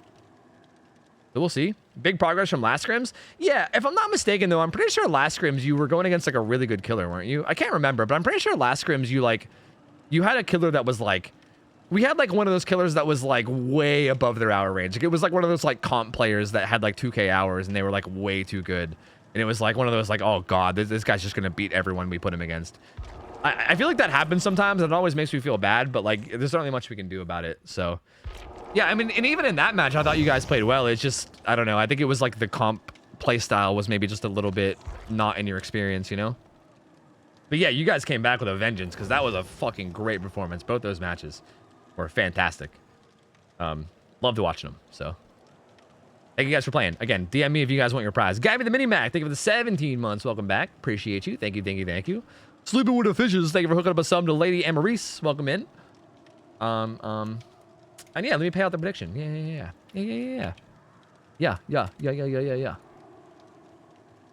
Survivor Team 1, bam, bam, bam. Okay, so this one, you guys might be like, what when it comes to the hours, but this is the situation that we found ourselves in. The Survivor Team said they're okay with it, so you know, don't give us shit, all right? But this killer is Mario, who is a 4,300 hour Huntress player. And this Survivor Team, I think, has like 2,300 hours average or something. So yeah. It might seem a little mismatched, but who knows? Maybe it won't. Like, this Survivor Team is honestly pretty solid. Like, they play pretty decently together, so maybe they'll pull it out. I mean, I don't know. These guys have had pretty good performances before, so we'll see. Let me fix up all the stuff. Let me change this to absolute chaos. And their hours, which are 2166. Okay. There we go. Marum Crimstry. All right, there we go. So yeah, the hours might look a little crazy, and to be honest, they are kind of crazy. And yeah, I'll give you guys some ads, but I'm going to give you the prediction first, okay? So here, you guys can predict the way. It's going to be Huntress again. So Huntress, Ormond, but it's going to be Mario this time around. He has 4,300 hours. I don't think we've seen Mario play in Scrims. I'm pretty positive we haven't. So this is going to be Mario's first time in Scrims. And we've seen Absolute Chaos play quite a few times. Again, they're like I can't even call them a new team anymore. This is like their third or fourth week back. These guys have been improving a lot, though. I'll say that much. Like, I've seen them come back like every week. They do seem very determined to like get better. I know that they've been practicing a lot. I know they've been playing in like the community cups as well. They seem like a very like determined team in terms of like improving. So I would expect every week for them to come back stronger and stronger. Again, I'm excited to see them play today. We'll see. Feel free to gamba away. Gamba away. We're going to play some ads. They're definitely at an hour's disadvantage, but maybe they can make up for it through the power of teamwork and friendship. You know? Have some ads. Have some ads, friends. What you gonna do if you stream snipe you? I guess I'm gonna act a fool. No, I don't know. I'm just gonna assume no one would. What's up? No, you said I'm an active foo, and I said a tofu. It was a bad pun. Oh, okay. Wait, you were trying to be Luda, I think. I see. I get it. I'm with it. Wait, is that Luda that does that song? Or am I making that up? Guys, who does Act a Fool? Is that Ludacris? Come on, you gotta know that song, right? I'm about to act a fool. No, it's what you gonna do? Act a fool. That song. Is that Luda? That's Luda. Yeah, that's gotta be Luda. Like, me just singing it like that sounded like Luda. Anyway, sorry. What did you have something important to say? I'm sorry. Your chat is just too kind. I have to say this. Like, everyone's just so awesome. Yeah, hey, yo, feel free to interact with chat as you please, man. It don't matter to me. I mean, hey, I think they just appreciate you. I appreciate you too, dude. Like, we all know that you're working your ass off tonight for this, because, like, again, all the no-shows and everything. I didn't expect Stream Night to even happen. For you to, like, and to be honest with you, this is going pretty fucking smoothly. Like, I expected it. I don't mean this is like an insult to you, because I wouldn't expect anyone to be able to, like, handle this very easily for their very first time, no matter what the situation is, right? Like, doing it solo when usually we have, like, 2 or 3 people doing this. So considering, like, you've never ran one of these completely alone before, and you're doing it completely alone and everything, this is going very smoothly. So, yeah, you're doing great, man. You're doing great. So, much deserved. I really don't worry. appreciate it. Yeah, we appreciate it. So sweet. Folk yeah, man. Folk yeah. I'm just happy to be able to do this, dude, because I love me some Friday night scrims, baby. Can I join? You're fucking right, you can. Nathan Kills !point form. Fill it out, buddy. You can sign up as either a killer or a full team of 4 survivors. Honestly, not last week, but the week before with Nova, helping them out, like, I learned a bit. Also, not having to keep, like, score is great. Thank you. I'm just having to like focus on chat Yeah. and Discord. Like this is great. This is Yeah, great. dude. If we had you keeping score, you would be literally like, there's no way. I think I'd like develop arthritis like Yeah. going between all my screens. There's literally, you'd be like typing with your toes on one side and your feet. Like, there's no fucking way. That'd be impossible. I'd pull out like another keyboard and be like, all right. Doing like fucking circles while like hitting like 3 different keyboards. There's no way. Yeah. No, yeah, you're On my like 5th cup of coffee, like, okay, let's go. yeah, no, you're doing great as is. It's totally fine. And we don't really. Thank you. But I think the missing of the scoreboard is like I of course I think having like the updated score as the game goes on is nice or whatever. But I don't think it's that big of a deal. Like luckily we have the very easy win condition of like 9 hook states, so we know what's a win and what's not a win. So. Like, honestly, me as a caster, usually whenever I'm actually casting the scrims on any other night, I never look at the numbers. I just kind of like how many hook states are in play. You know what I mean? So I don't know as the viewers, I'm not sure how they are, but yeah, it doesn't really play too big of a difference anyway. So yeah, this is working out. This is working out swimmingly, I'd say. I will say, like, I want to thank like all the people who signed up because those who have responded have been very like generous and understanding of the hiccups. Good. So if anything, they're really doing God's work.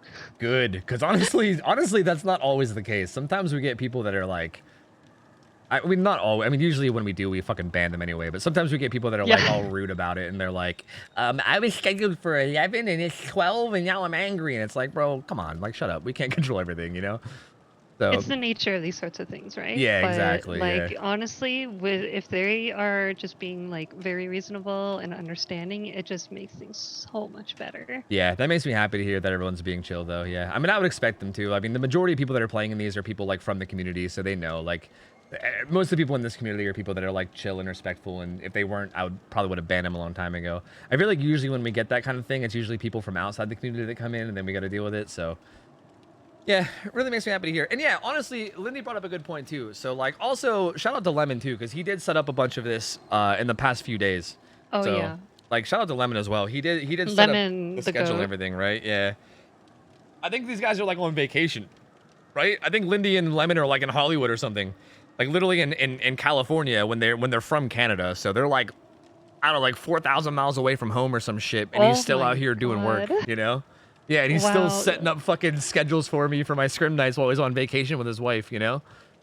So, actually, like, last night, I was setting up the schedule and I was, like, messaging them, like, up until, like, I think the AM, because I was, like, there's a bunch of hiccups that occurred then, too, but yeah, like, they were absolutely awesome.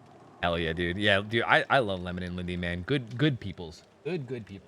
Even if Lemon's Very awesome mod. Yeah, even if Lemon's kind of a cold-hearted bastard when it comes to modding sometimes, you know what I mean? He can be a savage, you know?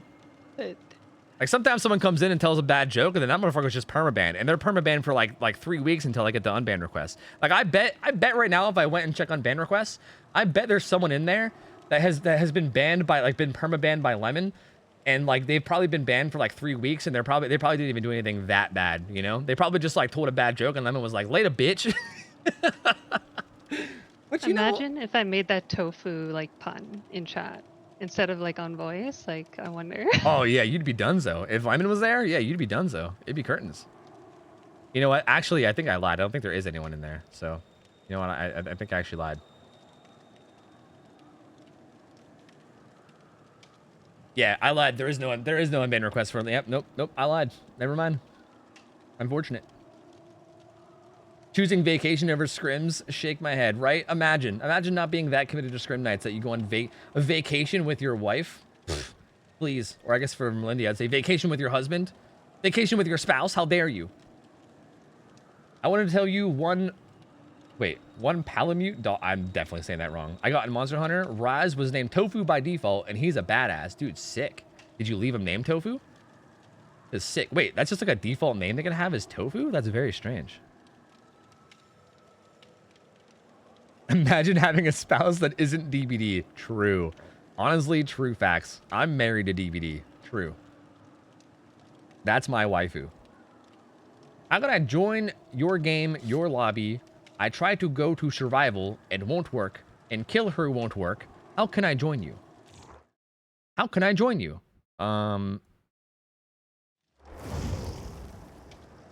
You have to be What? vaccinated to enter Scrim Nights. Yes. Yeah, I'm just not even gonna, like, I don't even know how to. It's fine. It's fine. Korgoth, thanks for the 14 months. Welcome back, dude. Appreciate it, man. Drift Drifter, if I missed you, thanks for the 3 months, dude. Thank you, buddy. Appreciate you, my guy. Okay, here we go. We're finally starting the match. I'm excited for this one, dude.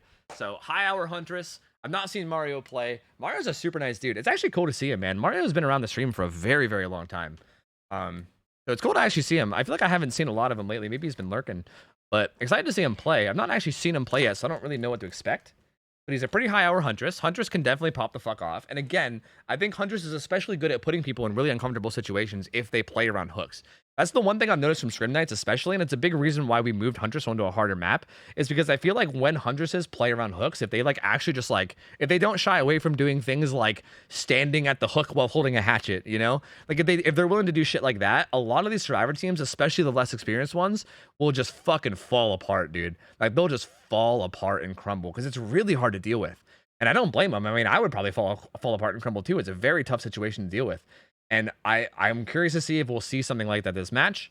And I'm also, if we do, I'm curious to see how Absolute Chaos will handle it. Because again, they are a relatively newer team that is always, they're always grinding and trying to learn. So maybe they have learned it. Maybe they have figured out, you know, how to deal with it. But we don't really know until we see it, right? So also, what up, Dodge? Good to see you, man. All right, here we go. So build Lethal Pursuer. There's a couple auras over here. I think saw one across the map too, but I couldn't quite tell for sure. Lethal Pursuer, barbecue and chili. Deadlock, no way out. Interesting. Also, infantry belt plus babushka. So babushka makes it so you can pull up the hatchets faster. It makes your wind speed faster. It also makes it so you hit maximum wind up faster too. See right there, if he had OhTofu, she was dead. But babushka makes it so you can wind up a little bit quicker, whereas OhTofu helps with recovery. Although that was a really good prediction. Really, really fast first chase. Dino goes down really quick. Unfortunate from Dino. I think Dino probably, after getting hit initially involving that window, should have ran straight to the pallet side. Maybe she was a little too panicked to realize where the pallet was. But she should have ran to the side of the tile that had the pallet and then thrown it and then played safe around that. Because, yeah, again, we talk about this a lot, but first chase, very, very vitally important, right? Going down this quickly is a recipe for losing the match. Because now, like, the snowball has started so early, right? Like, if Mario protects this hook and also, like, kind of tunnels Dino out, you know, as like when he can, which it kind of looks like he is. He keeps like peeking back at it. If that's the strategy that he goes with, and he does it in like a relatively timely fashion, this could potentially be a pretty quick kill. Just putting some like, so even if he doesn't get a hit here, him chasing her off this gen is actually still pretty good value. If they unhook right now, he can still go back and tunnel decently well. The unhook comes in. He's actually not. Okay, you know, I would say this is a mistake from Mario, and I think this gives them a chance. That gen pops. It's going to deadlock the gen he just walked away from, most likely. Ooh, I don't know how that one missed. Maybe he's going to go down now, though, but this will be a separate first hook. So, interesting. I do think this is a mistake in strategy for Mario. It might not matter if he pops off hard enough, right? Like, he might still win anyway, even with this, you know, I would say minor. I wouldn't even say minor. I'd actually say pretty major fuck up in strategy. But he might still be able to pop up anyway, assuming he just, like, you know, dominates and chase. But we'll see. I mean, this definitely gives them a chance. Dino should be playing extra safe. Was this Dino? Oh, I hate this. I don't like this at all. I think Dino should have been the one to run down towards Shaq and do Shaq gen and play really, really safe, rather than be the one that kind of like goes towards where the hooked survivor / Huntress is. Because this is the survivor that was hooked, right? If she gets hooked again, she's going to be on death hook, and then that's kind of closer to her dying. Although, doing a really good job of avoiding hatchets. Mario is going for some really spicy hatchets over the rock here. She's trying to get like this hatchet over that little gap. And he's kind of really going for it to the point where he's wasting a lot of time going for it. Gets a hatchet on her there, though. There is a pallet there. Oh, he goes for the over the rock, but doesn't quite get it. He's going to try to loop this. A decent pallet to loop versus Huntress. Oh, man, these hatchets are just not quite it. They're just hitting the rock barely. He has one more hatchet. Throws the pallet. One hatchet and a dream. Oh, not good for Mario. Dino needs to get the fuck out of here. Okay, Dino is getting the fuck out of here. Really well played from Dino, though. Really, really solidly played to not go down there. I mean, a lot of it was Mario just like missing his hatchets and them hitting the rocks. But I mean, overall, still a very, very solid play from Dino, not going down, buying more time. Gens are getting slammed around the map. We got main building gen getting done by 2 people. We have a gen way... oh, this is way on the other side. This is kind of where the killer was heading, I believe. Getting done. Main building gets done. That might have blocked the gen that the other guy was doing. Still on Dino. Oh, man. Just not quite able to get these hatchets, dude. You can just end one here. Down she goes. Man, that was a good chase. That was a good chase from Dino there. That was really solid. Like, that was kind of like a game-losing chase with how long that took. So this gen actually didn't get blocked. It's still being worked on by this Elodie. Gonna hook the Kate. That's gonna be her second hook. So she's getting close to dead. But she's gonna have to, like, in order for Mario to have a good chance here, she's gonna have to die, like, soon. Like, he's gonna have to get the expedited shipping on her death because, like, it's not gonna get there before Christmas. There's no fucking way. Because they're gonna get this gen, like, it's at like 40-50%. That gen that she's right beside has a good bit of progress, so he needs to kind of keep an eye on it too. All the gens are down on the other side of the map right now. As a matter of fact, I think he has like a 3 gen down on that side somewhat. But it's kind of hard for him to justify going down there because this survivor's right here. Is her bar not moving? Did they activate kinship on her? They did. Oh, she had kinship active that whole time. So that whole time her bar wasn't moving. They actually activated kinship right away. And kinship is a perk where it makes it so that when you're in struggle, if someone comes within like a 16-meter radius of you, it pauses your hook stage for 34 seconds, which is a fucking long time. And on top of that, unlike reassurance, it doesn't actually notify the killer at all that it's going on. Like as a killer, you won't really realize it's going on unless you're really paying attention and you're like, wait, is that bar not moving? So kinship's a really, really interesting and really solid perk, especially in like an organized team. So bought a ton of time there. Again, there's just so much progress on the map. These guys are tackling gens so well. He's going to come back. He's probably going to look for Kate. At this point, it seems like it might be too little too late. Elodie literally just being aggressive as fuck on this gen, which I like. Because, like, honestly, just keep him away from Kate, really, right? Kate heals up, finds the Vittorio. Like, these are some pretty, like getting hit here is... that might have been a little too much, but even then, like, at least Kate's safe, right? She's actually going to run up and, well, I was going to say pop that gen, but then she got deadlocked. But even Feng's got another gen almost done. So yeah, they're going to get all the gens done for sure. All these gens are getting done 100%. 100%. Oh, doesn't get the hit on Kate. See, now, like, weirdly enough, killing Kate is actually, or downing Kate is actually not too great now. Well, maybe. Maybe if you kill her really quickly. Like, if you can hook her really fast and then reload and then go to the others. But I think he also has no way out, which they already triggered. So that's going to give him an extra 48 seconds before they can actually open an exit gate. This will kill Kate. Okay, so this is not enough though. Like killing Robin is not enough to win. So he can't just protect this hook and win. He needs to get out there. And these survivors, knowing that, should take advantage of that, right? And I think they are. Like, they need to make sure they don't get found, which, oh, I think they might have. Yep, I think they did. Oh, yeah, finds the LD. This is actually kind of huge because the Feng was way deep in the map. So this LD goes down quick, and she did. Oh, no. Oh, no, oh, no. And this Feng can't get spotted. Oh, she left scratch marks. Oh, no. Mario's going to take this. Does the LD have Unbreakable or anything? No. Mario takes it. Damn, they kind of just handled this endgame scenario a little bit too sloppy.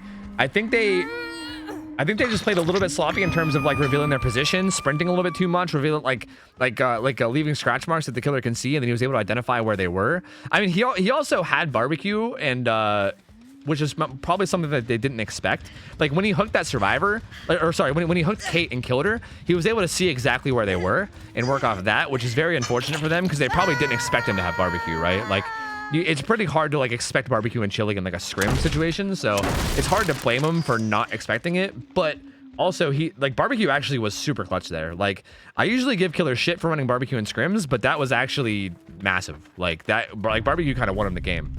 Like the fact that he knew where they were meant that he felt safe to run down there. And like even once he downed Elodie, like when he downed Elodie, he knew that the thing was somewhere down here because he saw their auras before it started. He knew that she was like waiting at the gate. So that was kind of huge, man, to be honest with you. It's hard to even say what the survivors should have done, right? Because they didn't know about barbecue. But I feel like maybe the answer is that LOD just shouldn't have died so fast. I mean, that's tough. That's a tough situation, man. Mario clutching it out at the end. I mean, that was looking full fucking throttle survivors the whole way until that very last situation. So, man, I'm telling you, Hunters games are wild, dude. They can turn around in a heartbeat. No Way Out definitely was very clutch too, yeah. Because if it wasn't for No Way Out, they would have been able to open the gate and just leave with the two of them and be fine. So yeah, I mean, No Way Out and barbecue literally saved him at the end there. That was wild. Like literally like the perfect perk combination he needed to pull out that victory. And I mean, honestly, he executed it. I feel like it was a little sloppy in like the early mid game. He definitely had a really long chase with Dino that almost cost him the game and maybe hypothetically should have cost him the game. So like definitely not perfect play from Mario, but hey, in the end, man, came through and clutched it when it mattered. So very, very well played. And honestly, again, considering the survivors were in a match where they're like hours wise, they're going up against someone that's like double their hours essentially. Fucking great performance from them, dude. Like great performance. And you got to remember, like we like circled back on survivors and came back to like a team that had less hours and a killer that had more hours. So like hours wise, you would expect this to be a slaughter on the killer side. And the survivors were like winning. Like they were dominating the whole way until the very end. So super well played from these guys. You love to see it. Again, these guys improve every week when they come back. So really cool to see. Hopefully we'll see him come back next week. And good try, man. Good try. Well played for Mario, though. We'll have to get another team in for him and see how he can do. That was a weird endgame, though, dude. Such a weird endgame. It's hard for me to even like commentate on like what exactly was going on there because like I guess maybe when Kate went down, I think maybe one of them should have. I guess they were still finishing the gen though, right? I can't remember exactly how it went down, but I think when the Kate went down and he was like getting ready to hook the Kate, maybe someone should have been running towards the other side of the map already. It's hard to say. It's hard to say, man. But like, who expects barbecue and chili? You know what I mean? I don't know. Wild stuff, dude. Wild stuff. I'll pay out real quick. There you go. I hope I paid out to the right side. I think I did, right? Oh god, I hope so. And we're gonna get a new survivor team in. So, yeah. Yo, Orchid, what up? 19 months. Welcome back. Appreciate you. Thank you. Core God, thank you for the 14 months as well. I might have already got. Actually, I think I already thanked you, but you know what? I'll thank you twice. That's fine. And thank you, good vibes. Appreciate it, man. Thank you. Some of those chases were nigh on perfect. Drained so much time. Yeah. Like I know that one chase that Dino had especially was so good, like so solid. Bought them so much time.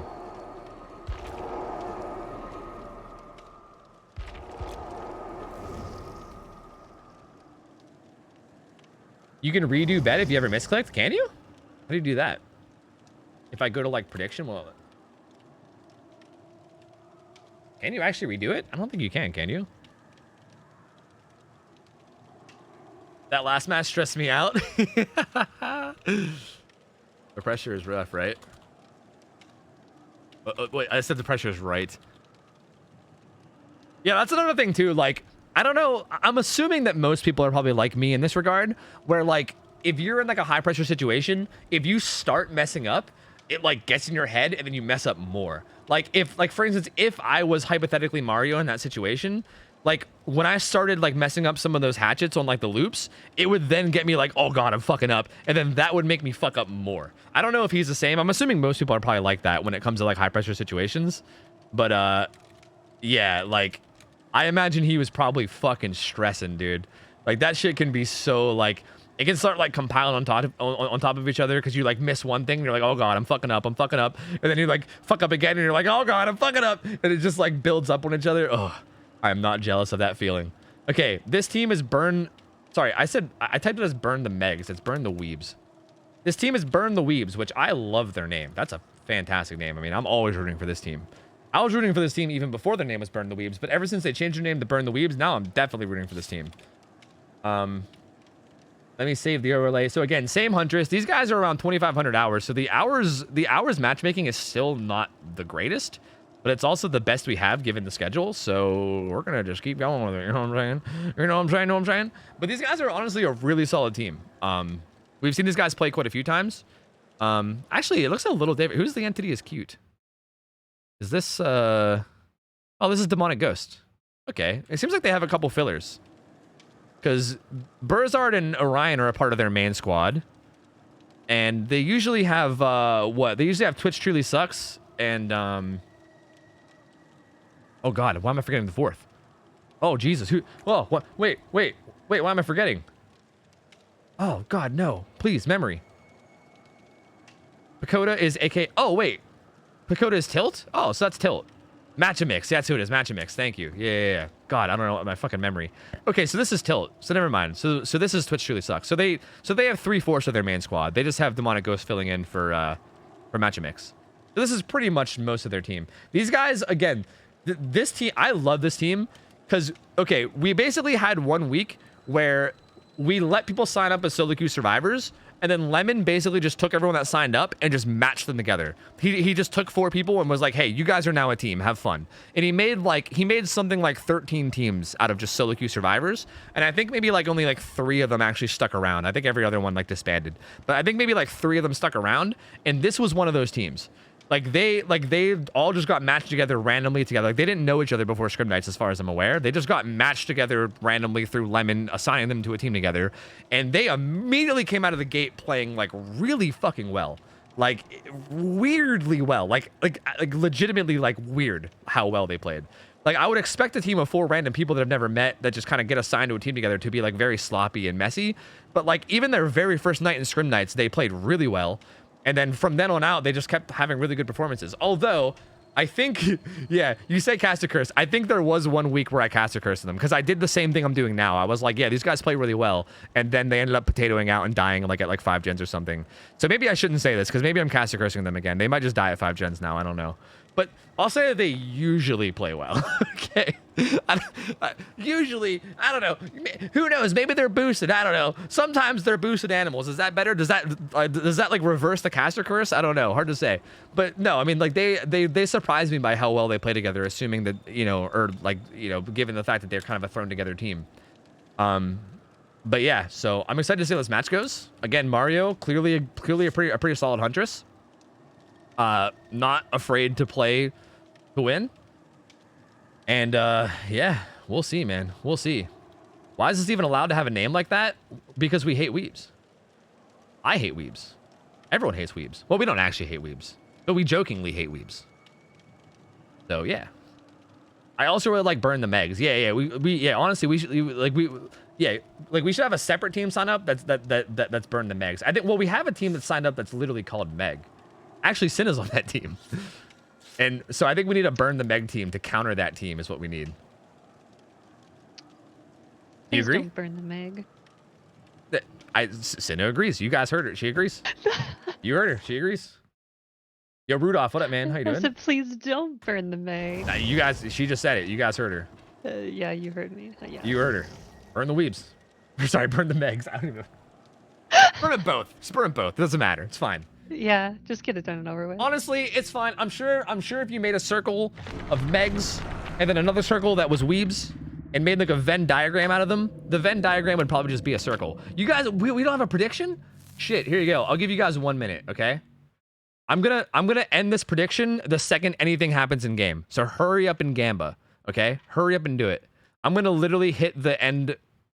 I'm gonna hit the end button or whatever on it, like literally the second anything happens.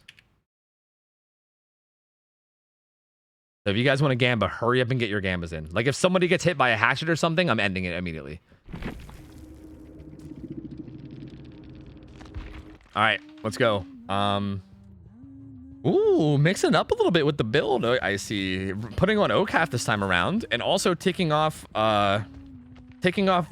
barbecue and chili and No Way Out, and putting on Dead Man Switch and Bitter Murmur. So that's interesting. That is very, very interesting. Immediately see some survivors because of, you know, because of lethal. Who did he find? Who did he find? Zarina. Okay, we are ending predictions. Ending submissions. There you go. Gets a hit. Ending submissions right now. All right, finds Burzard. Doesn't quite get that hatchet. Burzard can be a bit of a juicer sometimes. Gonna go for the little mind game here, but it's gonna be tough. Burzard going around the back, playing his pallet pretty good so far.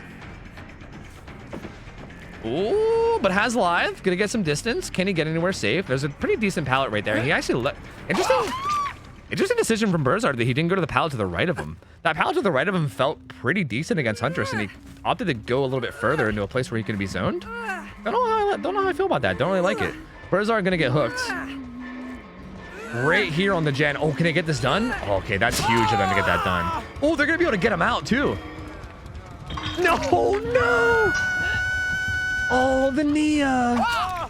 The Nia didn't body block properly. Oh, no. And then the Jake goes down right afterwards, too. Oh, fuck. This might be snowballing bad. Uh-oh. If this Nia gets found, they're going to be fucked. She's literally just right beside the hook. Okay. They might be semi-okay now. This guy's getting picked up. I'm assuming Nia's going to unhook real quick. Burzard's got to get the fuck out of there. He's got to get way out of there. Oh, no. That was so unfortunate. The body block didn't quite work. Burzard eats that hit. He's going to be in deep wound, so he's one hit from going down now. Burzard's also the reassurance survivor, so him being the one that's getting tunneled is also really rough because they won't have reassurance to play around with. And they also can't reassure him. I mean, he has kinship to use on his second hook, but they can't, like... no, Burzard goes down too. This is a really good spot for Mario. This is a really good spot for Mario to be in. He's going to be able to hook him. It's going to be a second hook. Also, Jake has been hooked once now too. This is, and he's got a hill hook too. Oh man, this is rough. Hill hooks are especially rough, especially with killers like Huntress, because they're big and they're wide open. And also there's only one way up to them, right? Like there's only one side of the hill that you can climb. So it's really easy to protect them. Like you can just sit there, like you can even sit far away from it and you know exactly, like in order for them to get to the hook, they have to go up the one side of the hill. You know exactly where to look. And even when they unhook, there's nothing around, right?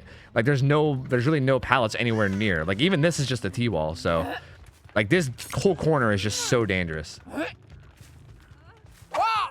Oh man, yeah, this is almost like basement, but like in the map, essentially. I'm having deja vu from this hill. Yeah, this is not great. This is definitely not great. This is actually the same hill hook from the game before. I remember it was the same one that you guys ended up making that play on. Although this time around, I don't know, man. They did trigger kinship, so that's what that Nia was up to, by the way, if you're wondering. Like, it might have looked like she was just running up and eating a hit for no reason, but she was triggering kinship, which buys an extra 34 seconds. It's still running down, so the hook is still not moving right now. But again, this is where, like, if they even want to get this unhook, which I don't even know if they should, it's gonna cost them a lot. And this is what I'm saying about Huntress. This is like that weird pressure that Huntress can put on you. Like, how do you unhook in a situation like this against OhTofu? I don't think you do. I think in a situation you let him die. This doesn't work. You die. Yeah, OhTofu, you die. I think Orion decided to just take the chance and hope that there wasn't OhTofu in play, but there was. Well, you know. Well, I mean, you know, I don't know what's going on. I don't know what's going on here, but it feels pretty over now. This feels pretty over now. This is unfortunate. Very, very unfortunate. This guy's gonna get hooked. I did the caster curse thing, dude. I did the caster curse thing. He's gonna get hooked. He has 2 hooks now that he can literally just sit and, like, if you want it, like, honestly, the correct play here is literally this. Yeah, this is literally the correct play. So yeah, like, honestly, good on Mario. Like, this is the correct play. Like, what do you do here? What the fuck do you do here? Nothing. You can't. This is what you do. This is the answer. The answer to the riddle is this. Hey, sorry about your luck, guys. Hey, did you guys die to the Huntress over there in the corner? That sucks. I'm fixing motors, dude. Later, bitch. Sorry, guys. Have fun dying. I got gens to fix later. Yeah, I mean, man, I don't know. Like, this was... Oh, Deliverance is in play. Okay, so that's why. I didn't even realize that Deliverance was in play. I don't even know... Let's get the unhook. So, decent. Gonna be able to follow this up, though. Ooh, misses that. Okay. Honestly, it sounds dumb, but the extra speed from built-in borrowed time there, like that little, like, haste that you get off hook, makes that really hard. Like, getting these hatchets on somebody that just gets unhooked when they can, like, go like left or right with their, like, extra haste speed can sometimes feel really tricky. It must have been either bar time or off the record. Gets a good vault there. Unbreakable on Orion too. Okay, actually, they might have a chance here. Do they have a chance here? Jake left that gen and walked away from it while it was 99s, which is interesting. Why did he do that? Why did he not pop it? Did he not want to reveal his position maybe? I don't know. Weird to me that he left that without popping it. There's no deadlock or anything in play. Finds Orion in the corner. Orion's definitely going to die in this corner. And that's going to be Orion's second hook. It's still looking grim. I mean, we're still at... This is going to be hook number 7 out of 9. There's still 2 gens left. I mean, I guess 1 gen left because I'm pretty sure that gen... Is it going to be a Scourge hook? If this is a Scourge hook, it's going to start to regress that. Oh, I thought I was spectating the killer, but I wasn't. Oops. Like, if that was a Scourge hook, then that means that that's not regressing. So, like, that's potentially bad. And even now, like, this is a tough spot too, right? Because the Huntress just saw both of them. Like, the Huntress literally just got eyes on both of them, so she now knows. Like, she can protect this gen, also protect the hook, also pressure these guys. So, yeah. Like, they... Oh, good hatchet there, too. God damn. Like, they were looking like they were maybe going to bring it back, but now it kind of looks like... probably never mind. Again, you never know. I mean, maybe they can pull something out of their ass, but, like, it's looking not great. Feeding a hatchet to the fire, I suppose. That gen popping. It must have got pain res. Yeah, this must have got pain res. So, yeah, I think he had this at 99 and then it got pain res. So, I think he's just going to pop it now. Rebecca actually sneaking up and getting the unhook. Must have just looked away at the wrong time. But yeah, but I mean, he can just down... Again, it's so hard here because everyone's injured. So, like, even if you unhook, you're just going to die, right? Down goes Rebecca. That's going to be her second hook, too. So, this is going to be hook number 8. I mean, the problem now is that they need to finish the last gen, which is, like... No gen has a lot of progress. The one that has the most is right beside the hook. They need to finish the last gen, open a gate, and unhook this guy, and then all get out without anyone getting hooked again. Or without this guy dying on hook. Which is a lot. Like, they got to do that in 60 seconds, basically. So... We'll see. I mean... I don't know. If you guys voted for the Survivor team, I guess, pray? Because I think you probably need a miracle, honestly. I think that's probably the only way this is happening. I hope that Jake has really good skill check skills. True. Yeah, with the hyper focus. Honestly. True. Yeah. Hyper focus plus resilience, dude. Just do a gen in like 10 seconds. Oh, the Hunters came up here. Interesting. Finds the misses the hatchet though. This kinda, I was gonna say opens up an opportunity, but not really. But also sorta, but also not really. The problem is here is as long as he's patient enough, which it looks like he is. Yeah. Oh well. I mean, but even that's just gonna be a 1-for-1, right? Yeah. It's still just gonna be a 1-for-1. It's too tough of a spot to come back from. That was a really good attempt. I mean, that was a good try from the survivors to make it work, but it's just too much to come back from. I mean, the Jake is here, I think. Wait. Never mind. I thought the Jake was here, but never mind. And that's gonna be hook number 9, so that's gonna win it. That's gonna win it for the Huntress. Yeah, I mean, that start was just too bad. Like, that was just too rough of a start. That it's so unfortunate that like they were gonna make that body block play on the first hook, and the Nia must have thought she was in a good enough spot for it, but I think she was just barely not. And then the killer got the hook at like literally 99.9% wiggle, and then also got the down on Jake right afterwards too, which was also unfortunate that the Jake ate that hatchet. It was just like 2 really unfortunate things happening back to back in the very beginning of the match. Like, it was just so, like, I don't know. And again, even with all that happening, I feel like they still put up a really solid fight. So again, I don't know, regardless of what the outcome of this match was, kudos to this team. I still think this team plays phenomenally. I think given the fuck up at the start, I think they did a really good job attempting to come back. Like, I think they pulled it together and played pretty well the rest of the match. It's just that the early game was just way too rough, man. Like, it was such a mess in the beginning. So Jake's gonna get hooked. Rebecca is just, she's like, no, I'm not coming out. I'm not coming out. I mean, the reason why she's doing this is because Hatch is gonna spawn behind Shaq, so that's why. So she's gonna wait for him to die, and she's gonna try to get Hatch, but I'm assuming Mario's gonna go back. I mean, it doesn't really matter. Like, whether she gets Hatch or not is it's same result. The nodders.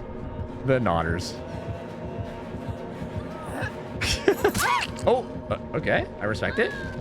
And there you go, GG's. Hey man, well played from Mario. Both of these games were very, very well played from him. It definitely feels like his nerves were maybe a little bit more settled this game. His hatchets definitely felt a lot more on point.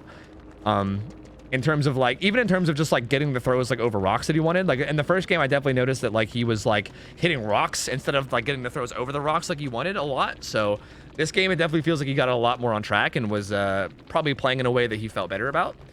And yeah, I mean, really, really great performance from him. Very solid try from the survivors. I mean, again, if it wasn't for that sloppy early game, who knows what could have happened. But I mean, we're gonna do just a pretty rough fuck up in near the game that made it hard to come back from. But good try regardless. Any estimate for when stream will be done? 3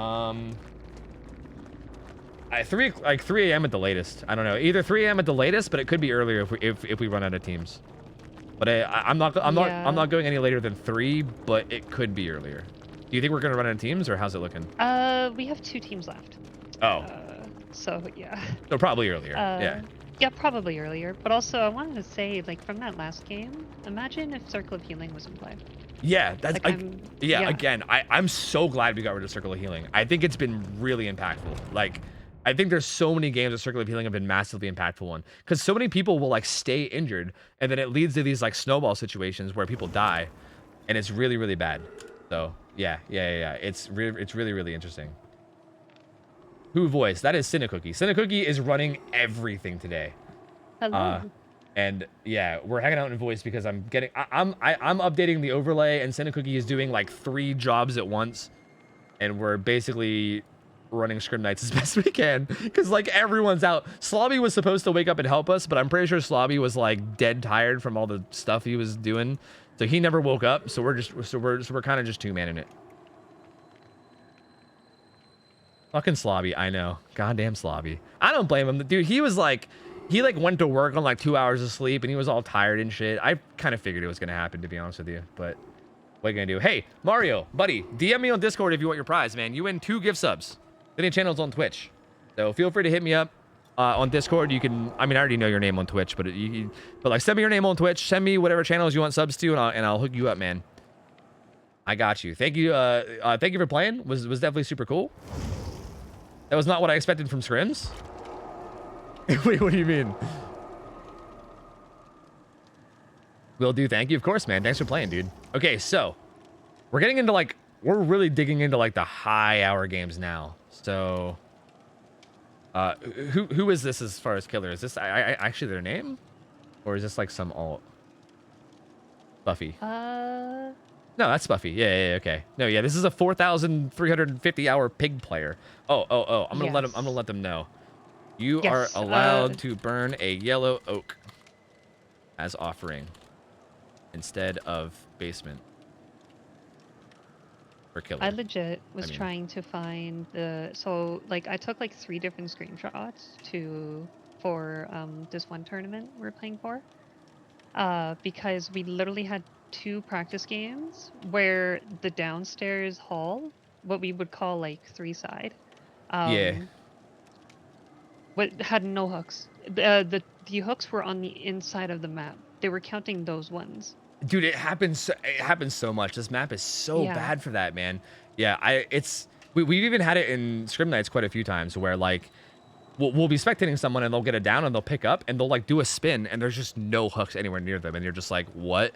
So yeah, if we're gonna have this map, I think we do need to, we definitely need to have this be a thing. And also, Midwich is such a nice map that I don't want to just not put people on it too. I think it's such a good map for like I don't know if you saw the Nemesis games from like a week or 2 ago, but like Nemesis feels really good on this map. The zombies were going ham.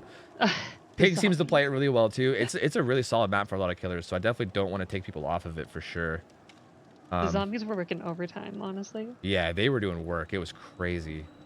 Like, anytime that I get that map in pubs, like as Nemesis, they're stuck in a corner or something. Yeah. Like, yeah. I'm like, why? Where can I get this RNG, please? Yeah, I'd same. My zombies never do anything, but that also could just be copium, you know? I don't know. Okay, so this is Team Sora Clan, right? We're not skipping her. Well, yeah, it's definitely not the mice, so yeah, it must be, right? I feel like Team Sora Clan. Yeah. Okay, so this is Team Sora Clan. These guys have I'm gonna be updating these, so give me a Sorry, yeah, second. Overcome canceled. Yeah, it looks like Overcome canceled. They couldn't quite make it, so they're getting skipped. These guys have 3,800 hours. Well, 3,811, technically speaking. And then on the killer side, we have Spuffy, who is a 4,300 hour Pigbane. So, well, I shouldn't say Pigmain. A 4,300 hour killer playing pig. I don't know if they're a Pigmain. They might be a Pigmain. I don't know. Imagine being a pig man.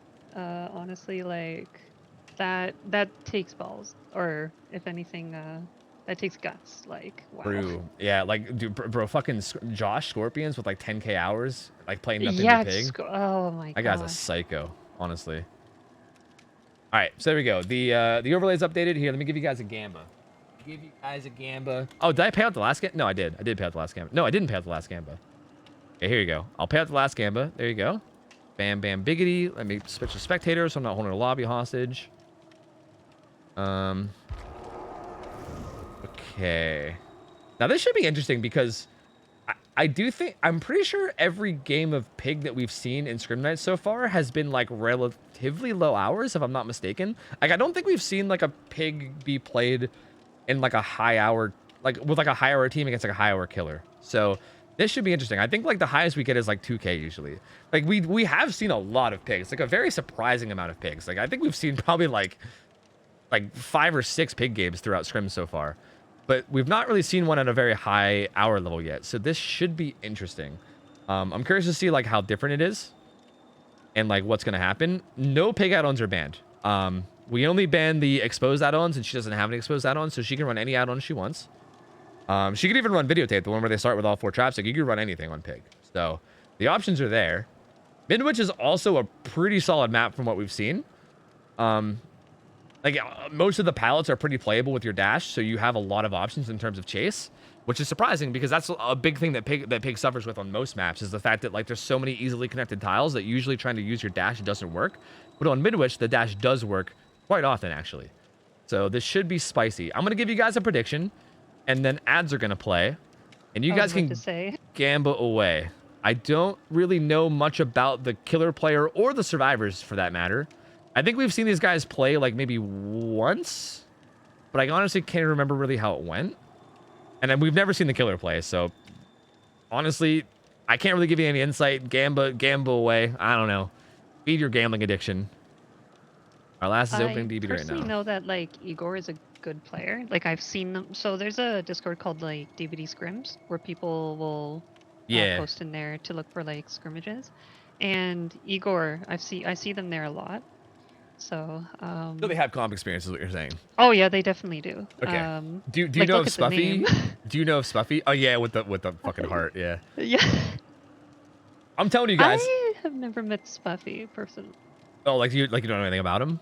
No, I don't know. Okay, we'll see. Well, hopefully But if they're playing pig, like I'm honestly very interested in seeing how they're going to play, especially with this rule set too, because with all add-ons allowed, like me personally, I would run the aura reading add-on when you're in crouch. Yeah, Mana's Letter on Midwich. Oh, gross. It's insane because like one of the things you can do if you're camping, and I do this with like Wraith games if I get Midwich as well, is like with pig you can just tap crouch and get back up again, and you can just check to see if there's any auras below you. Yeah. So you get info on survivors. It's insane. Yeah. You could just like the amount of info you get with it in general is just nuts. Like even if you're just going around the map, just being able to see like at any point being able to crouch and just like do a spin and be like an entire 32 meters around you, upstairs and downstairs, you just clear, like it's nuts the amount of value you get. So yeah, I would be surprised if we don't see it. It's a pretty good add-on. There's also the other ultra rare, which can really help you in the early game. I don't know if you'd see that or not. I don't really know how worth it is. I feel like you can probably just slap on Corrupt Intervention and maybe just save your bear traps for like mid game. I'm not 100% on that one, but it could get value too. Me personally, I would probably run something like Amanda's Letter, maybe Crata Gears, but also I'm not that much of a pig player, so you know what the fuck do I know? If I was running Amanda's Letter, I would run the straps. Just because I know the other stuff can actually help with chase, which I must say on this map, if you're up against like a good set of survivors, pig is M1. So a lot of the times they will suffer from those hit, like having hit takes and really long chases. You So don't one of the things I like to do. Sorry, go ahead. wait. So sorry to interrupt, but you don't think that against a good team of survivors you can utilize your dash on this map? You can. Well, okay. So Okay. there's a lot of good loops that if a survivor is camping those particular loops in, I would say like the classrooms, some of them aren't actually viable with dash. Not unless they really, really mess up. But one of the things I've done in pubs, I haven't actually tried it in comp, is I actually even play with your food with it. It actually helps your dash, and you're so fast. So, and I've tested it on Midwich too. I don't know if they will actually run it, but that is kind of one thing that hurts the pig, because if the survivor does see it, that they're going to go for that dash, they might just hold W. Though they do have Amanda's letter to counter that, so that if they have lost line of sight, they're behind like they're obstructed. Yeah, they can Then just they will see uncrouch that the then. survivor Yeah. is moving. Yeah. So, but again, like I've tried that with Wraith, where I ran the aura reading add-on. And even if I do see the survivor running, like if they're good at connecting tiles, they're going to make it to those tiles. See, that's interesting Most of the because time. to me it feels like a lot of like obviously not every tile. There is a lot of tiles that are Yeah, like yeah. connectable, but it feels like there's a lot of tiles that are very isolated on this map where I feel like 100%. you can't really like connect them. I guess it's hard to say because I've never tried like a scrim on this map or even like seen a scrim on this map of very like high level players.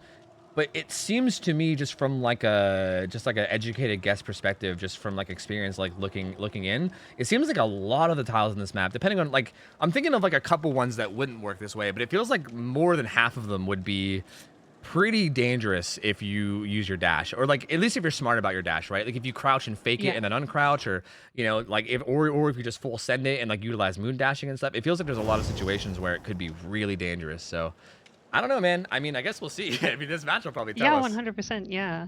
I'm pumped to see how this goes. I don't know. I think the thing I'm curious about the most is like the actual build, because I think again with Pig there's a lot of interesting options that we can see in this game. Again, all add-ons are allowed.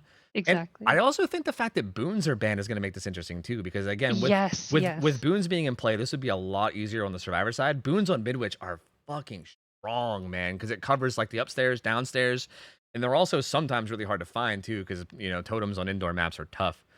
So And boons on Midwich in particular are so strong. yeah, Honestly, if they brought something like Shadow Step, like that would be devastating. yeah. In some situations. That's true. I mean, So, actually, to be fair, Shadow Step is actually allowed. We didn't ban all boons yet.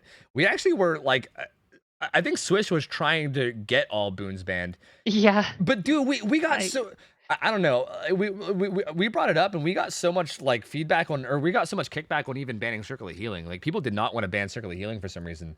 And it was like we had to like I had to like fight, and like Swish was fighting. Everyone was like arguing about it for a while, and we like barely got Circle of Healing banned. But I think even all boons could be banned. Wait, they didn't pick the map. No. Oh, okay. So what happens here is okay, so they gotta back out, and what happens here, the thing we do here is basically the killer can't change their build. They're not allowed to change their build at all, and the survivors can change their builds. So we're not gonna deduct any points. Can I type? No, fuck. Okay. So yeah, the killer has to keep their build. Corrupted Avenger, Brutal Strength, message them. Stabiffle. Yeah, if you want to message them, feel free. Yeah, they basically have to keep their exact build, and the survivors can see their build, know exactly what they're running, and you know prepare for it. And the survivors can change their builds to whatever they want. So the killer can't utilize the info that they get from seeing the screen, but the survivors can utilize it because the killer fucked up. So, no, we're actually allowing that offering, Burzard. We're actually making it so that if you play on Midwich, you're allowed to run Yellow Oak because Midwich has such fucked up spawns. So it actually is so that offering is actually okay. But yeah, I mean, them knowing about this build is interesting though. I mean, it's definitely not one of those like does nothing. I mean, knowing about Stabiffle is kind of a big deal. Knowing about Sloppy, they can like switch it up and run more healing perks if they want to. They're gonna know about Amanda's letter. Was someone running distortion? No. I bet you when we load back in, I bet someone's gonna have distortion. For sure. Hey, Shadow if you... Step would counter it too. Oh, true. I regret saying that. I'm not gonna lie. I don't want to say it just to give them ideas. But Yeah, shh. I don't talk about shh. Hey, if you juke the killer, then win the game. I'll subscribe. Promise. Are you a bot? Are you a robot? Are you a human being? Ritzy, if you're a human being, say, I love penis in my mouth in chat. If you don't say that in chat, then I'm convinced that you're a robot. Because I'm not even playing the game right now. So I don't believe you. Prove to me that you're not a robot. Do it. Do it. Prove to me. I'll type it. I'll type it. oh, if No- you had said that like a second or two later, like I had my coffee right up almost up my mouth. See, look at all these not bots, dude. Justin Loop, not a bot. Missing Link, not a bot. How do I know you're not a bot? I'm not gay. You don't have to be gay to have penis in your mouth, dude. It's what you do with the homies. Sometimes the homie, it's called a bro job. Have you never heard of a bro job? I don't know. I honestly must be a bot. I don't know. I don't know, man. Strange. Strange. Weird. Strange. Anyway, we'll wait. So their fourth left. We might have to wait a little bit, so they might like change up their builds a bit and stuff. Especially considering they know about what's being ran now, and especially because of what's being ran and how it's kind of significant. I mean, I feel like all of it's kind of significant, right? Like Stabiffle, I love. See, Dr. Sex confirmed, not a bot. See.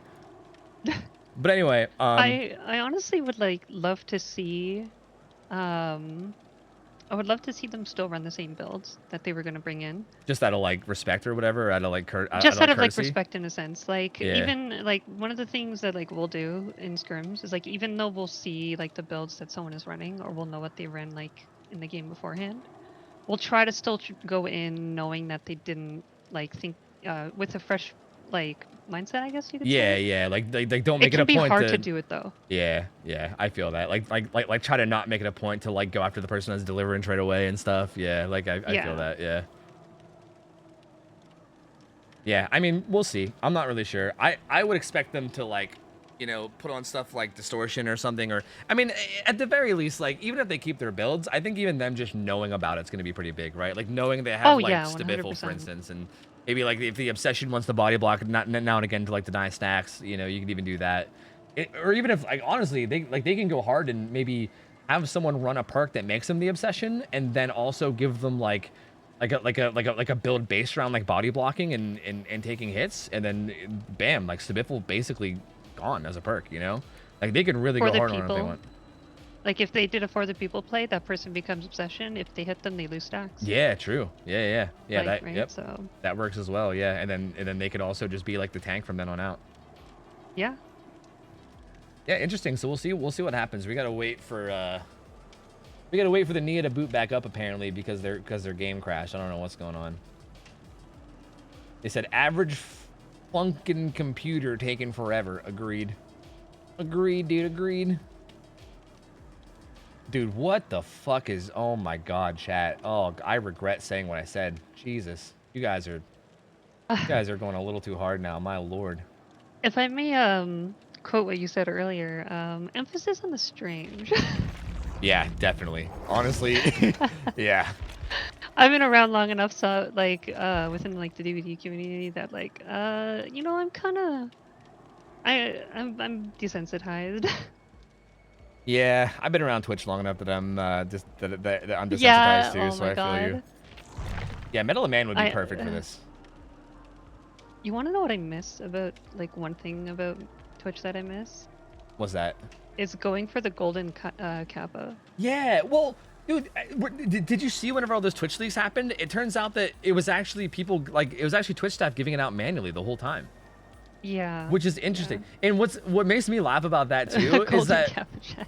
what's interesting about that too is that Graham had the golden kappa at one point, which is actually funny. And what's even funnier is that there was like a list of like Twitch, like there was a list of like 6 people on Twitch staff that were able to give out the golden kappa, and one of them is like a regular in my stream. He's been like a sub since like day 1. So I'm pretty sure he actually gave Graham golden kappa one day. It's just like a troll, just to troll us. Oh. And it's interesting because I never knew until that leak came out. But yeah, it turns out they manually give it, and I'm pretty sure that dude that's been like a regular on my channel for years probably gave it to Graham, because Graham has always been like a big like Especially back in the day. Like, Graham's a lot less active nowadays because he's kind of like bored of DVD. But back in the day, Graham was like he was like a part of the stream. Like, he was around all the time. He would always snipe me. He was like he was like a big character in the stream, right? And it was funny to think that like the staff that was hanging out literally gave Graham the golden kappa just to be a troll. It was fucking amazing. Why are you snitching? Oh, I'm not saying who it is. It could be anybody. I don't know who it is. Who knows? There's multiple Twitch staff that watch me. Who knows who it is? Could be one of like 5 people. The Twitch sleuths are already on the case. Flexing now. now I'm flexing. Yeah, I got 20 Twitch staff watching me. No big deal. Yeah, look at me. No big deal. Big shot streamer. Oh my god. Okay, I think we're about ready to get back in. I think, okay, here we go. Finally. They rated up, that Nia rated up quick, so I actually don't even know if they changed their builds. They might have the exact same ones on, which is interesting. So we'll see. Now again, Midwich, Pig. This team on Survivor has comp experience, so they should know what they're doing, which is good too, because I think a big thing as well, like this is something I talked about earlier when it came to, I think it was like one of the first games of the night. It was the Myers game on Larry's. A big thing that you'll notice as well, especially when it comes to like the high hour teams versus the low hour teams, a lot of these like indoor maps are very interesting because they require a lot better comms. Like, it's very hard for, like, if you were to tell just like a random Survive with Friends of 4 friends that are playing DBD together to like call out their position on a map like Midwich or on Larry's, it's very difficult, right? Like, if you're not near like a very big landmark, like maybe if you're in the bathrooms or something, you can say I'm in the bathrooms. But if you're not at like a very big landmark, you're like, man, I don't know, I'm in like the hallway, or I'm in the, you know, I'm in the room with the thing. Whereas like an actual comm team will have like a clock system. They'll have the whole setup to the point where they can actually communicate a lot better, and that communication can be huge if they actually utilize it right. So this team being a team that has comp experience, I'm decently confident that they will have like the comms that they need to like actually make good plays here. Finds the Cheryl really quickly, so same build, which is what you'd expect. Gets the stun pretty quickly, so good shit. Quick, kicks it quick with brutal strength. Gonna crouch again for the aura reading. Sees the Cheryl again. She should get another stun. Actually, this is a Nia. Actually doesn't go for the stun there. See, this is where, see, like again, okay, never mind, gets the hit. I was gonna say Pig could have probably like crouched and then like waited to see what she was gonna do and then maybe just uncrouched, but you know what? I was gonna say that, but she got the hit anyway, so maybe I should just shut up. But I feel like it could have easily not gotten the hit if the Nia ran straight to the pallet, so I still feel like there could have been a better play there, but it's fine. Gets the hit. Opens up with a hit on Nia. She's injured. She's gonna be just holding W in these hallways, which is always so powerful. Crouching and uncrouching just to get vision, just to see if anybody else is around, I think. There is some survivors over here to the side. She might bail from this chase. I'm assuming mostly because no Stabiffle stacks, right? Okay. See, this is really good use of Amanda's letter. Super good use of Amanda's letter here. Utilizing that aura reading to see exactly what the ace is doing. Just crouching, kind of like making it awkward for him. A little bit of an ambitious, dash there. Ace? Ace just kind of sending the vault though, getting hit. Don't know how I feel about that play from the Ace. Takes a hit, he's gonna be running away. He's gonna make this window though. This wall still needs broken out, so he's gonna be doing okay. Although, yeah, I was gonna say there's no way he goes the whole way out, right? But I think he will now. Now that this door is being kicked, he's probably gonna start to go. There's also a god pallet here that he can throw, and he probably will. And again, first chase, so important. We talk about this. The longer it takes for this first down to happen, they're gonna be getting so many gens done. Again, I know I sound like a fucking broken record. I say this shit like 8 times a night, every night that we do scrims, but see how many gens are getting done and no one's even gotten a single hook yet? This is why these are so huge. And this is why like this ace is just throwing every pallet. It's good to do that kind of thing, man. 3 gens done, dude. 3 gens before a single down even comes in. Cheryl's here to take a hit as well. She's got a med kit, so she can just take a hit. Although I imagine the pig will probably switch to her now. She will. She takes the vault. Okay, gets the aura reading. The little standoff. Roars a little bit to see if he can scare, but not quite. Cheryl has balls of steel, dude. She ain't moving. I'm wondering if he could have got the hit on that medium ball, but I'm not sure. But Cheryl's going to get away. She also has a really strong pallet here, too. So this is looking not good for the pig player. This is looking very not good for the pig player. Didn't even use that pallet, actually. Oh, and why is she walking away? She was actually in a good spot to get that down. Why'd she walk away? That was so good. I hate that. I hate that. That Cheryl kind of greeted that pallet like, and weirdly, like I don't know why she did. She shouldn't have greeted. That pallet was gone, or that pallet was there, right? I'm not being stupid. I'm pretty sure that pallet was there, and she like didn't throw it, and then the pig just walked away. That's so odd. So now Cheryl's getting healed, and now the pig has no chase. So, I mean, I know you do have a Amanda's letter, so you can probably find a chase semi-easily, but I still just hate that. Like, you almost had it down, and now you have nothing, right? Like, now they're resetting. They honestly could have had it down, like, after 2 gens were done. Yeah. So. Yes. Yeah, very odd. I don't know. Ace is... like, I think they're doing... It's because they're doing a hit-and-run playstyle, which can work in pubs without the comms, but this is a team that's probably using comms at the moment, this so. That might be what's going on here. This might be... It's weird, because this pig does seem to, like... understand the pig mechanics really well, but it does feel like the strategy here might be the type of strategy that you would use in like a pub match. We have seen this a lot in scrim nights where people go for the hit and run style. That was a good hit though right there. A lot of his dash hits that he's getting on this Nia are like, it seems like it's like barely at the end of the dash. Like I keep thinking they're not gonna land and then they do. But yeah, it's very interesting because this feels like, I mean the build is kind of based on it too, right? With like sloppy and everything, and also the aura reading. These kind of builds, like, it's the kind of thing that you can do in like a public match. Like you can do it against like, I mean like obviously it works really well against solo queues, but not even just solo queues, even like start with friends, right? Like even if there's even if they're in comms, if their comms aren't good or if they're just like not very good players, they can work against them too. But against like a good team of organized players that know what they're doing and are going to communicate well and they're going to like play safe and reset together, like this build kind of relies on these guys staying injured and then playing recklessly while injured and then taking advantage of it with your aura reading.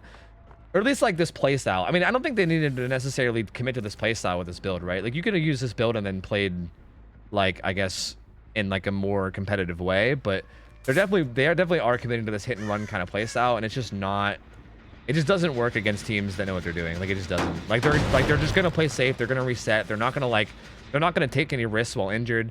And then you're just never gonna get it down, right? Like if you're smacking everybody once and then walking away, you're never gonna actually get it down because everyone's just gonna heal up, and then everybody you find is gonna be full health, and you're never gonna actually be able to get, you know, like it's just never gonna work. And that's exactly what's happening. I mean, there's 4 gens done, and not a single hook right now. And look, see what I mean? Everyone healed up again. So there you go. They just keep healing up every time someone gets hit and walks away, they heal up. So again, like seeing this kind of stuff in scrims, it's unfortunate. I mean, hopefully this is like a lesson for Spuffy though. Like again, you can tell that Spuffy knows pig well. Like it's a shame. Like we see this a lot too in scrims where like you get these players that are good at their killer. Like say what you want, but Spuffy is clearly a good pig player. Like clearly a solid pig. It's just like the choice of strategy is something that it's kind of like the big jarring difference between something like scrims and pubs, right? Like the kind of things that you can do in pubs and the kind of things you get away with in pubs just doesn't work in these settings, you know? It's a whole different world, and this kind of stuff just doesn't fly. This pallet team is still here. I can also tell that this team does practice mid-witch, which I would say like some comp teams don't practice mid-witch that often. They're doing that thing like where they're camping some of the tiles in the classrooms, like I mentioned earlier. Yeah. Which is really good. Yeah. This team is clearly, this team is clearly solid on mid-witch as well. And this is gonna be a, man, I don't think he's gonna get a single hook. I think this is gonna be a literal 0 hook game, which is unfortunate. I mean, man, it's tough too, because like I can't even like. It's not like the pig is like a bad pig, right? Like Yeah, exactly. Hey, the boops. Aww. The old boop the snoot. Let's go. Yeah, let's go. But yeah, shame, dude, because again, Spuffy, you can tell he's a good pig. Again, like I guarantee you, Spuffy probably does this kind of thing. Like if Spuffy would queue up for a public match and do this, like 10 games in a row, he'd probably 4K. Like honestly, probably like 10 games in a row. Like I almost guarantee it. It's just like the issue is, again, like this is just such a different environment that this kind of thing just doesn't work. So I mean, hey, good try from Spuffy. Maybe he can like take this as like a learning experience. Hopefully he like if he wants, he can sign up again, come back and play, and maybe try a different play style, because I would love to see him actually play with, instead of like a build based on hit and run, maybe trying out a build that's like a little bit more like comp strategy lenient. because I feel like, you know, again, I feel like he's a good pick. Like I saw a lot of good plays from him, and I think he could definitely make a lot of stuff happen if he had a better build and strategy for the match. But I mean, also, just for the record, kudos to these survivors. I mean, they played perfectly. I feel like I've been talking about the killer the whole time and how like the strategy is not ideal, but I didn't really mention that the survivors played that fucking amazingly. I mean, that was really, really good. Oh yeah, they did. So, touche from those guys. We're gonna have to get them another killer to play against, and I think we have some. I think we're starting to get into the. I think we're starting to get into the really high hour one soon, right? Yes, we got an Oni up next. Yeah, I think we got like an Oni, a Blight, and a Billy left, right? I think. Oh, dude, Oni matches are exciting. I'm pumped for this one. They really are. Oh, fuck I yeah, love dude. Oni matches. Same. They're like honestly like one of my favorite killers to watch. So yeah, this next killer is wait, their name is just L with a heart. Is it? Wait, is this?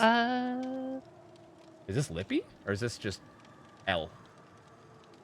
Pubstar L, which I believe I know who they are. Like I think I've gone up against them in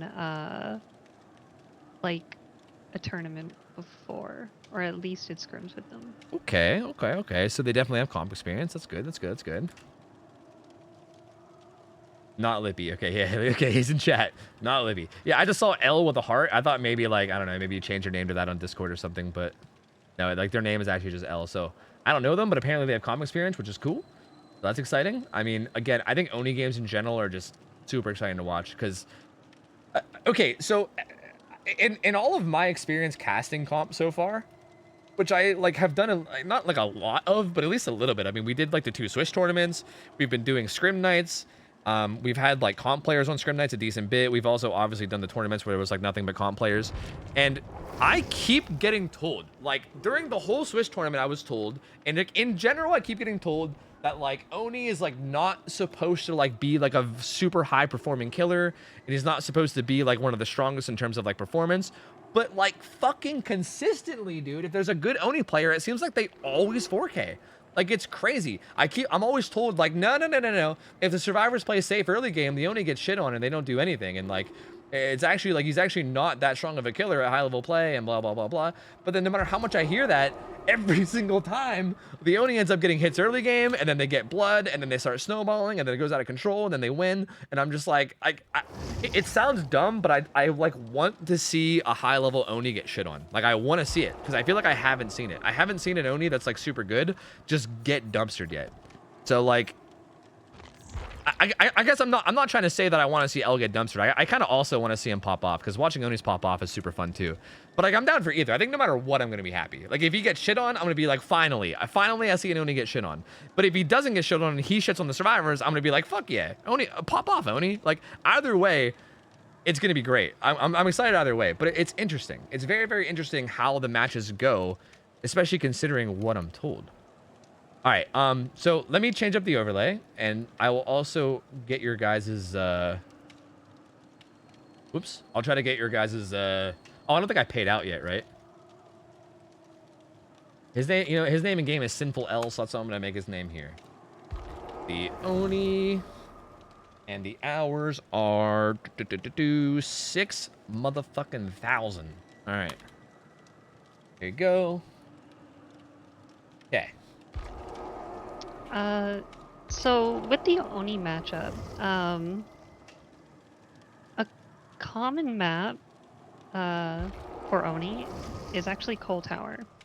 Now, if you have a very good team that is doing whatever they can to deny like the first hit, it can go, like I've seen it go all the way up to 5, like where 4 gens don't get popped. It's very uncommon for like 5. But just 4 gens get popped before they get the first hit. Yeah, see, and that's what I was told too during the entire Swiss tournament. And then we consistently had people like getting hits at like 5 gens it was crazy, man. But to be fair, no Onis did go against like the top 3. There was like the top 3 teams in that tournament, which were all like crazy juicer teams.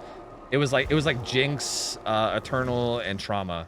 And they didn't play against Oni a single time. So we didn't see like the top teams. But even like some of the way higher up teams that like went against Oni were still like, they were still just getting hit like at 5 gens every time. It was crazy. I couldn't believe it. So I don't know. We'll see how this goes. Again, I guess I can't confidently say the level of this Oni. I mean, I know he has comp experience, so I'm sure he is good. And also the survivors we know are good as well, and apparently they know each other because they're like trolling around in Yeah, chat. they So, do. Oh yeah. so that's always nice. This There's gonna is. be some nice friendly banter. I'll give you guys a Oh yes, it prediction. is. Also, okay, for the prediction, also the map is Rancid Abattoir. I forgot to mention that. The Oni map is Rancid Abattoir, so take that into account when whenever you gamble. I'm also gonna run some ads so that we keep them out of the game. So if you guys get hit with ads, bear with me. I'm playing them now so they don't play mid-match and ruin some of the fun of the match. So yeah, gonna play them now, and then hopefully we can watch some ad-free Oni gameplay afterward. But get your gambas in. Gamble away. Gamble the fuck up. If you don't mind me going back to like the pig game, so I think where that pig like failed within that gameplay was just the, I guess, like comp game sense. Their pig gameplay, like just playing as pig, I agree. Like they played really well. They know pig. I Yeah. could tell, but that only gets you so far. And if your practice is like in public matches, you're not gonna be prepared for this sort of gameplay. Yeah, that's what And that's the thing I love about scrims too, man. Like I feel like I feel like this is something that like when I got into like comp and like scrims and everything, it really like opened my eyes to like how like unique and different it is, because it's a whole different oh world, yeah, man. Like playing Survivor, playing Killer, playing any of it, it's like so different. Like the things that you can do, the things you can get away with, the things that you have to think about are just so different, man. Like it's such a different world. Like learning, like trying to learn Survivor in terms of like, I mean, I've only done like 2 Survivor scrims ever in my life, but even just like trying to help other people by like scrimming them, or like even just watching like casting scrims and like talking about the Survivor gameplay and what they should and shouldn't be doing, it's so interesting, man. Like I feel like I'm always learning these new things, and I'm always like discovering these new things that you have to look out for that like is something you would never have to look out for in a public match. And it's so cool, man. It's crazy because I used to always shit on competitive DBD. Like if you asked Tofu from like 2 or 3 years ago about competitive DBD, I'd be like, competitive DVD, that's the stupidest thing I've ever heard. Fuck that shit. But like, man, like now that I've like really like given it a try and gotten into it and like seen how like unique and interesting it is, and like kind of like the different take on like the same old dull DVD gameplay that we've been used to for fucking 5-6 years, and how that's kind of like morphed into something different, it's so fucking cool, man. It's so cool. Like it honestly, it's kind of like reinvigorated my like care about this game. Like I would like it's like burnout's like non-existent because this shit is so interesting now. Like I don't know, I kind of love it. honestly, that brings a big like smile to my face. Cause like several around that time, like when if you like 3 years ago, a lot of people used to say, "Oh, comp is just dull because it's always tunneling and camping." But that was just a skewed perspective. Now I will say, like 3 years ago, comp I would say comp was in its infancy. Like I remember like 2020, they were still kind of figuring out like the balancing and stuff. And to this day, there's like they're really honing it in. But I feel like the comp community has now like hit this kind of like precipice where I will say, like, a lot of the teams and a lot of the rule sets for different tournaments are getting so creative. And it's been giving me, like, it's been reinvigorating my love for DVD as well. Because you'd think, like, if a restrictive rule set, with it being restrictive, it might seem boring with a game like Dead by Daylight. But I say this to other people. It's kind of like Dead by Daylight. If you go into like custom games, you can treat it like a sandbox. It gives you so much freedom to do whatever you want. You can set the rules yourself, and it can be so much fun. Yeah, And absolutely. like when you see restricted like rule sets, you start to see players like change the way that they play, adapt, and you get to see something totally unique than what you would in pubs, and That's it's beautiful. I love it. Yeah, that's one of my favorite things too. Is and like that's something I've noticed a lot about like competitive players in this game as well. Is that no matter what a tournament's rule set is, like a tournament can have any rule set they want, and the players will always adapt to it and find like the optimal way to play around it. And I fucking love that, man. It's I so love cool, that. yeah. Yeah, like it's so cool to see, like no matter what they do. Like I remember there was like the like curse tournament that Wispy had where they allowed anything. They were just like, yeah, you can run anything. There's no restrictions. And then they adapted and had like a unique play style solely for that. And there's other tournaments where they like heavily restrict things, and like no matter what they do, like players find a way to adapt and they find a way to have like the most optimal play style for it. And it's so interesting and it's so cool. Yeah, I agree, man. I think the comp scene for DBD has so much potential. Again, I think if it was a bit more it was a bit more marketable, and you know, if people were a little less, you know, I won't go into detail, but you know, I think this scene would actually have a lot of potential because it's so interesting, man. I also do think that like that barrier to entry of people just being like, it's just tunneling and camping is also a bit rough because I think it's hard to get the average viewer to not look at it that way. Because so many people are just used to hating on like tunneling and shit, and like most people are not used to like people aren't used to the idea of like people going into a match knowing that tunneling is going to happen and being okay with it and being like, yeah, you know what, like I know I'm going to get tunneled, but I don't care. Like I'm going to play around it, and me and my team are going to try to find a way to beat the killer even though he's tunneling. And all that matters is that we win as a team as opposed to me escaping solo. Because I think that's like the big thing, right? Like people are used to playing they're used to playing Survivor, like a lot of times solo queue. It's not really about like the team winning. It's like, oh, if I get tunneled, it feels bad. Whereas like it feels bad, yeah. Yeah, it changes your mindset. Yep. Whereas like in a comp setting, it's like it's about the team, right? Like if you get tunneled, as long as you do the right things while you're getting tunneled and help your team win, then it still feels good, right? You still like got your team to the win. Okay, so here we go to the Oni game. Oh yes, Oni. So here we are. He's got Corrupt Intervention, Bamboozle was interesting, and then Colorblind Eruption. So actually, Bamboozle's so good. This is a very much a comp build right here. Yeah. I've actually been seeing Bamboozle on Oni a lot, so it should be interesting. He's also got Lion Fang and Splintered Hull, so that gives him more time in his power, and then Splintered Hull makes it so they drop more blood, so he can get his power like faster and more often. These guys are going to be on a gen already. So again, the big thing here, and Lemon was joking about making this the prediction, but the biggest thing here is going to be how early he gets his first hit. Because when he gets his very first hit is when he's going to start to gather blood, right? He's going to instantly get like 40% of his power. And then he's also going to... Okay, that guy didn't have bounce landing. I'd have lost it. He might still get hit. He's still going to get hit. Bro. No. This is what I'm saying. This is what I'm saying. Igor. Why? Oh, they apparently have repeat perks too. I'm just gonna back out real quick just to see. 2 adrenalines and oh god, and 2 unbreakables. Oh no. They're gonna get. That's a pretty. That's like -4. That's -4. So the win condition is 7 hooks. Oof. And they got hit early. Hey guys, if you guys gambled on the survivors, I mean, if they could get away with 7 hooks. Okay, well, it's gonna boil down to this, I think, right here, like how this power goes. He's gonna make it the god palette, so he's gonna leave him alone. But this is gonna depend on how his power works. So again, this is gonna play a big role in this. This is gonna play a very, very big role in this. Yeah, well, there's a first down. He still has like a lot of his power left. I don't know if he's gonna utilize it or just take the hook. He's gonna take the hook, but this is a pretty quick down, and he has a good bit of his power too. So we'll see how he handles this from here. Again, I'm telling you, every Oni match I see, no matter what like level of comp I've seen so far, at least, they just get hits at 5 gens. It's crazy. It happens so often. I don't get it. It's nuts. But he's gonna get some orbs here. If there's enough orbs laying around, which I don't think there is, but if there was enough orbs for him to get his power, he could really just stand in front of the hook with his power, and it's like ridiculous. I mean, even without his power, he can stand here and basically get a hit for an unhook, which would give him his power anyway, which can be really strong. He's gonna wander over and kick this gen, apply eruption to it. They're not gonna unhook in that short amount of time. The orbs here.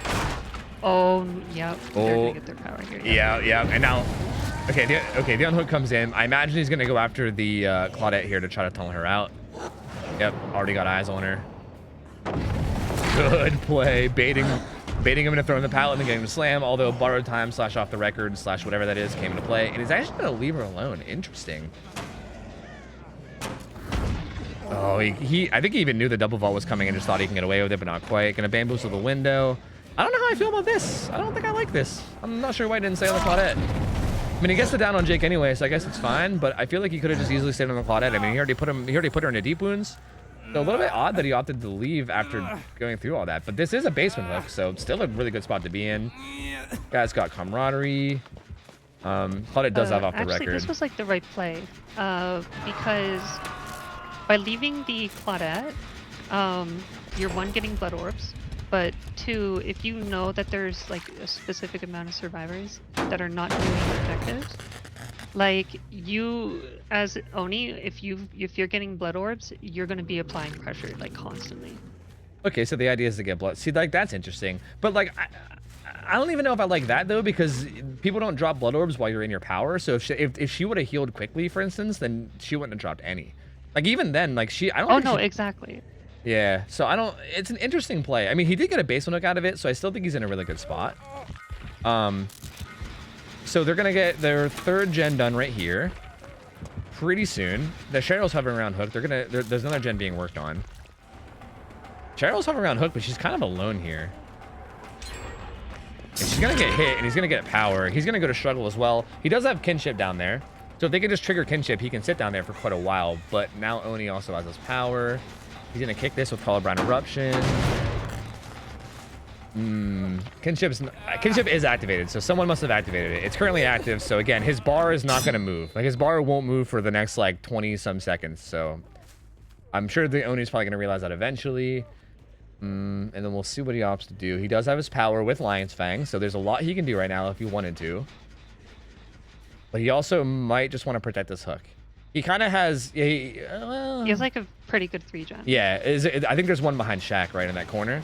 Yeah. So yeah, oh yeah. So is this gen, that gen? Okay, yeah. So 100%, he's just trying to hold down. So he has a guy in basement in his 3 gen. So really tough spot here for the survivors, because there's 3 gens in this corner that they're gonna have to fix one of them eventually, right? Ooh, and now someone's okay. gonna have to get off the gen to go for the unhook. Yeah, and I'm curious to see if they're gonna go for it. They're not. They're actually both on the gen.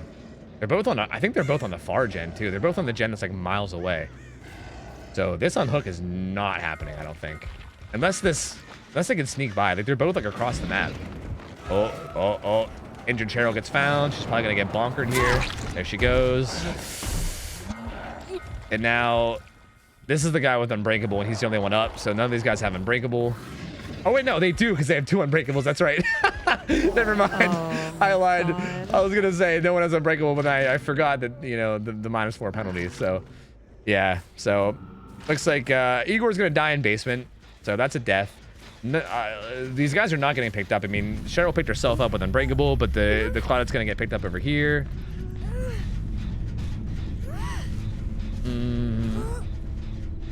This is honestly in the same position for the Oni. Yeah. Yep. And then, like this hook is really good. yeah, this hook is literally right like in between the 2 gens that they're gonna want to pressure, because the survivors are not gonna do that gen in the corner. That gen in the corner is like the most dangerous of all. So they're 100% gonna be pressuring either the cornfield or one of those 2 cornfield gens. And having that hook right in between them is so good, because you can literally just stare. He's literally just okay. And now he found where all the blood orbs are. Yep. Like, yeah.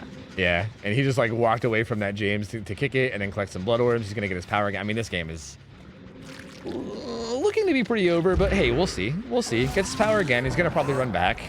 The James is just hiding in main. He did not see him. He's gonna head back towards the hook. Nothing's happening here. Maybe he did see him and he wanted to check on the hook. I don't know. Looking around, seeing nothing. Cheryl's doing the gen that's over on the... Yeah, he's doing this gen. Gonna get bonked again. So down she goes. I think also the guy on hook dies, right? Yeah, the guy on hook dies. James doesn't even get there. So that's... actually, this hook secures the win right here. This is actually hook number 7. So like with the penalties, this actually secures the win. But even with the penalties, I think he's gonna 4K anyway. So like I don't think it matters. So hey, GG's, man. I'm telling you, dude. Onis are fucking... I don't know, man. I don't know. I mean, we'll see. So this'll knock out this survivor team. We have 1 survivor team left, which is Demise, which is another competitive team, and maybe they'll be the ones that do the great dethroning of Oni that I've been waiting for all along. I don't know. Team Demise is actually pretty good. So, yeah. I mean, yeah, I've seen them play quite a few times. Yeah, like they are very solid. So I'm excited for that one. I've played against them before.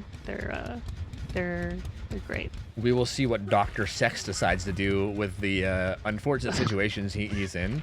He does have deliverance, you know, so, you know, the hatch play is available, you know? Oni's walking around with his power. He's like right here, isn't he? I'm pretty sure. Was that the tile he was at? Oh, it is. Oh, God. Dude, the fixated is coming in fucking clutch right here. Or sorry, not fixated. What's it called? Self-aware or whatever. Self-aware. I still call it fixated. Too. Yeah. Coming in so clutch. Oni's just going to run around, not going to find him. James is just like, yeah, you know what? I ain't dying. I ain't dying, dog. My team can all die on the hook. I don't care. I'm staying alive. I'm just going to wander around, never sprint. Easy peasy. Cheryl hitting her skill check, sandbagging her teammate. You love to see you love to see it. Oh my god.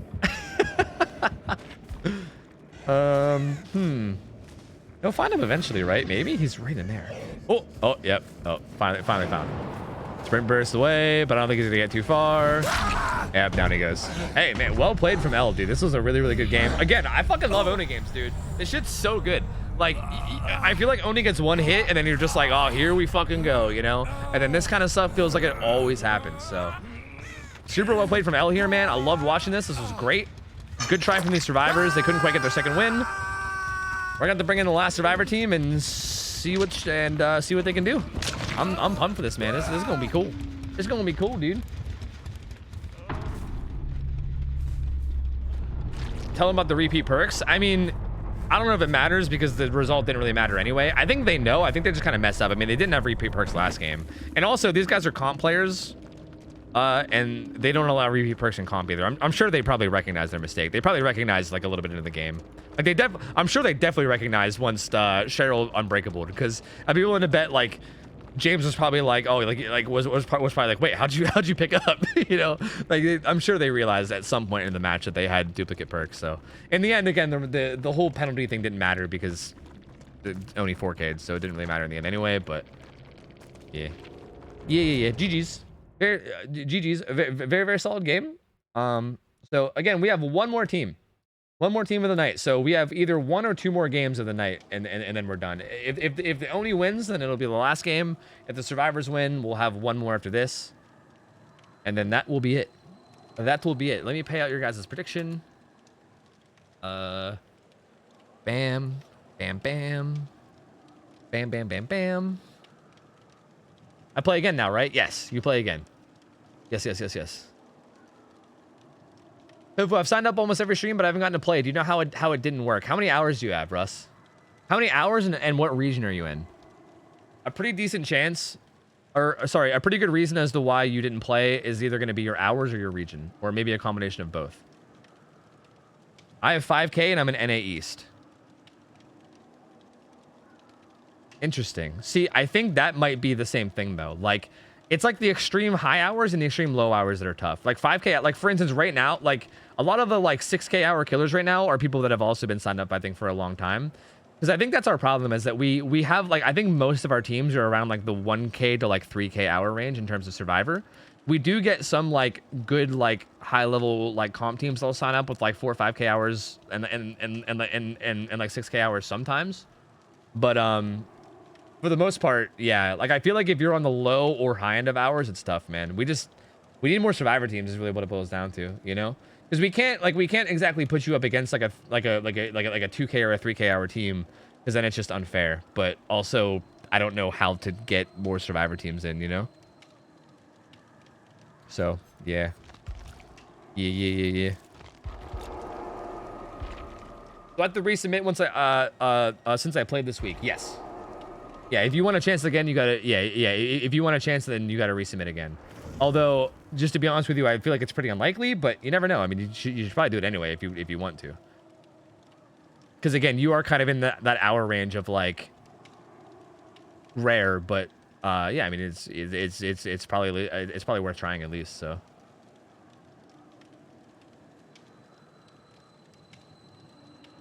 I hope we get a Blight game. Well, if these survivors win, that's what's up next. If these survivors win, Numinous is playing Blight after this. If they win. If they lose, then Scrim Night's over. But if they win, then they go against Numi's Blight. And Numi is a beastly Blight. We've seen him play before. He's fucking dirty good, so. It'll Actually, be I was gonna like ask if like whether they lose or not. I was curious if they could actually just go up against Numi. I'd love to see that. yeah, it'd be interesting. Uh, Just do it like no matter what, as like a show match. yeah. Yeah, I mean, I wouldn't be opposed. It'd be up to Demise if they wanted to do it. I wouldn't be opposed to it. I know that Numi has also been like, I think we've scheduled Numi to play like 8 different times now, and I think he's not ever gotten to play because it always ends up ending before we get to him because he's always like so Yeah. low on the hours. So yeah, I mean, also for the sake of Numi too, like for the sake of us watching, and also for the sake of Numi, it seems like maybe. Paige, we were wondering if no matter how the result of this goes, like even if you guys lose to the Oni, if you guys would be willing to do like a show match afterwards against Numi's Blight, just so that we can watch it for the sake of like the spectator experience. And also so that Numi can play, because Numi's been trying to play Blight for like fucking months now, and we always end up ending before we can get to him. We'll be down against Numi? Okay, sick. Sick. So we'll do those 2 games and then the stream. So no matter what happens, like if they win, then he's up next anyway. If they lose, then it would have ended, but we'll just have them play regardless. So yeah, no matter what, we'll have this game, and then we'll have Demise versus Numi, and then the stream will be over. That's how it'll go. I'm down with that. And Numi won. We did have him play 1 game at one point in the past that he won. I don't know if Numi even cares about the prize that much, but if he does and he wins against Demise, then I'll even give him the prize too, because he's technically 1-0 based on a game he had before. Yeah, like Numi filled in for 1 game at one point. Like there was one point where we like needed a killer to like give the survivors a streak. Like the survivors won their game and we like needed a killer for them to go against for them to try to get their 2-0 or something. And I think Numi like played that 1 game, but it was like just 1. And he won the game, but then we ended the stream there, so. Yeah. Oh yeah, it was like and it was kind of like a low hour team too, yeah, but regardless, I still I'll still give him the prize if he wants it, assuming he wins.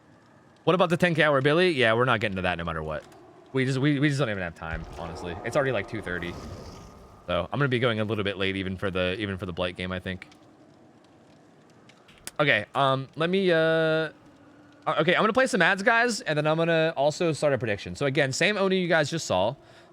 This is team, oh wait, I got to change the overlay. This is team Demise. It's a comp team. If you guys watched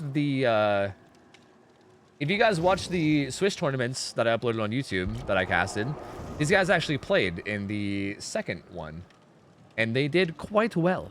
They did quite well. They're definitely a team of good juicer survivors, and I got high hopes for them. But again, Oni is Oni, and you know Oni is quite cracked, and this Oni player is also quite cracked. But these guys have 6,700 hours.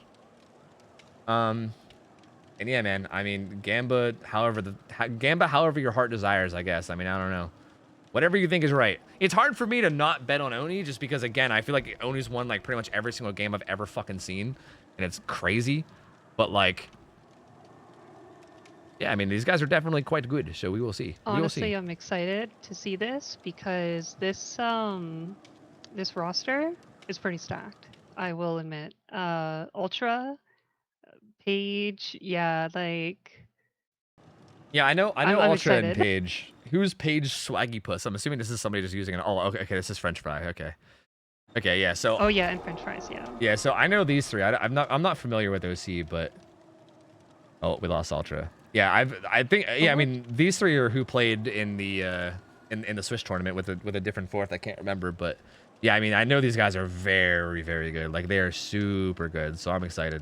I'm very, very excited. We actually... I think Ultra actually filled in like a random scrim for like a team at one point too. He like filled in to like help out like a lower hour team, and he like it was so odd because it was like a semi lower hour scrim, but he was just like turbo juicing the killer. It was really interesting. But yeah, these guys are very good. So again, I think if we were gonna have a match where the Oni gets toppled, this might end up being it. Also, apparently the ad didn't play, so I'm playing it now. Oops, oopsie. But there we go.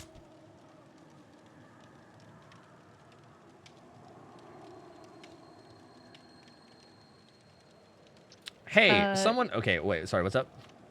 Oh, I was actually... No, you can go ahead. I can wait till after. Are you sure? Because I'm going to read this really weird message in chat. I actually want to hear it. Okay. So, Kaido Jester said, hey, someone told me that they would never swim in a pool with dead people in it. A lot of people still swim in the ocean. when that would have a considerable amount of dead people in it that haven't been found. Does everyone have a water to dead body ratio that's considered acceptable? Deep thoughts. That is interesting. You know, you're right. If there was a pool, their name too. Well, okay. Here's the thing. Like, what if you were in the ocean and you could actually see? I think it's probably the fact that you can see the dead. Like the fact that the dead. I don't know if it's like the number of dead bodies to the number of water as much as it's like how close the dead body is to you. You know.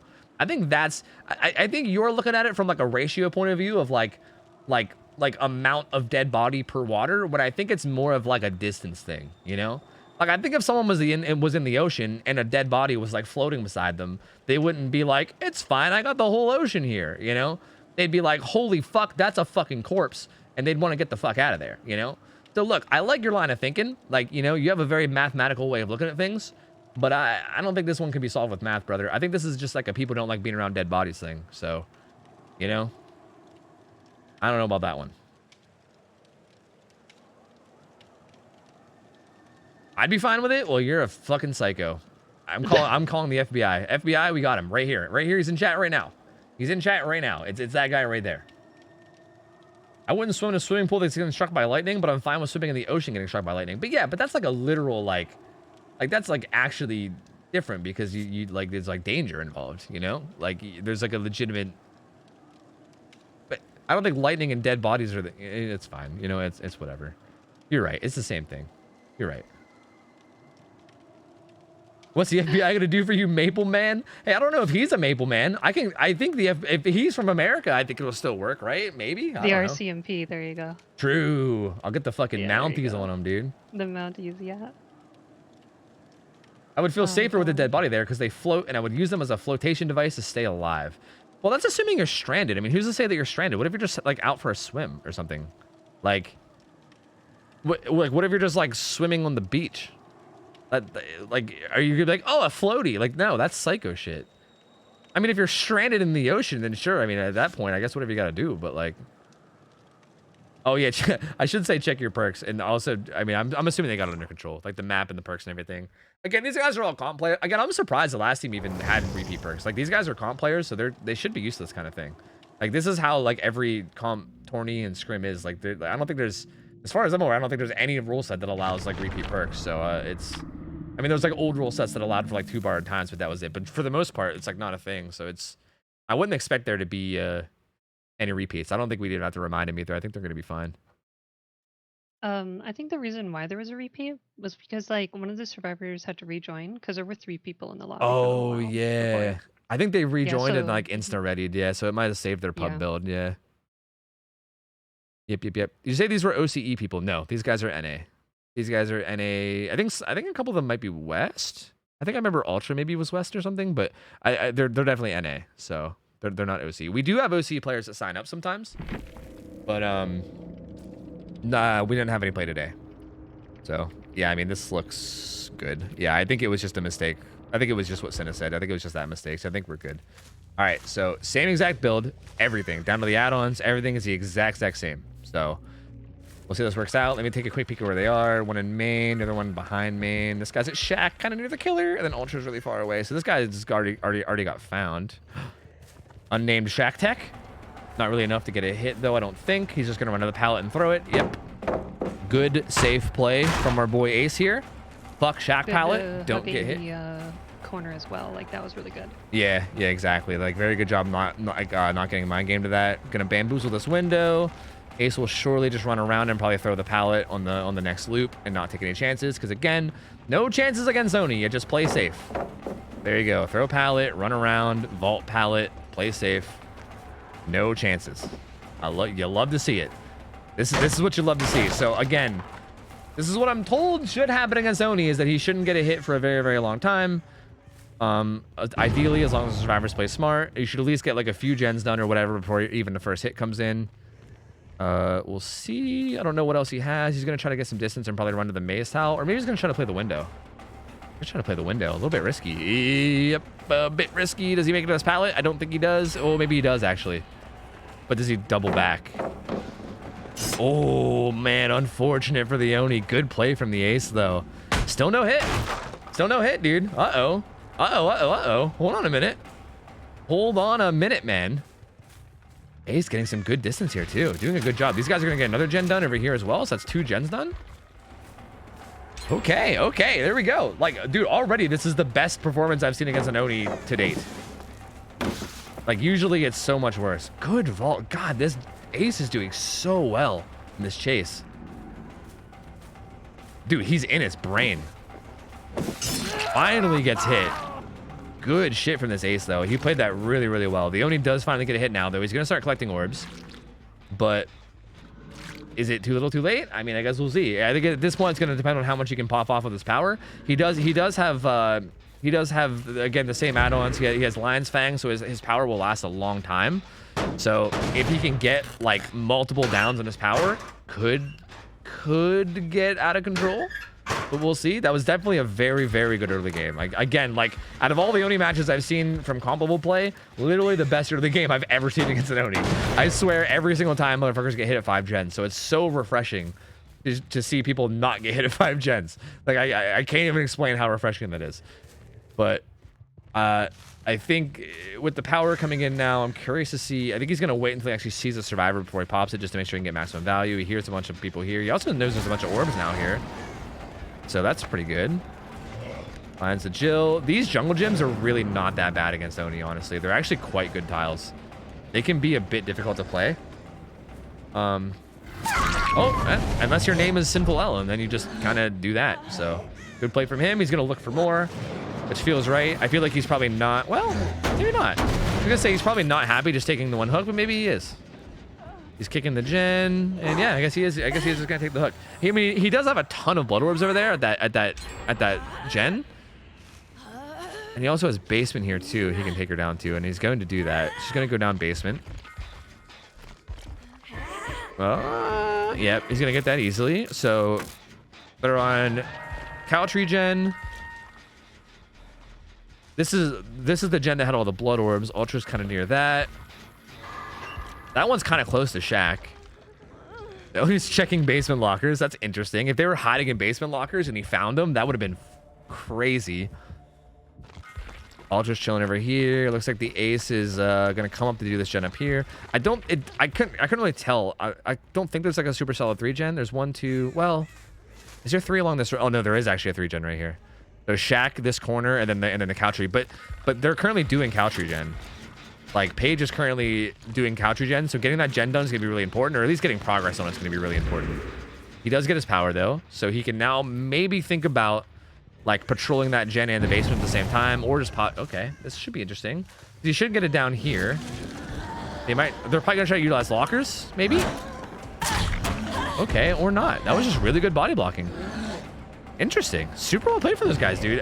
Ultra took the window at full health, and then the Jill just got in the way with her like built-in borrowed time and blocked the hit, so he couldn't actually get the 1-shot down on Ultra. That was really, really good. That was actually amazing. I thought they were gonna try to use lockers or something, but they did not. Jill goes back down. Now I'd be surprised if he doesn't go after the generators here. Yeah, I was gonna say. I'd be very surprised if he didn't. Gonna find Claudette here. Really? He's gonna stop to kick it, huh? I thought you just eruption. I still feel like it feels like that was a position where you can get the down on Claudette first and then kick it. Like, I think you had, like, because she was, like, now she's in a significantly better position. I could have got that, but, like, she was not in a very good spot. I mean, she was far away from the paladin in the window, and you were in your power, and, like, I don't know. To me, that felt like a mistake. I know that you don't want that gen to get done, but you can get the down and then kick it afterwards, and then you have 2 downs. So that felt like a mistake to me, but he does kick the gen again. Risky. Yeah, it was definitely risky. I feel like the safer play is definitely just to go for the down. Maybe he thought someone else like might have been lurking around that would run up and pop it. I don't know. Hard to say. I guess it's hard to say what exactly was on his mind there, but now he's kind of fucked because now they picked up the first guy that he downed. Paige also got away. All his pressure. Yeah, there's just no pressure. Everyone's back to completely healed. He also has no blood currently stored. I know there's some orbs around the map, but I don't think there's enough for him to get his power. So like, it's basically back to square one. I mean, he does have his 3 gen still, but I don't know how much that really matters. You know, with 1 hook, he's gonna get the hit here on the Page. So That'll at least start some blood generation. But yeah, I mean, they're pressuring these gens so hard, and they're going to be on the Shack gen as well. So like, I guarantee you, if I scroll through this, yep, 2 people on Shack gen. So again, it's so tough because he goes over to Shack gen. That Ace is going to go back to that gen, or actually maybe the Ace will be healing page. Hard to say because I guess they probably need each other to reset. It's just going to be so hard for him to come back for this. He's going to need to like get his power at some point and then really pop off in his power. But again, if these survivors wanted to play extra safe, they could even literally just hop in lockers when he's in his power. Because again, if you get pulled out of a locker from Oni while he's in his power, it just kicks him out of his power immediately. So like, they can even utilize that to just, because again, I think the only way he wins here is by a massive snowball in his power. I think that's the only way. Ace takes a hit. He's just gonna use the speed boost from that hit to get away from the 3 gen. But here's the power, so I guess this is like the one chance, right? This is like his one chance to try to make something happen. So we'll see how it goes. I'm curious, are they in lockers in there, or did they just leave? Ultra's just chilling in basement. I'm guessing if he went down, he would probably just jump in a locker. He's just chilling in basement. Chilling in basement with his key. We come back over here, see some blood. Okay. Oh, good fake from the Ace. Good patience. Doesn't go down there either. Man, such a tough... I mean, again, he needed to, like, really pop off with his power. Even if he gets only 1 down, that's not enough. Like, he needed to really pop off. So there it is. He gets the down on Jill. I mean, that'll be your second hook. And that does pop Eruption, too. Ace also got hit with the end cap, so he can't do that gen for a little bit. But it also means he can just run away and get healed. She's also hooked deep in the corner, so it's a pretty good hook spot. Like, it is a really solid spot considering the 3 gen, but I still just feel like, how do you come out of this, right? How do you come out of this on top still? He's still got a... Well, these gens are actually pretty fucking close. It's like kind of crazy. They're gonna sprint burst up, grab the unhook. Oh wow. I mean, that was a good save. Again, it's kind of the issue. Yeah, that was. Cause it's the issue too, because it's like, how do you can't really play the hook super close. Because if you do, yeah, like they'll pressure the gens and they'll get those done.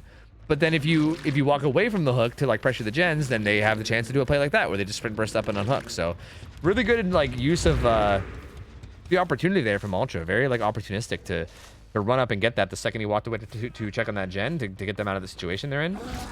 I also believe he was a deli too, so that was like a really good play for him. Now he's playing like really aggressive on the killer, which is good because he's the deli. Yeah, that makes sense. Yeah, so because he has deliverance, he basically is just playing up in his face. Yeah. Oh. Okay, Paige is going down here. More eruption. Oh, Ultra got hit by it, but Jill did not. I mean, that Shack gen regressed basically entirely. It looks like Ace was hanging around by Cal Tree. He's gonna get kicked again. No eruption on this kick though. Just gonna be Call of Brian. For now, anyway. He's gonna go back, and I think he's gonna hook Paige. It's gonna be her first hook, so she's not gonna be in danger of dying anytime soon.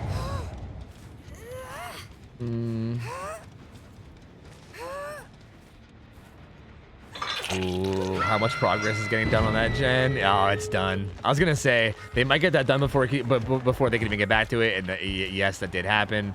Ace is gonna get hit here. It's not gonna be enough to get his power again right away, but oh, there's a bunch of orbs up there.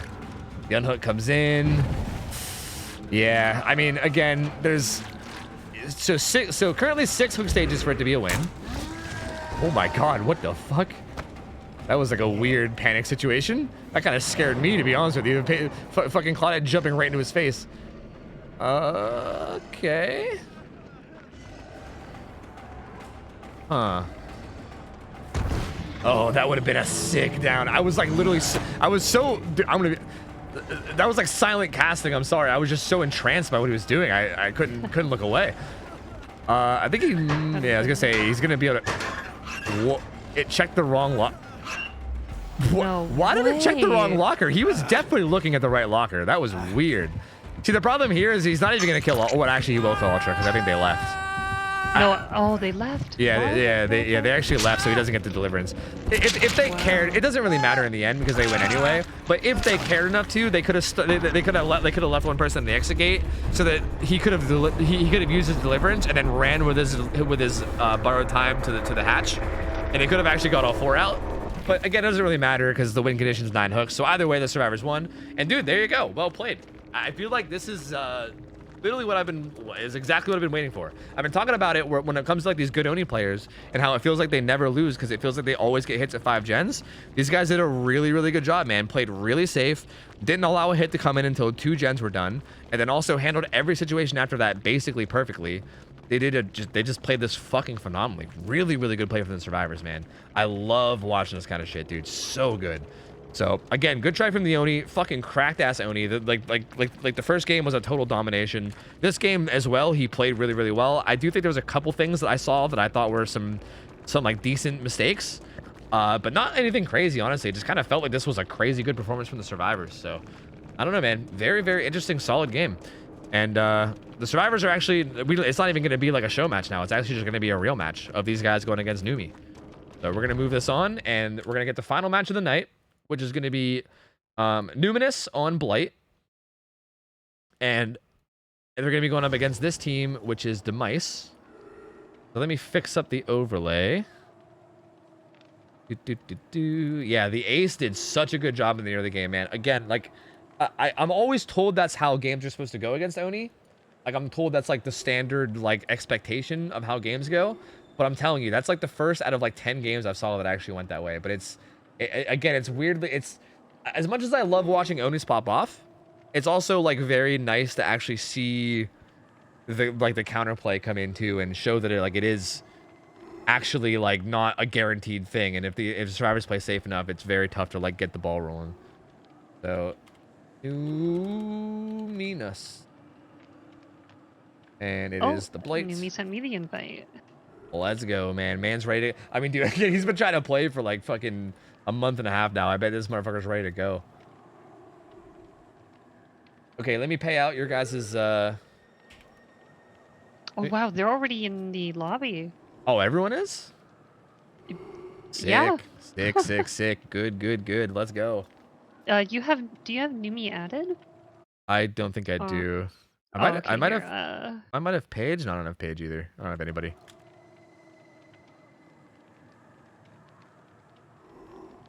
All right, I'll pay out your guys' prediction.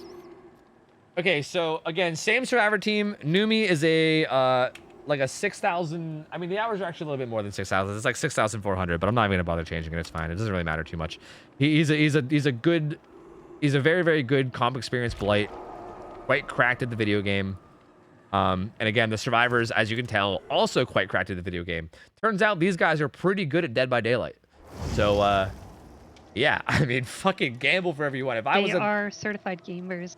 They are definitely juicers. They definitely partake in the juicing. That's for sure. If I was a gambling man and I had to put money on one of these two, I would just panic and cry because I literally have no fucking idea. Honestly. Like, it literally can go either way, and I just don't know.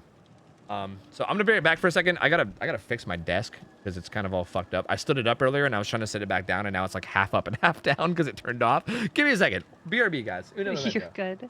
Feel free to talk to chat if you want. Oh, thank you. How's it going, chat? Comp players. Hello. My name is Cinnacookie.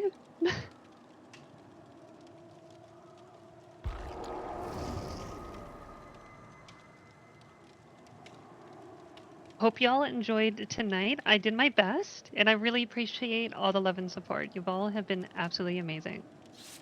One of the things I'd like to say, in fact, so talking about the pig earlier, in how we saw that their game sense was not so much catered for comp, but more suited for pub gameplay.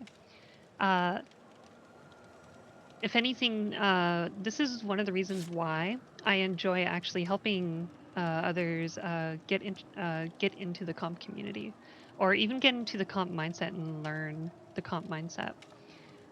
Because it can actually, even though you may not actually like play that particular playstyle in pubs, it can help you actually broaden your game sense overall and help you improve like as an individual, like as a player in pubs, and in fact with the idea of you playing more, if you're on Survivor, I should say, playing more team oriented. If you like die on hook or something, you'll be a lot. It's a sort of game type of gameplay that can help encourage you to get into the mindset of like, you know what, it's okay if I die. Like as long as my team makes it. If I was a good team player, at least I help my team. So.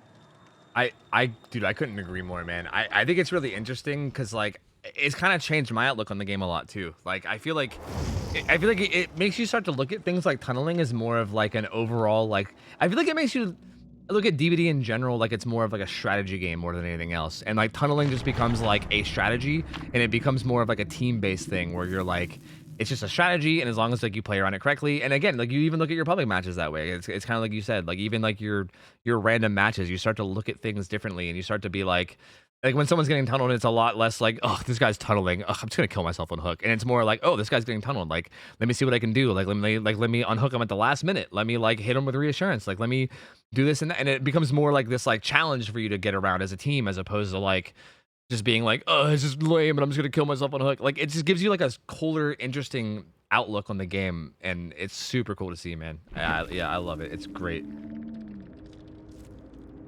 I love Tot's comment. Just joined. Tofu, your voice has changed. What happened during Wait. your shoulder surgery? Wait, is Numi actually she they? Is that a thing? Or are they just trolling? I don't know. Is that a thing? Have I been fucking that up for like ever? I don't know. Either way, Numi's playing Blight.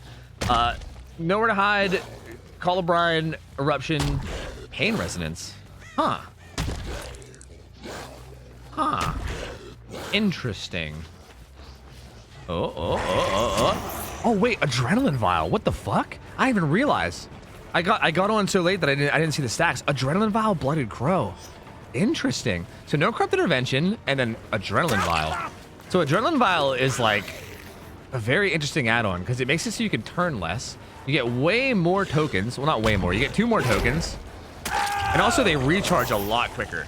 So down comes in pretty quick on this ace. He's going to get hooked pretty fast. So something that's interesting about Blight is I feel like Blight a lot of times ends up like what matters against Blight a lot of the time is like where you die. Something that like I've learned a lot from watching scrims and like seeing a lot of stuff with Blight. It's not like, hey, like take him on a long chase and play safe and, you know, like try to make your chase last a long time, because no matter what you do, your chase is gonna end like, I mean, you can play somewhat safe and maybe stall out a little bit, but if the Blight's good enough, you're basically gonna die, and it's a matter of just making sure that you're going to a good place to die. That's a lot of times what matters. This was interesting because this unhook came in pretty quick, and then it's also a very fast 1-for-1. Ultra's gonna get hooked again, and he might even just go after the ace because his scratch marks are still there. So that's it. He's really utilizing the Adrenaline Vial very well.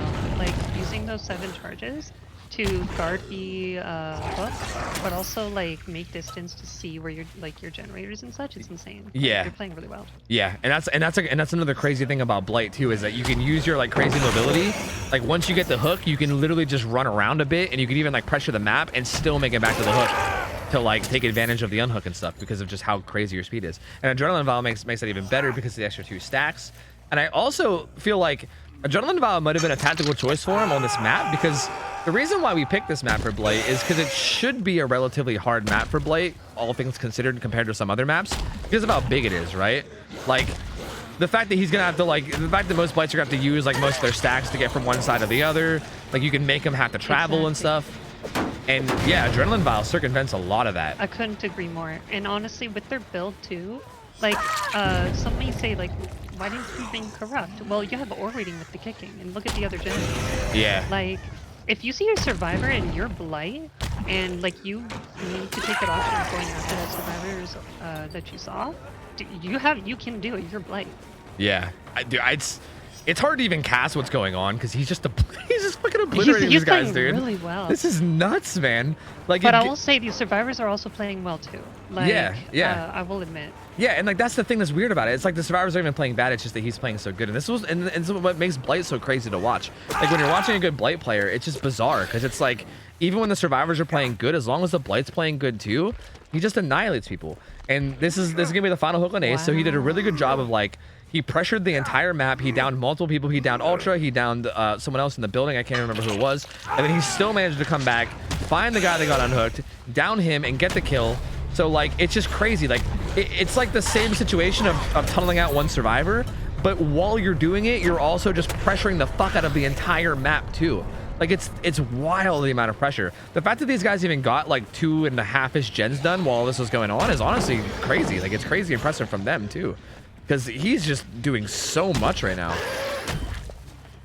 Gonna keep up. This tile right here is not very good as Blight, so I'm curious to see. Oh my god, what's he doing?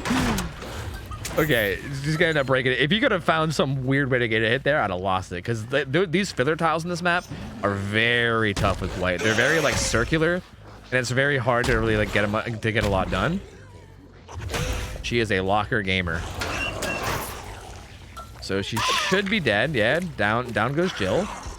That'll be her first hook. They're down to 2 gens left, and this gen in the middle is like about halfway done. So they're not in a terrible spot.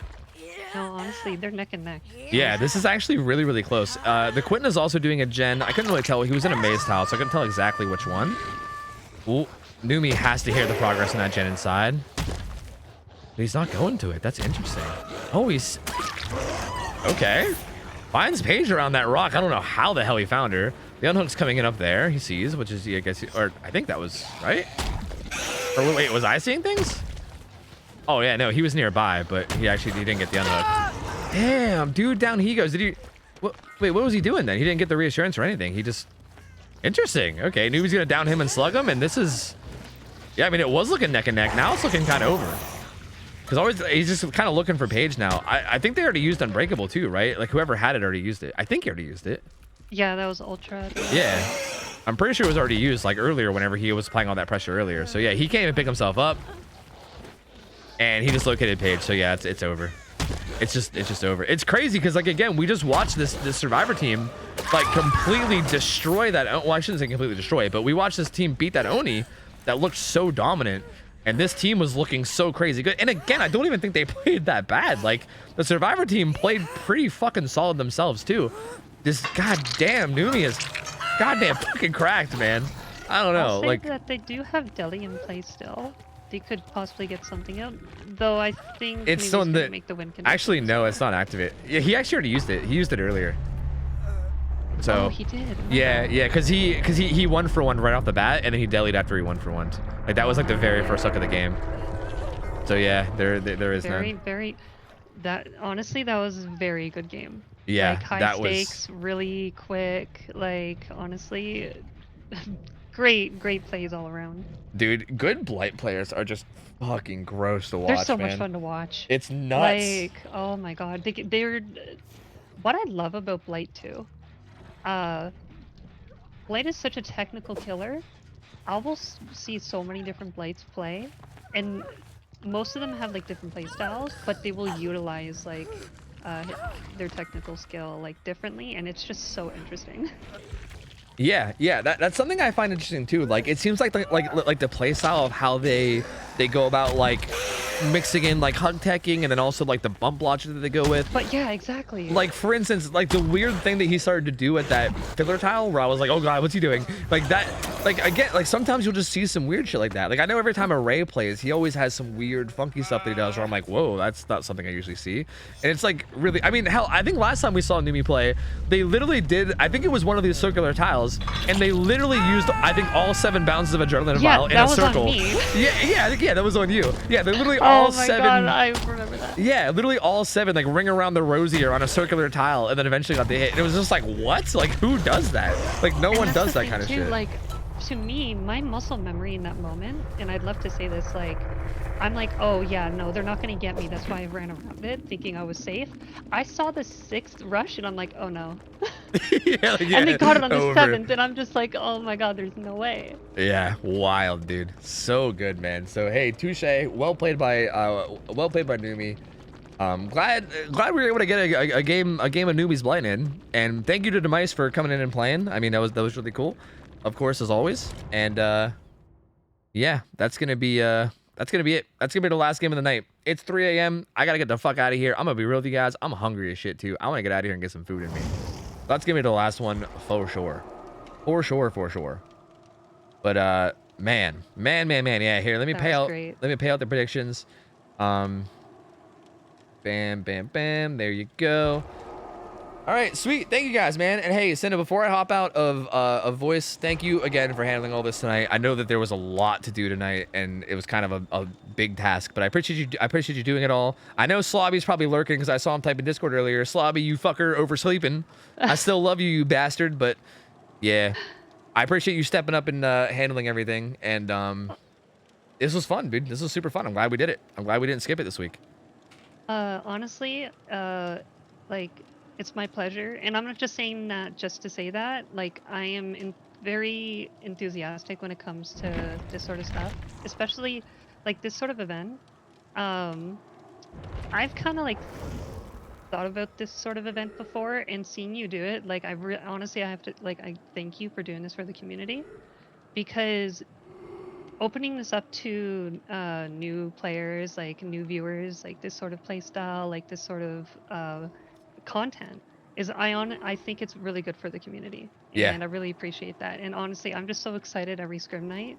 So to be a part of this and to help out, like, again, I will say, like, it's my pleasure to be a part of this. Yeah, I appreciate it a lot, and I mean, I trust me, it shows too, because like you're one of the main people that have been helping this as well, because I know that you have like a bunch of comp experience, and you've even been like you even like are joining teams with people that are trying to learn and teaching them. Like, you're doing a lot for the community as well in terms of like helping as well, and it's definitely not gone unnoticed. So thank you for that. Obviously, thank you for helping us run things behind the scenes too. It was a huge step up today for you to run everything. I mean, we wouldn't even had scrim nights at all if it wasn't for you tonight. So everyone in chat, show your appreciation. I mean, I know you guys have been, but continue to show your appreciation, damn it. And Thank you, everybody. yeah, like, thank you for doing it, man. Thank you for doing it. I really do appreciate it. So I'm gonna hop out a call, but was fun hanging out, was fun watching games together, and hope you have a good rest of your weekend. Yeah, you too, and good night. All right, take care. Bye. Bye-bye. All right, guys. Thank you guys for hanging out. Thank you guys for watching. Hope you guys enjoyed this. Scrim nights, again, my fucking favorite part of the week every week. I love ending every week on this. It's such a cool thing to look forward to. Thank you to all the killers and the teams that signed up. I know a lot of people are like putting a lot of time away on their Saturday in order to play in these. Like, they don't know exactly what time they're going to play, and they're like waiting around all Saturday to play.